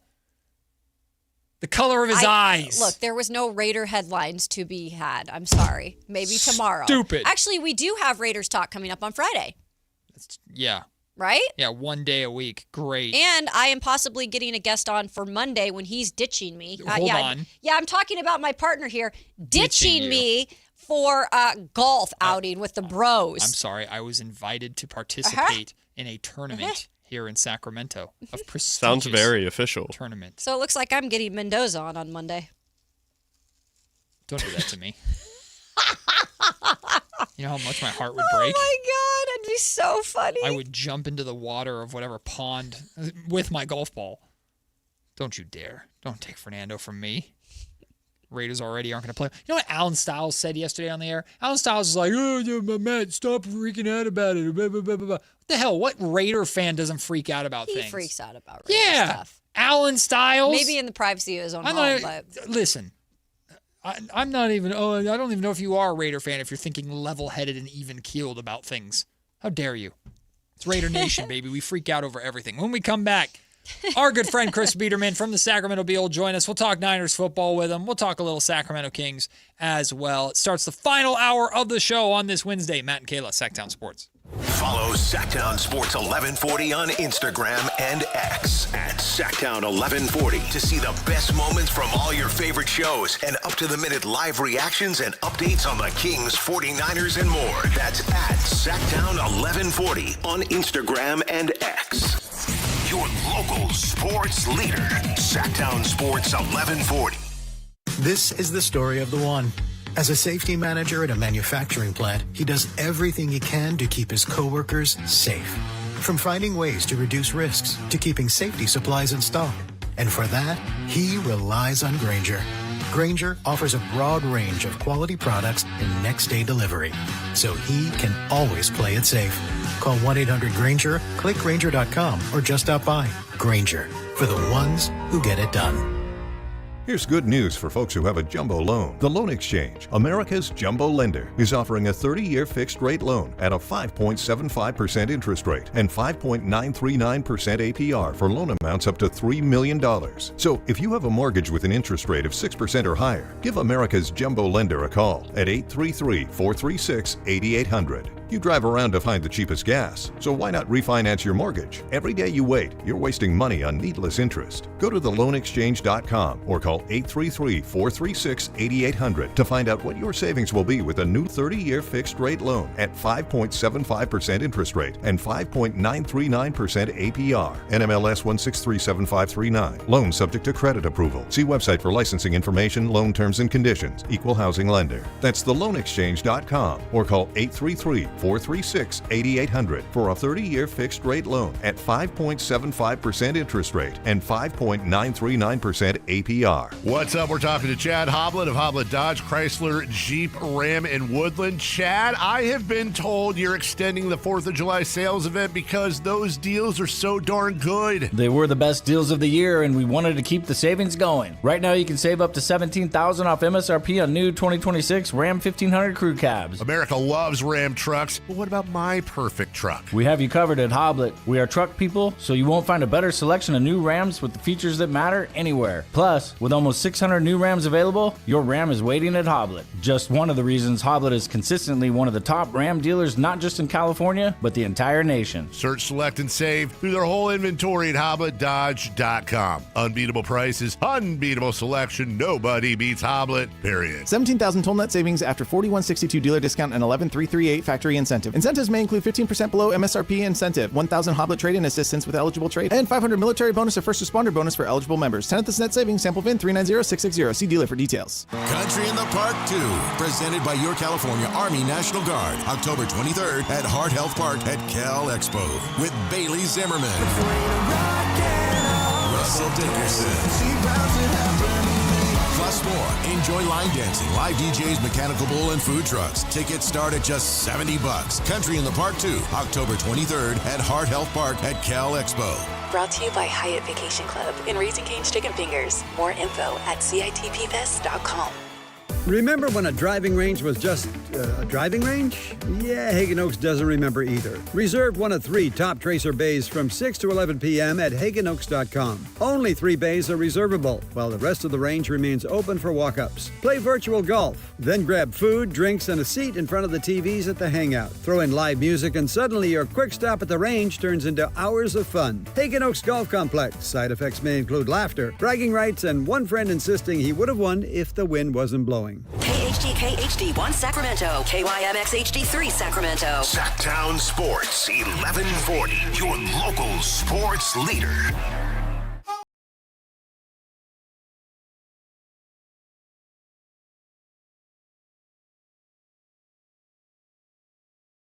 Sports 1140. Looking forward to speaking with Sac B's Chris Biederman here in the near future. Chris spent many, many years on the San Francisco 49ers beat. He's also one of the co-hosts of the Candlestick Chronicles podcast. I'm sure he's excited to welcome Niners football back, the first season of Niners football in the life of his young one. And he joins us right now. Chris, good to talk to you, my friend. Training camp hasn't officially begun yet, but the rookies are there, and safe to say there's plenty on the line for the Niners this year. Going into a battle in the toughest division in football, arguably one of the toughest divisions we've ever seen in the history of the National Football League. So all that being said, what you got your eye on? What are you most looking forward to seeing get going with the opening of training camp here this weekend?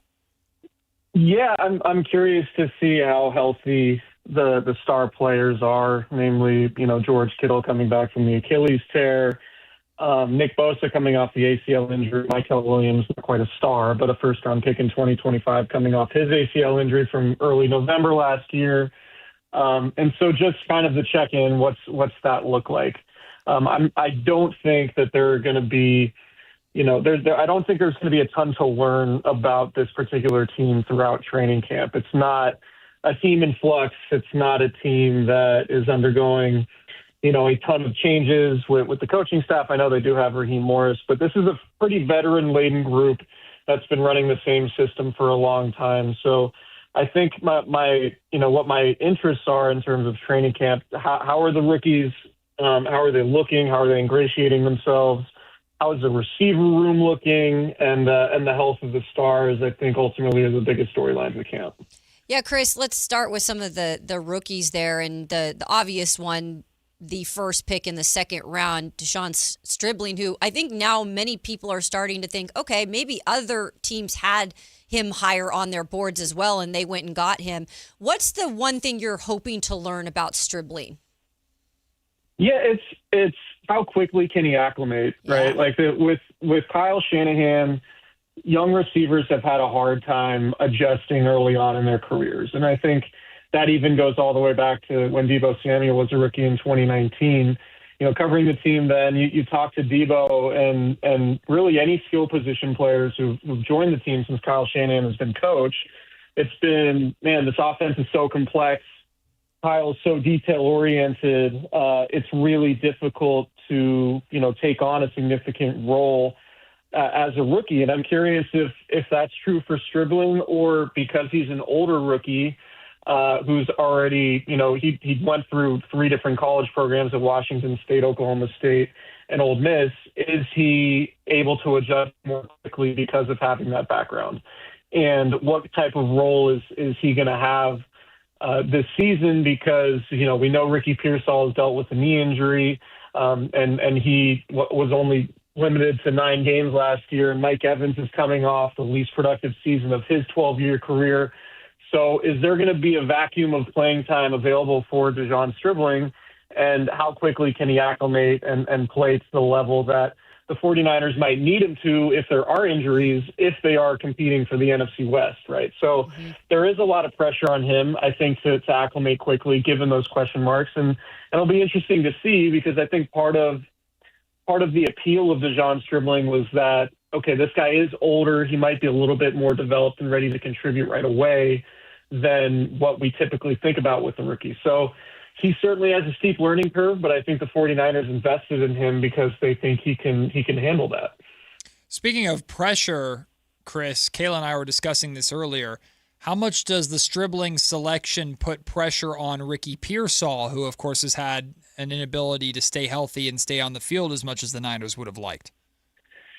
Yeah, I think there's a decent amount. I mean, look, the 49ers are always going to need multiple receivers, particularly like if Mike Evans is around for a year or two, right, they're going to need multiple young guys leading into the future. So I don't know that Stribling selection necessarily puts more pressure on Pearsall. That being said, there is a lot of pressure on Pearsall.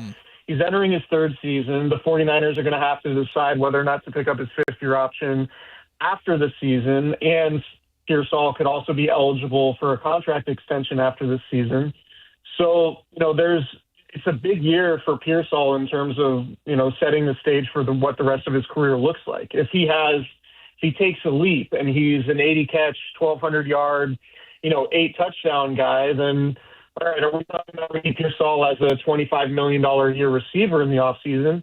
Or if he has another year that's riddled with injuries like last year was, there are going to be more questions about Pearsall going forward. And are the 49ers making another investment, early in the draft at the position or with the big name free agency or maybe even a trade next spring because of Ricky Pearsall's inability to stay on the field, right? So I think there's a lot of pressure on Pearsall, and Pearsall might be one of the most high variance players on the roster in terms of when he's been available, he's been super talented, right? Yeah. You remember those first 3 games of last year when he was among the NFL leaders just in yardage and yards per catch. He looked like another gem that Kyle Shanahan unearthed as a receiver drafted in that range, late first round, early second. But then the knee injuries came up and it became problematic as the season wore along. So I think that Pearsall I think he has the talent to elevate himself to, a Pro Bowl type level. But there's also a scenario where he only plays in half the games and the questions about him persist going into his 4th season next year. Chris Biederman, kind enough to take some time with us today on the Matt and Kayla Show. We're talking San Francisco 49ers as they're gearing up to open up training camp. There's, I think, a lot of eyes on Nick Bosa this year as he returns from his second ACL injury to that same knee, Chris. I know that some people don't feel like they've addressed that pass rush enough, but how much realistically is going to be put on his plate?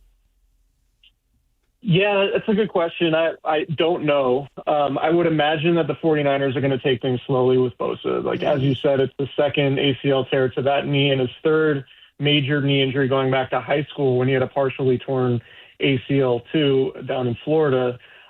It's a big year for Bosa because the 49ers can get out from the contract after 2026 when, most of the guarantees in that deal are up, and he has a $54 million cap hit for 2027 and a $47 million cap hit in 2028.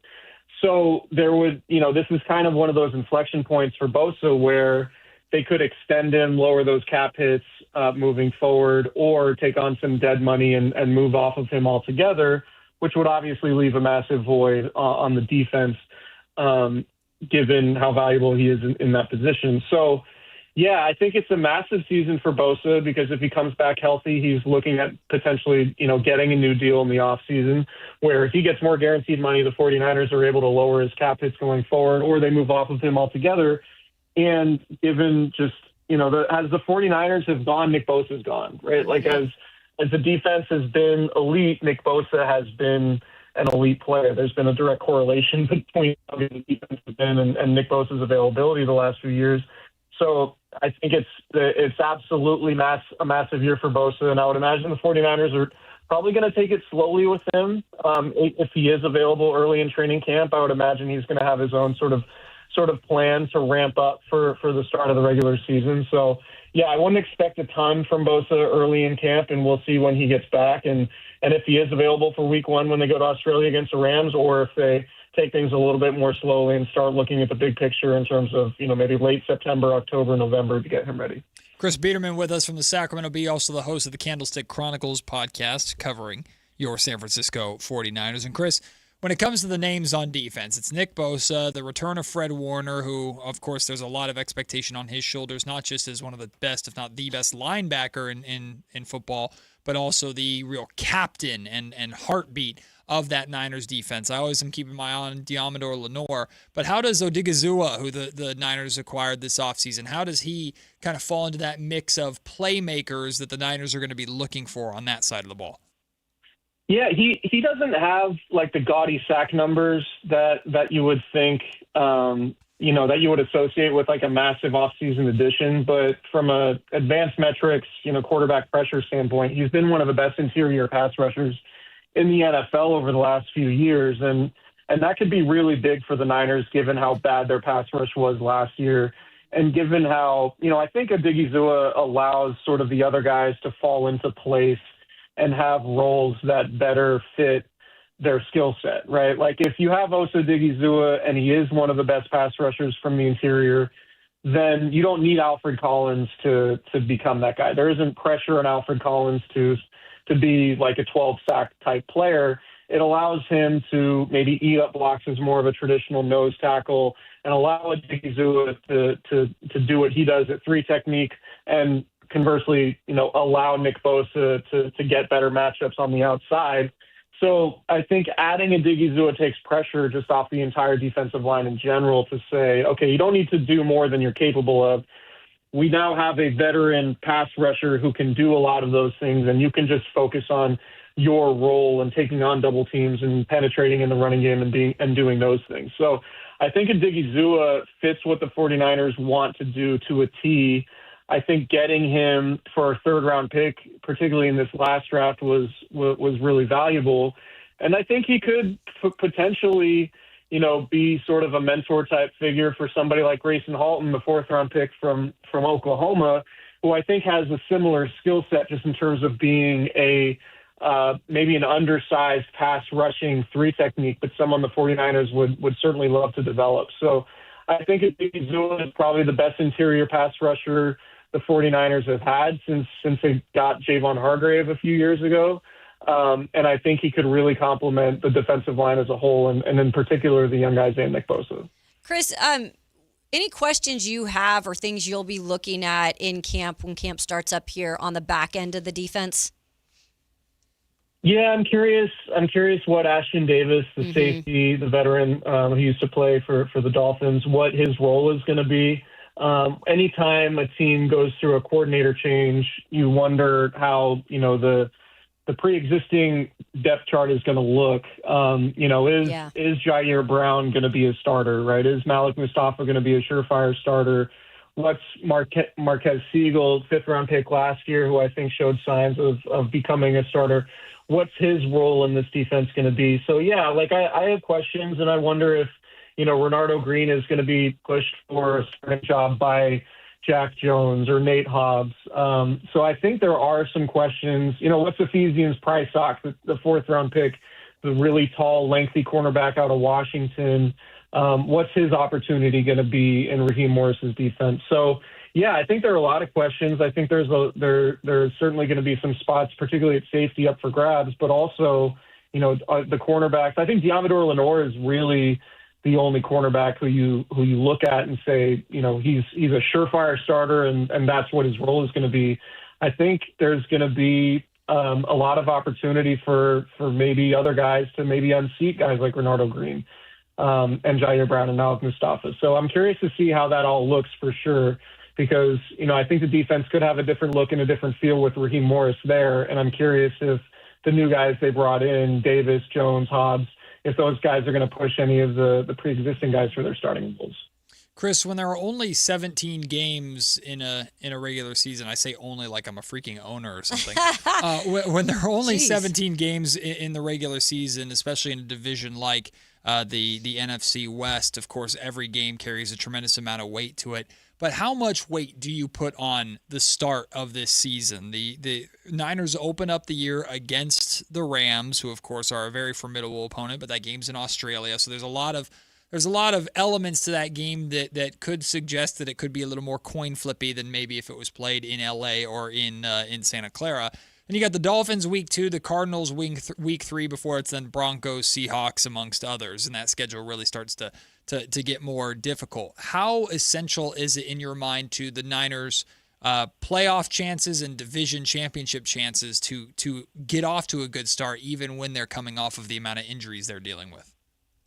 Yeah, I think they certainly want to, of course, right? And there's a good rivalry there with the Rams, but I also think the Niners are going into this with some perspective in that, traveling to Australia for week 1 is unprecedented. It's never been done before. They're going down a week early. It provides so many logistical challenges that I think obviously they want to win the game, but they're not going to come out of it completely heartbroken if they don't. Right. I think it's keeping the big picture in mind. I think you go back through all the 49ers teams under Kyle Shanahan, particularly the ones that have made the playoffs. They've played their best football in November and December. Yeah. And it's been their goal to ramp up to, hit the ground running when the playoffs come in January. So I think obviously any game against the Rams, given how good the Rams are, is going to be super important for sure. But I think if you were to give Kyle Shanahan some truth serum, I think he'd rather have his team optimized for November and December than put all their chips in to be ready for this Rams game in Australia week 1. So they do benefit a little bit from having Miami and Arizona in the 2 games at home after that trip to Australia. And then Denver is going to be a really interesting game in early October, given, they went to the AFC Championship game last year. So 3 straight home games after the trip to Australia, I think helps them from a certain standpoint. But on the other side of that coin is the fact that they have a ton of road games in the second half of the season because they have those 3 straight home games following the Australia trip.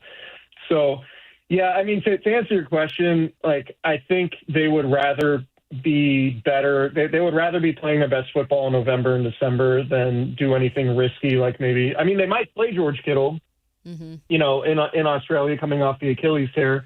I think that remains to be seen. Yeah. They're looking at an 18-hour flight. So I don't know if that's the best situation to throw Kittle into. But again, I think they would be better served being healthy and playing well in November and December than putting all their chips in for this Australia trip. Chris, I know there was a little bit of noise out there with a possible Deebo Samuel reunion. That doesn't look like that's going to happen, but there are opportunities to maybe bring in some guys. I know a lot of them like to wait. These free agents are mostly veterans. They like to wait until training camp is at least a week or 2 in, but do you foresee them doing anything? Is there any positions you see them adding?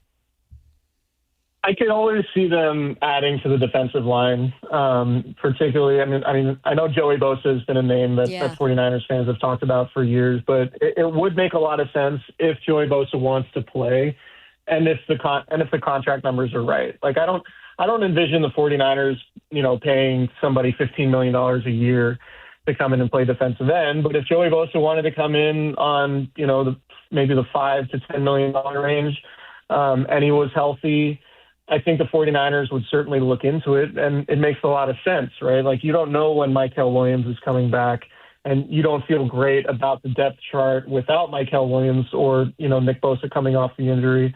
So maybe getting somebody like Joey would make sense if the cost is right. The 49ers have a ton of cap space. I think the reason why they have all that cap space is mostly to roll it over into 2027 when they can be, players in free agency. But it also gives them the flexibility to make moves this year, whether that's, signing a late free agent if they need to in August or making a trade at the trade deadline. I think the 49ers are probably looking at it we'll see where we're at in the first half of the season. If they feel like they're contenders, and Kyle Shanahan has proven a willingness to make deals at the trade deadline. And I think that could be the case again. So I think that's where that flexibility comes in. But yeah, to your question, I think Joey Bosa would make sense if the 49ers feel like, they need reinforcements along the defensive line going into the season. But I think for now they're kind of evaluating and seeing how things go early on in camp. And if they feel like they need to make a move, then I don't think they'll be afraid to make one. All right, Chris, we made you wait long enough. You get to talk about the Sacramento Kings now. You're welcome. Thank you for humoring us with the Niners talk. Hey, man, we saw the report from Jake Fisher yesterday about the Kings, and the wording was a little questionable whether or not it was intended, but you know how aggregation works. The Kings do not want Russell Westbrook back. I'll just say that I was not necessarily surprised by this report based off of some of Scott Perry's comments before Summer League began, and just taking a look at where the Kings are headed and how Russell Westbrook outplayed his contract last year as a league minimum player. Taking all that into account, what is your reaction to the now strong likelihood that Russell Westbrook will not remain a Sacramento King? Yeah, I think if you have Russell Westbrook on your team at this point, you're realizing that he's going to take up a certain amount of oxygen on offense, right? And I think that's just the way he plays, and that's a credit to him. His aggression and his self-belief is, what's going to help make him a Hall of Fame player whenever he does retire. But at this point, I think the Kings are better off served letting Darius Acuff, get as many shots as he can, run the offense sort of unencumbered. And I don't see Russell Westbrook really fitting into that picture and it being super smooth given what the rest of the roster looks like and the fact that the Kings are probably poised for another high lottery pick next year. So it makes sense to me. I also think maybe the Kings looked at it and said, maybe we want to take it a little bit easier on Matt George, the podcaster and radio host, given all of the drama. Thanks, with Scott. Russell Westbrook last year. Thank you, Scott. Appreciate it. It was my fault. I did it, Russ fans. It was me. Dang, Matt. I got pull around here. So I think that was a huge part of it, is just wanting to avoid any awkward press conference moments between you guys. Of course. Chris, I don't know how much of Summer League you got to watch, but there's fans that are not Acuff fans yet, right? Like that's something that they're needing convincing on, and I don't know if Summer League helped that by any means, but were you surprised or disappointed in any way from maybe not having the efficiency from him? Or is this just kind of like everybody's marching to the beat of their own drum when it comes to these rookies and how they adjust? Yeah, I think when you look at, watching Acuff play in college, I think it was very clear that he's a tough shot maker. But he's a tough shot taker too, right? So he's going to take a lot of tough shots, and it wasn't really a surprise to see the efficiency numbers coming out of Summer League because it seemed like he was continuing to take tough shots. Yeah. And that's not necessarily a bad thing for me. I think when it comes to Darius Acuff and the Kings' long-term future, it's going to be about building the roster around him, right? Like, can you get enough shooting to complement his game, give him space to operate so maybe he's not taking so many tough shots?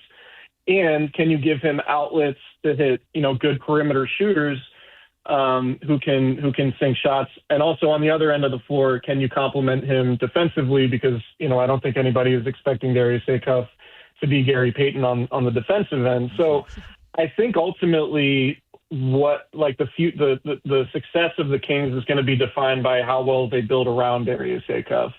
And within that, can Darius Acuff elevate his game to, improve his efficiency, improve his effort on the defensive end, and can he, efficiently hit his teammates, not turn the ball over, and can they build around a scorer for first point guard who maybe has deficiencies on the defensive end? That to me, I think, is the task that Doug Christie and Scott Perry have, is developing Acuff and then also building around him to complement him with shooting and defense.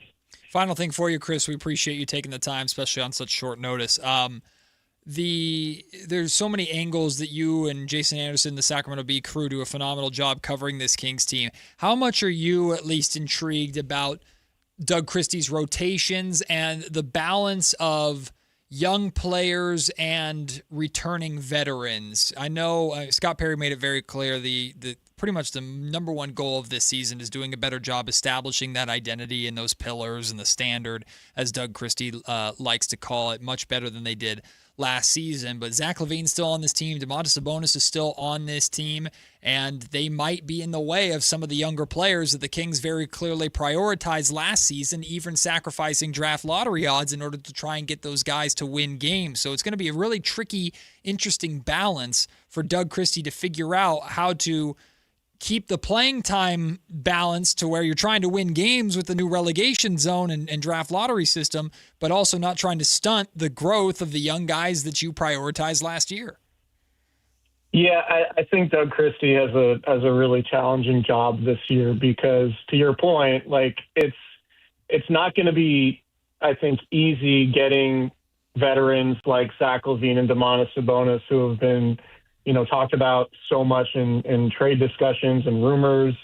And, I don't think either of them are clueless to the fact that their time in Sacramento might be ending either, before the trade deadline or next summer.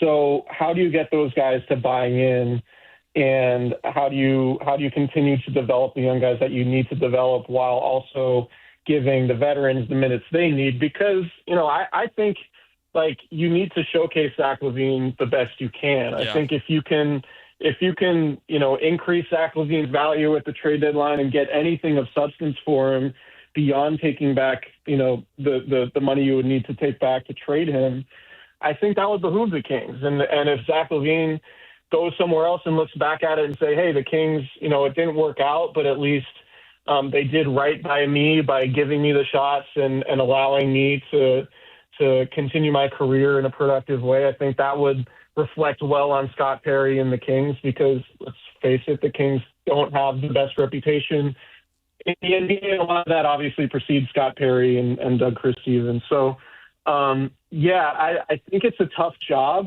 I think keeping the veterans happy and productive and playing well so you could potentially build their value to trade them, I think would be important. But it's also going to be really important, obviously, to develop Darius Acuff and avoid it becoming a toxic scenario where you have veterans who don't want to be there, who know they're not part of the future while these young guys are getting all the playing time. So, I think it's going to be really interesting, and I think Doug Christie has his work cut out for him, and I'm curious to see how he handles it because he's still a relatively inexperienced head coach in the NBA.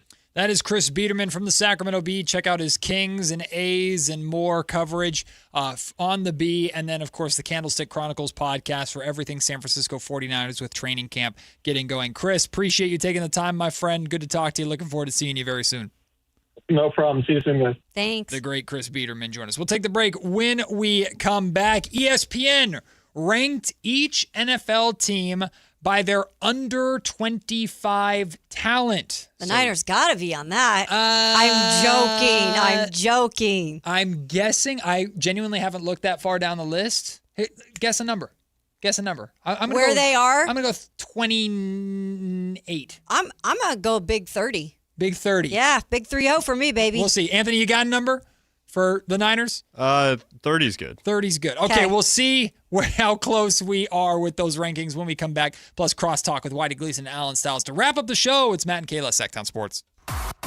Like and subscribe to the Sactown Sports 1140 YouTube channel at Sactown Sports 1140 to get the Carmichael Dave Show with Jason Ross, Matt and Kayla, and the Drive Guys with Kevin Gleason and Alan Stiles on demand and at your fingertips. Get your fix of the Sacramento Kings, 49ers, Giants, Athletics, NFL, NBA, and the latest in sports and entertainment all in one place at Sactown Sports 1140 on YouTube. Your local sports leader, Sactown Sports 1140. Get in the zone, AutoZone. Summer's finally here, and we're kicking it off with a whole lot of free. Free brake pads with Duralast rotors. Free oil filter with 5 quarts of oil. Free Armor All wipes with Armor All glass cleaner, and more. More free, so you can have more summer. Celebrate free at AutoZone. Now through July 27th. Restrictions apply. Get in the zone, AutoZone. Tired of hearing scary radio ads about the IRS? Tax Relief Advocates is different. TRA is here to tell you that if you owe money to the IRS, whether it's $5,000 or $500,000, we have a solution. TRA can eliminate or reduce what you owe to the IRS with zero risk to you. We have over 1,000 5-star reviews on Google and an A+ with a BBB. End your tax nightmare today by visiting TRA.com or call 800-583-6681. That's 800-583-6681. Bring the entire family out to Sutter Health Park for Sacramento River Cats baseball. From exciting action on the field to smiles in the stands, it's the perfect place to make family memories. Plan your next family night out at the ballpark. Get your tickets at rivercats.com. And Doug. Limu and I created a trick to help you remember that you can customize your car insurance and save with Liberty Mutual. You see, the shirts Limu and I wear are yellow, and yellow is the color of lemons, and lemons grow on trees, and trees provide oxygen, and oxygen helps us breathe, and breathing is how you live, and you can live more life when you save money by customizing your car insurance. I agree, Limu. It's really quite simple. Only pay for what you need at libertymutual.com. Liberty, liberty, liberty, liberty. Get in the zone, AutoZone. Annie's first oil change wasn't as hard as she thought because she went to AutoZone, where a friendly AutoZoner helped her find the right oil and save on an oil filter. He explained the job and showed her free how-tos on AutoZone.com. When she was done, AutoZone recycled her old oil for free. Get a free oil filter and more during the Celebrate Free event at AutoZone, now through July 27th. Get in the zone, AutoZone. Restrictions apply. Here's the deal. The government is over $38 trillion in debt, which means the IRS isn't slowing down. And the tax code is complex and unforgiving. So it's not surprising if you're one of the millions of Americans that owe back taxes to the IRS. Unfortunately, they're the world's most powerful collection agency, with the ability to garnish your wages, seize your bank accounts, and even take your home or business. But don't be stressed or worried any longer. We're Optima Tax Relief, America's most trusted tax resolution firm. We have resolved over $3 billion in tax debt for our clients. Our award-winning professionals deal with the IRS every single day, protecting our clients and preparing them for the best possible resolution. For tax help you need, for tax help you can trust, give Optima a call today. Call 800-375-2322. 800-375-2322. 800-375-2322. Optima Tax Relief. Some restrictions apply. For complete details, please visit OptimaTaxRelief.com. You ever notice how the other guys scream about massive discounts on their Dodge, Chrysler, or Jeep Ram vehicles? Then you get to the fine print and boom, another $5,200 in mandatory ads. At Hoblet, we don't insult your intelligence. The price you see is the price you pay. No mystery add-ons, no bait and switch, no gotcha when you sit down to buy. Hoblet, family owned for 77 years. Transparency, straightforward pricing. Buy it right, buy it at Hoblet.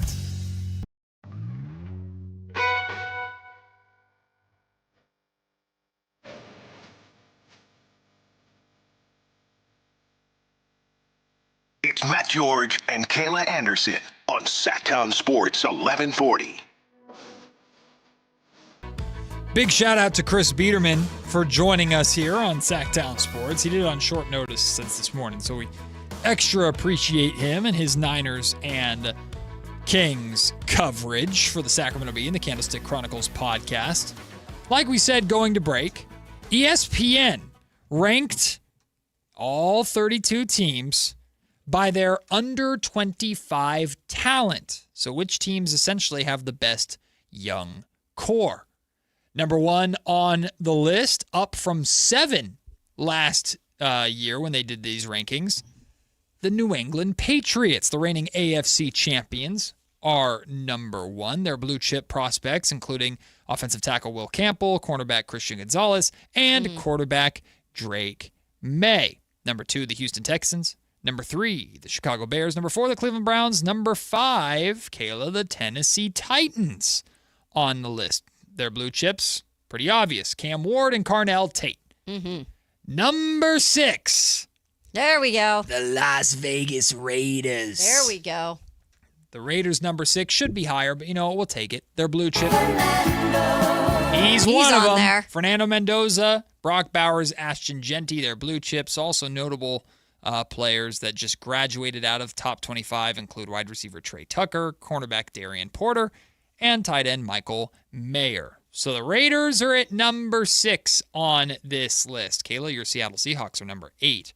How far down do we have to go to get to the 49ers? So I said 30, and you Anthony said 30. I'll go lower. Let's do 31. Anthony says 31. Bye-bye. And I said 28. Well, I am at Oh, okay. You're closer. 27. The San Francisco 49ers up from last year's rank of 30. Oh, way to go, guys. You got 1 year younger. Yeah, they got better young core, baby. Sheesh. Their blue chip prospect, only one of them, edge rusher Mykel Williams. Notable graduated players, cornerback Renardo Green and wide receiver Ricky Pearsall. Just graduated. He's 25 technically. He'll be 26. He's still a little bit older. He turns 26 in December or something like that. I mean, because I guess we just haven't seen enough out of him, and now he's already going in his third year. It's weird. Who is number 32? The freaking Rams. Oh, duh. The LA Rams. Their Yeah. only blue chip prospect, cornerback Ty Simpson. Who in its own right is arguably a little bit polarizing because we really don't understand maybe why they took him. Yeah. And we're still wondering, did McVay really want him, or was that all just a show? Like, that whole thing is confusing in itself. I'm also surprised by this one, and maybe that's just because I think Bo Nix, he's still in a way to me a younger player. Denver Broncos are 31st. Yeah. No blue chip prospects on the Broncos. Nah. They're all 25 or older. And the Packers are on this list at 30 with no blue chips. So you talk about pressure for some of these organizations. 29th, the Bills. 29th, the Bills. How about 28, the Steelers with no blue chip prospects? That's not a surprise. I know it's not surprising, but what the hell? Where are the Steelers going? I'm surprised they're not getting, what's that, like Medicare or whatever? Jeez. At this point. Are we paying Social Security for Aaron Rodgers? Is that what we're doing right now? Is that where my goodness tax money's going, gracious. to Aaron Rodgers and his family reunions, which is actually a cool story. I'm glad he's That is. reconnecting with his family. Well, could have been worse, Niner fans. I thought it would be lower. I did too. I really thought, because so much we talk about the core and the aging core, and you look at a lot of these guys, they're 30, 31, 32. But yeah, that's a little bit lower than what I thought it would be. Kansas City higher than I thought. Kansas City at 16. Yeah, that is an interesting one. So good for Kansas City. The Giants are 9. They've got a number of blue chips. Abdul Carter, Jackson Dart, Malik Neighbors, Arvell Reese. No mention of Scattaboo.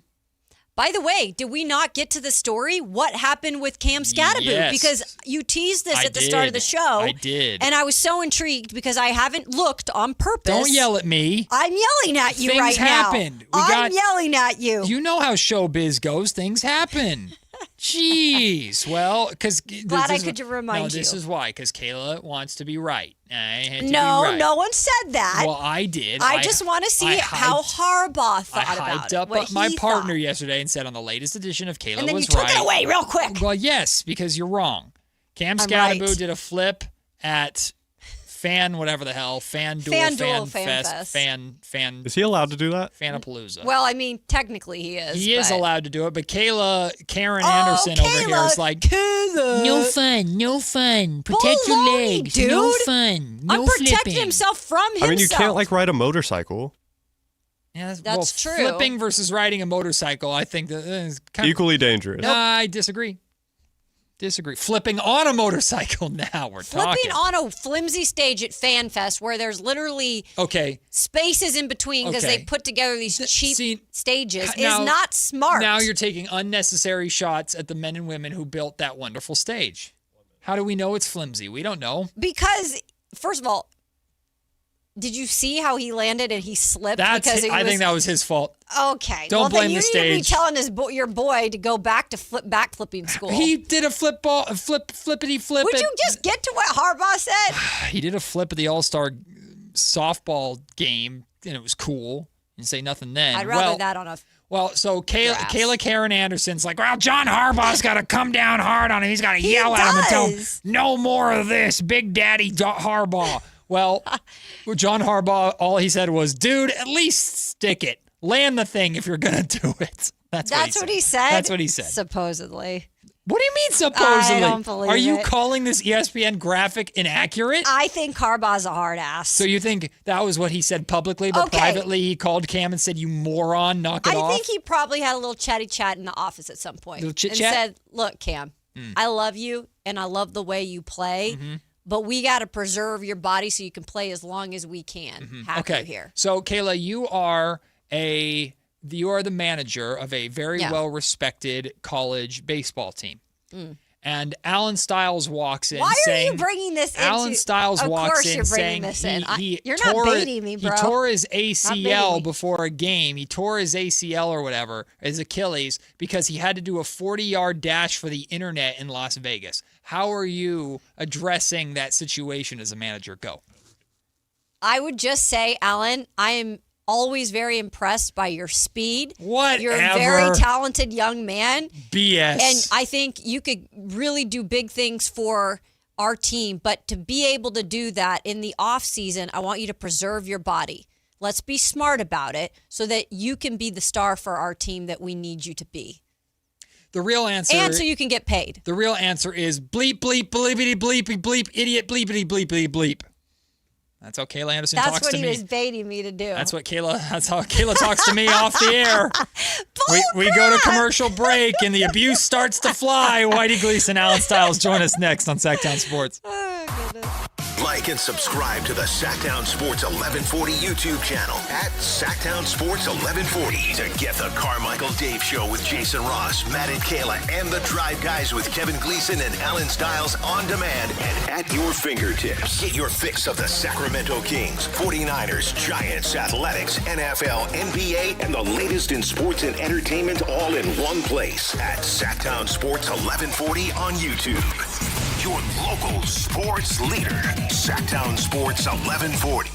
Hi, I'm Justin Gingery from the law firm of Gingery, Hammer, and Associates. When you have been injured by the fault of another, you will want advice you can trust. If you know an attorney you can trust, I hope you call that person. But if you don't, please call me. I promise I will be the attorney you can trust. Along with my partner and associates, I have been helping accident survivors recover for their injuries for over 25 years. And we can help you. There's no charge for calling, so please call us today. When you get an injury, just call Gingery. Cheap, cheap. That's the sound of savings happening right now at Elk Grove Honda. You remember, right? Elk Grove Hondas are still cheap. And right now you'll find a good deal more on new Honda gas and hybrid Accords, Civics, CRVs, and more fuel-efficient Elk Grove Hondas. Every sale is done right here, under the flag in the Elk Grove Auto Mall. Come see why generations of families return again and again to Elk Grove Honda in the Elk Grove Auto Mall, because Elk Grove Hondas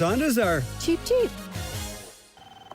Hi, how can I help? Well, my husband and I feel like we've outgrown our current money manager. I see. Our lives have changed, and we need something more than just mutual funds to help us in retirement. She's right. I hear that often. At Fisher Investments, we'd start by getting to know you, your finances, family, health, lifestyle. We tailor a portfolio around your goals and needs. Sounds good. Can you help with estate planning? Yes. We have a team of specialists who can help you with estate planning, Social Security, investment income, and more.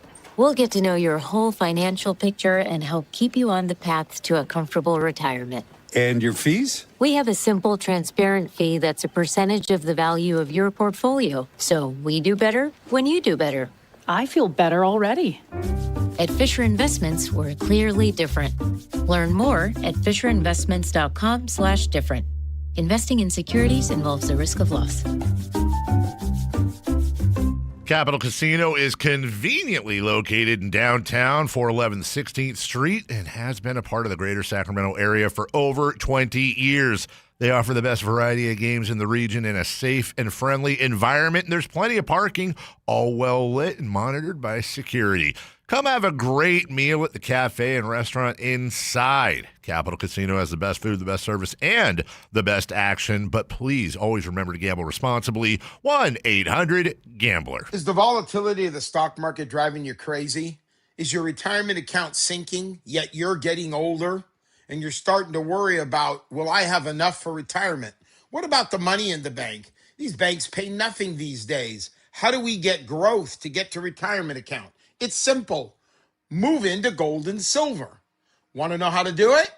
Listen to my show, Striking Gold, with me, Kenny Michaels. Want the best movie experience in town? Join Sactown Sports IMAX Pass by visiting SactownSports.com. Sign up today. You can win tickets to see this week's films at the Esquire IMAX Theater.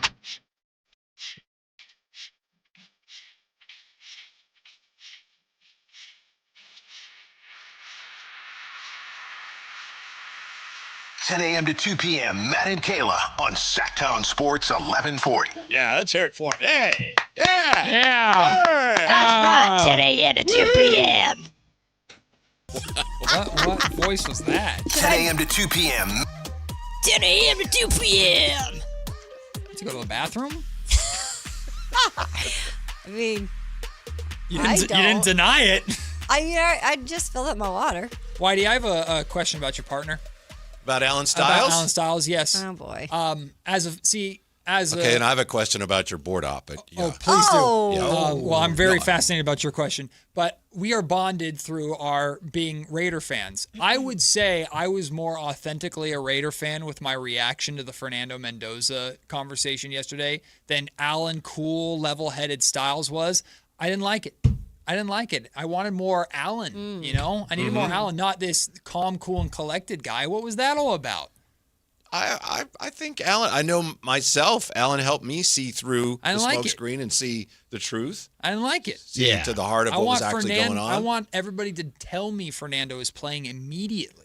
I want it to be known, you know? It's kind of like an inside joke where everybody's in on it except Kirk Cousins. Oh. Right? Yeah. I think he's our guy going forward. Mendoza may never play. And Kirk really the whole thing is we can't wait. Well, I mean, I think there. I think the whole thing is it's not false. It just always ends a certain type of way because the team isn't very good and Kirk Cousins isn't very good. You know, because if he was, he wouldn't be in this predicament. So they're just banking on, look, if he is that good, then that's great, but he wouldn't be here if he was still that good. So it's going to happen eventually. We don't have to, we can make it seem organic. And we're going to, what are they at?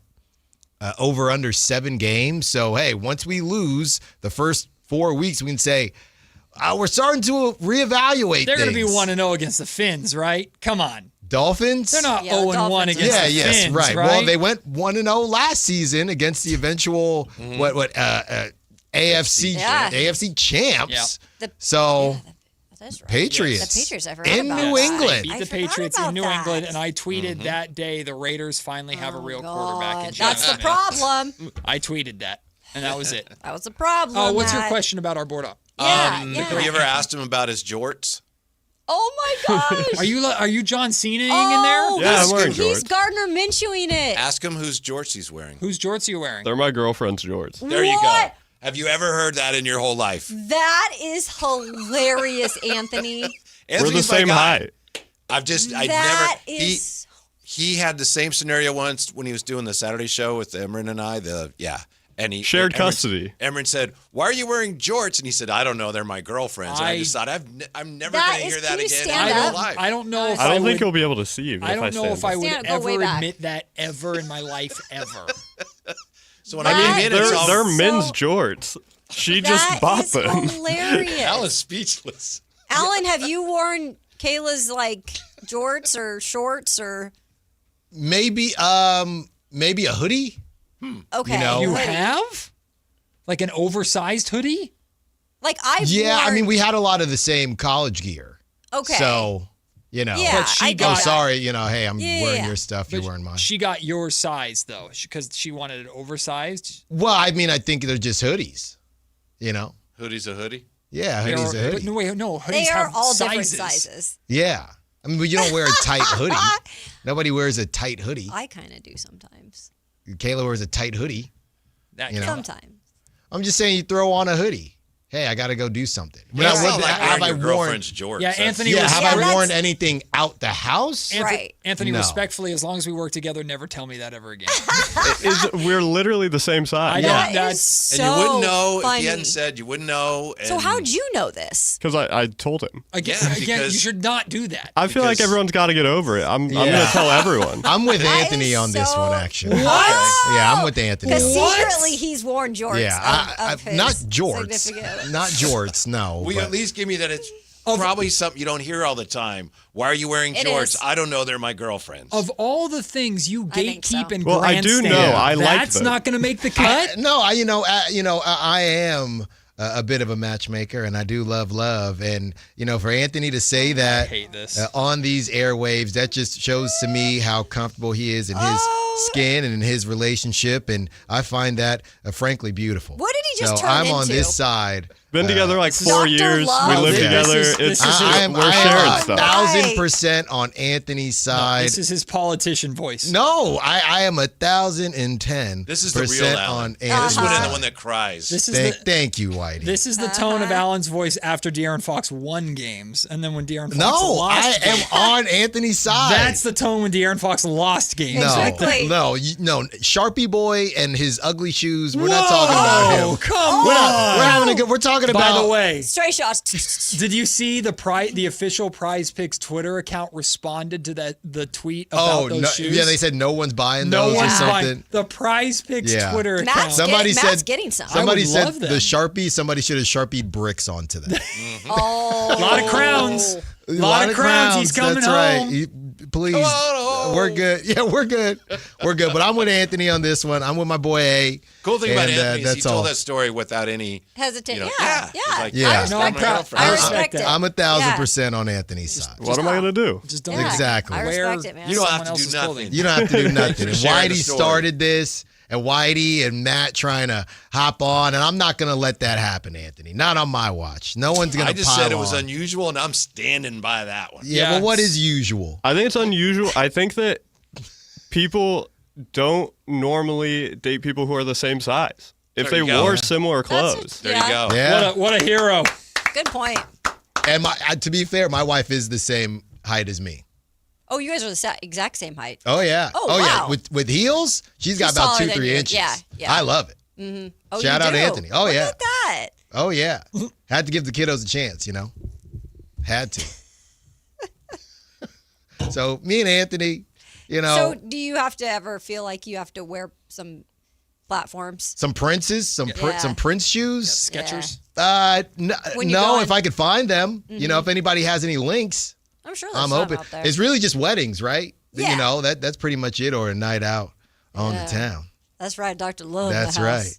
We're headed to Delco. Is this his new project, Dr. Love? Is going to be a separate podcast I hope through not. Sactown Sports? I'm hoping not. We're headed to Delco. Put the 5-inchers on. Ew. I don't like that at all. That might be the end of it right there. That might be the final episode. And canceled. We're headed to Delco, baby. I need the 7s. And I'm not talking about Jordan. Shout out Anthony, man. Yeah, absolutely. That's Oh, right. goodness. And shout out to Anthony for not falling for Whitey's trap. It wasn't a trap. Anthony, none of this and is Matt helping you. trying to pile on. The Allen Styles endorsement where he said, "We're going to Doco, bring out the 7s," is not helping your Jorts defense. It was helpful at first, and now I'm thinking. No. It's not. Make the shirts. Uh-huh. We're headed to Delco. Then on the back, bring out the 7s. Allen as a lawyer would get you the maximum sentence immediately. Anthony, man, you're good with me, man. Don't let them. Come on, jorts up. Thanks, man. I think you made him feel worse. Jorts up, haters down. That's Put that on a t-shirt too. That's God. right. Jorts up. Mm-hmm. Come on now. Matt doesn't know where to go. Where do we go from here? Come on, you got to to do go. it. You got to find a way. 53. No, this is We're excited today. Whitey could get out of it. Come We're on, excited Whitey. today, Show us Matt, how it's done. Because we have Ben Zobrist on the show, and also my guy, Ben Zobrist Elias on the show? Ralph That's right. from Sacramento Kings Summer League team. The and Tiger. Pacific. There Yeah. you go. Tigers. Mr. Plus Minus. You should have seen last week in Vegas the game that he played against Boston. We're watching the game and people, I'm going, this guy's playing. Look, he is we dominating heard. the game since he came into the game. What's his plus minus? Frankie brings, I don't know. Frankie, what's his plus minus? Oh, plus 12. Yeah, Yeah. you see the impact that he had on the game. That's right. Allen didn't. It's Whitey's guy. If I remember back during the season, though, didn't he hate plus minus as a stat? Normally, Oh. yeah.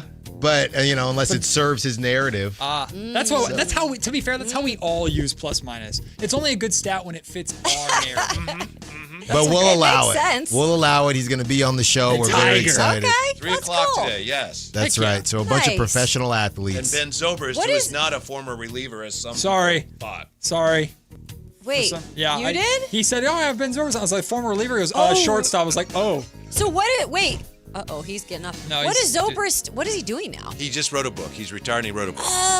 Prepare for the pressure. 9 strategies to be Okay. courageous, consistent, and resilient when it matters the most by Ben Zobrist. I haven't read it yet because somebody on our crew took it home and is just now bringing You it. gave it to me assuming I had time. Here, take it back. I don't have time right now. We had time in Vegas to read it. An hour to I read did it. not have time in Vegas to read You it. could have by the pool. The jorts were up in It's on in Vegas. an There was no hour, time. Alan, or 2 hours. So were the platforms There, on. yeah, exactly. I had no time in Vegas. Just talked to a couple of our bosses. busy They're running very up and down the street.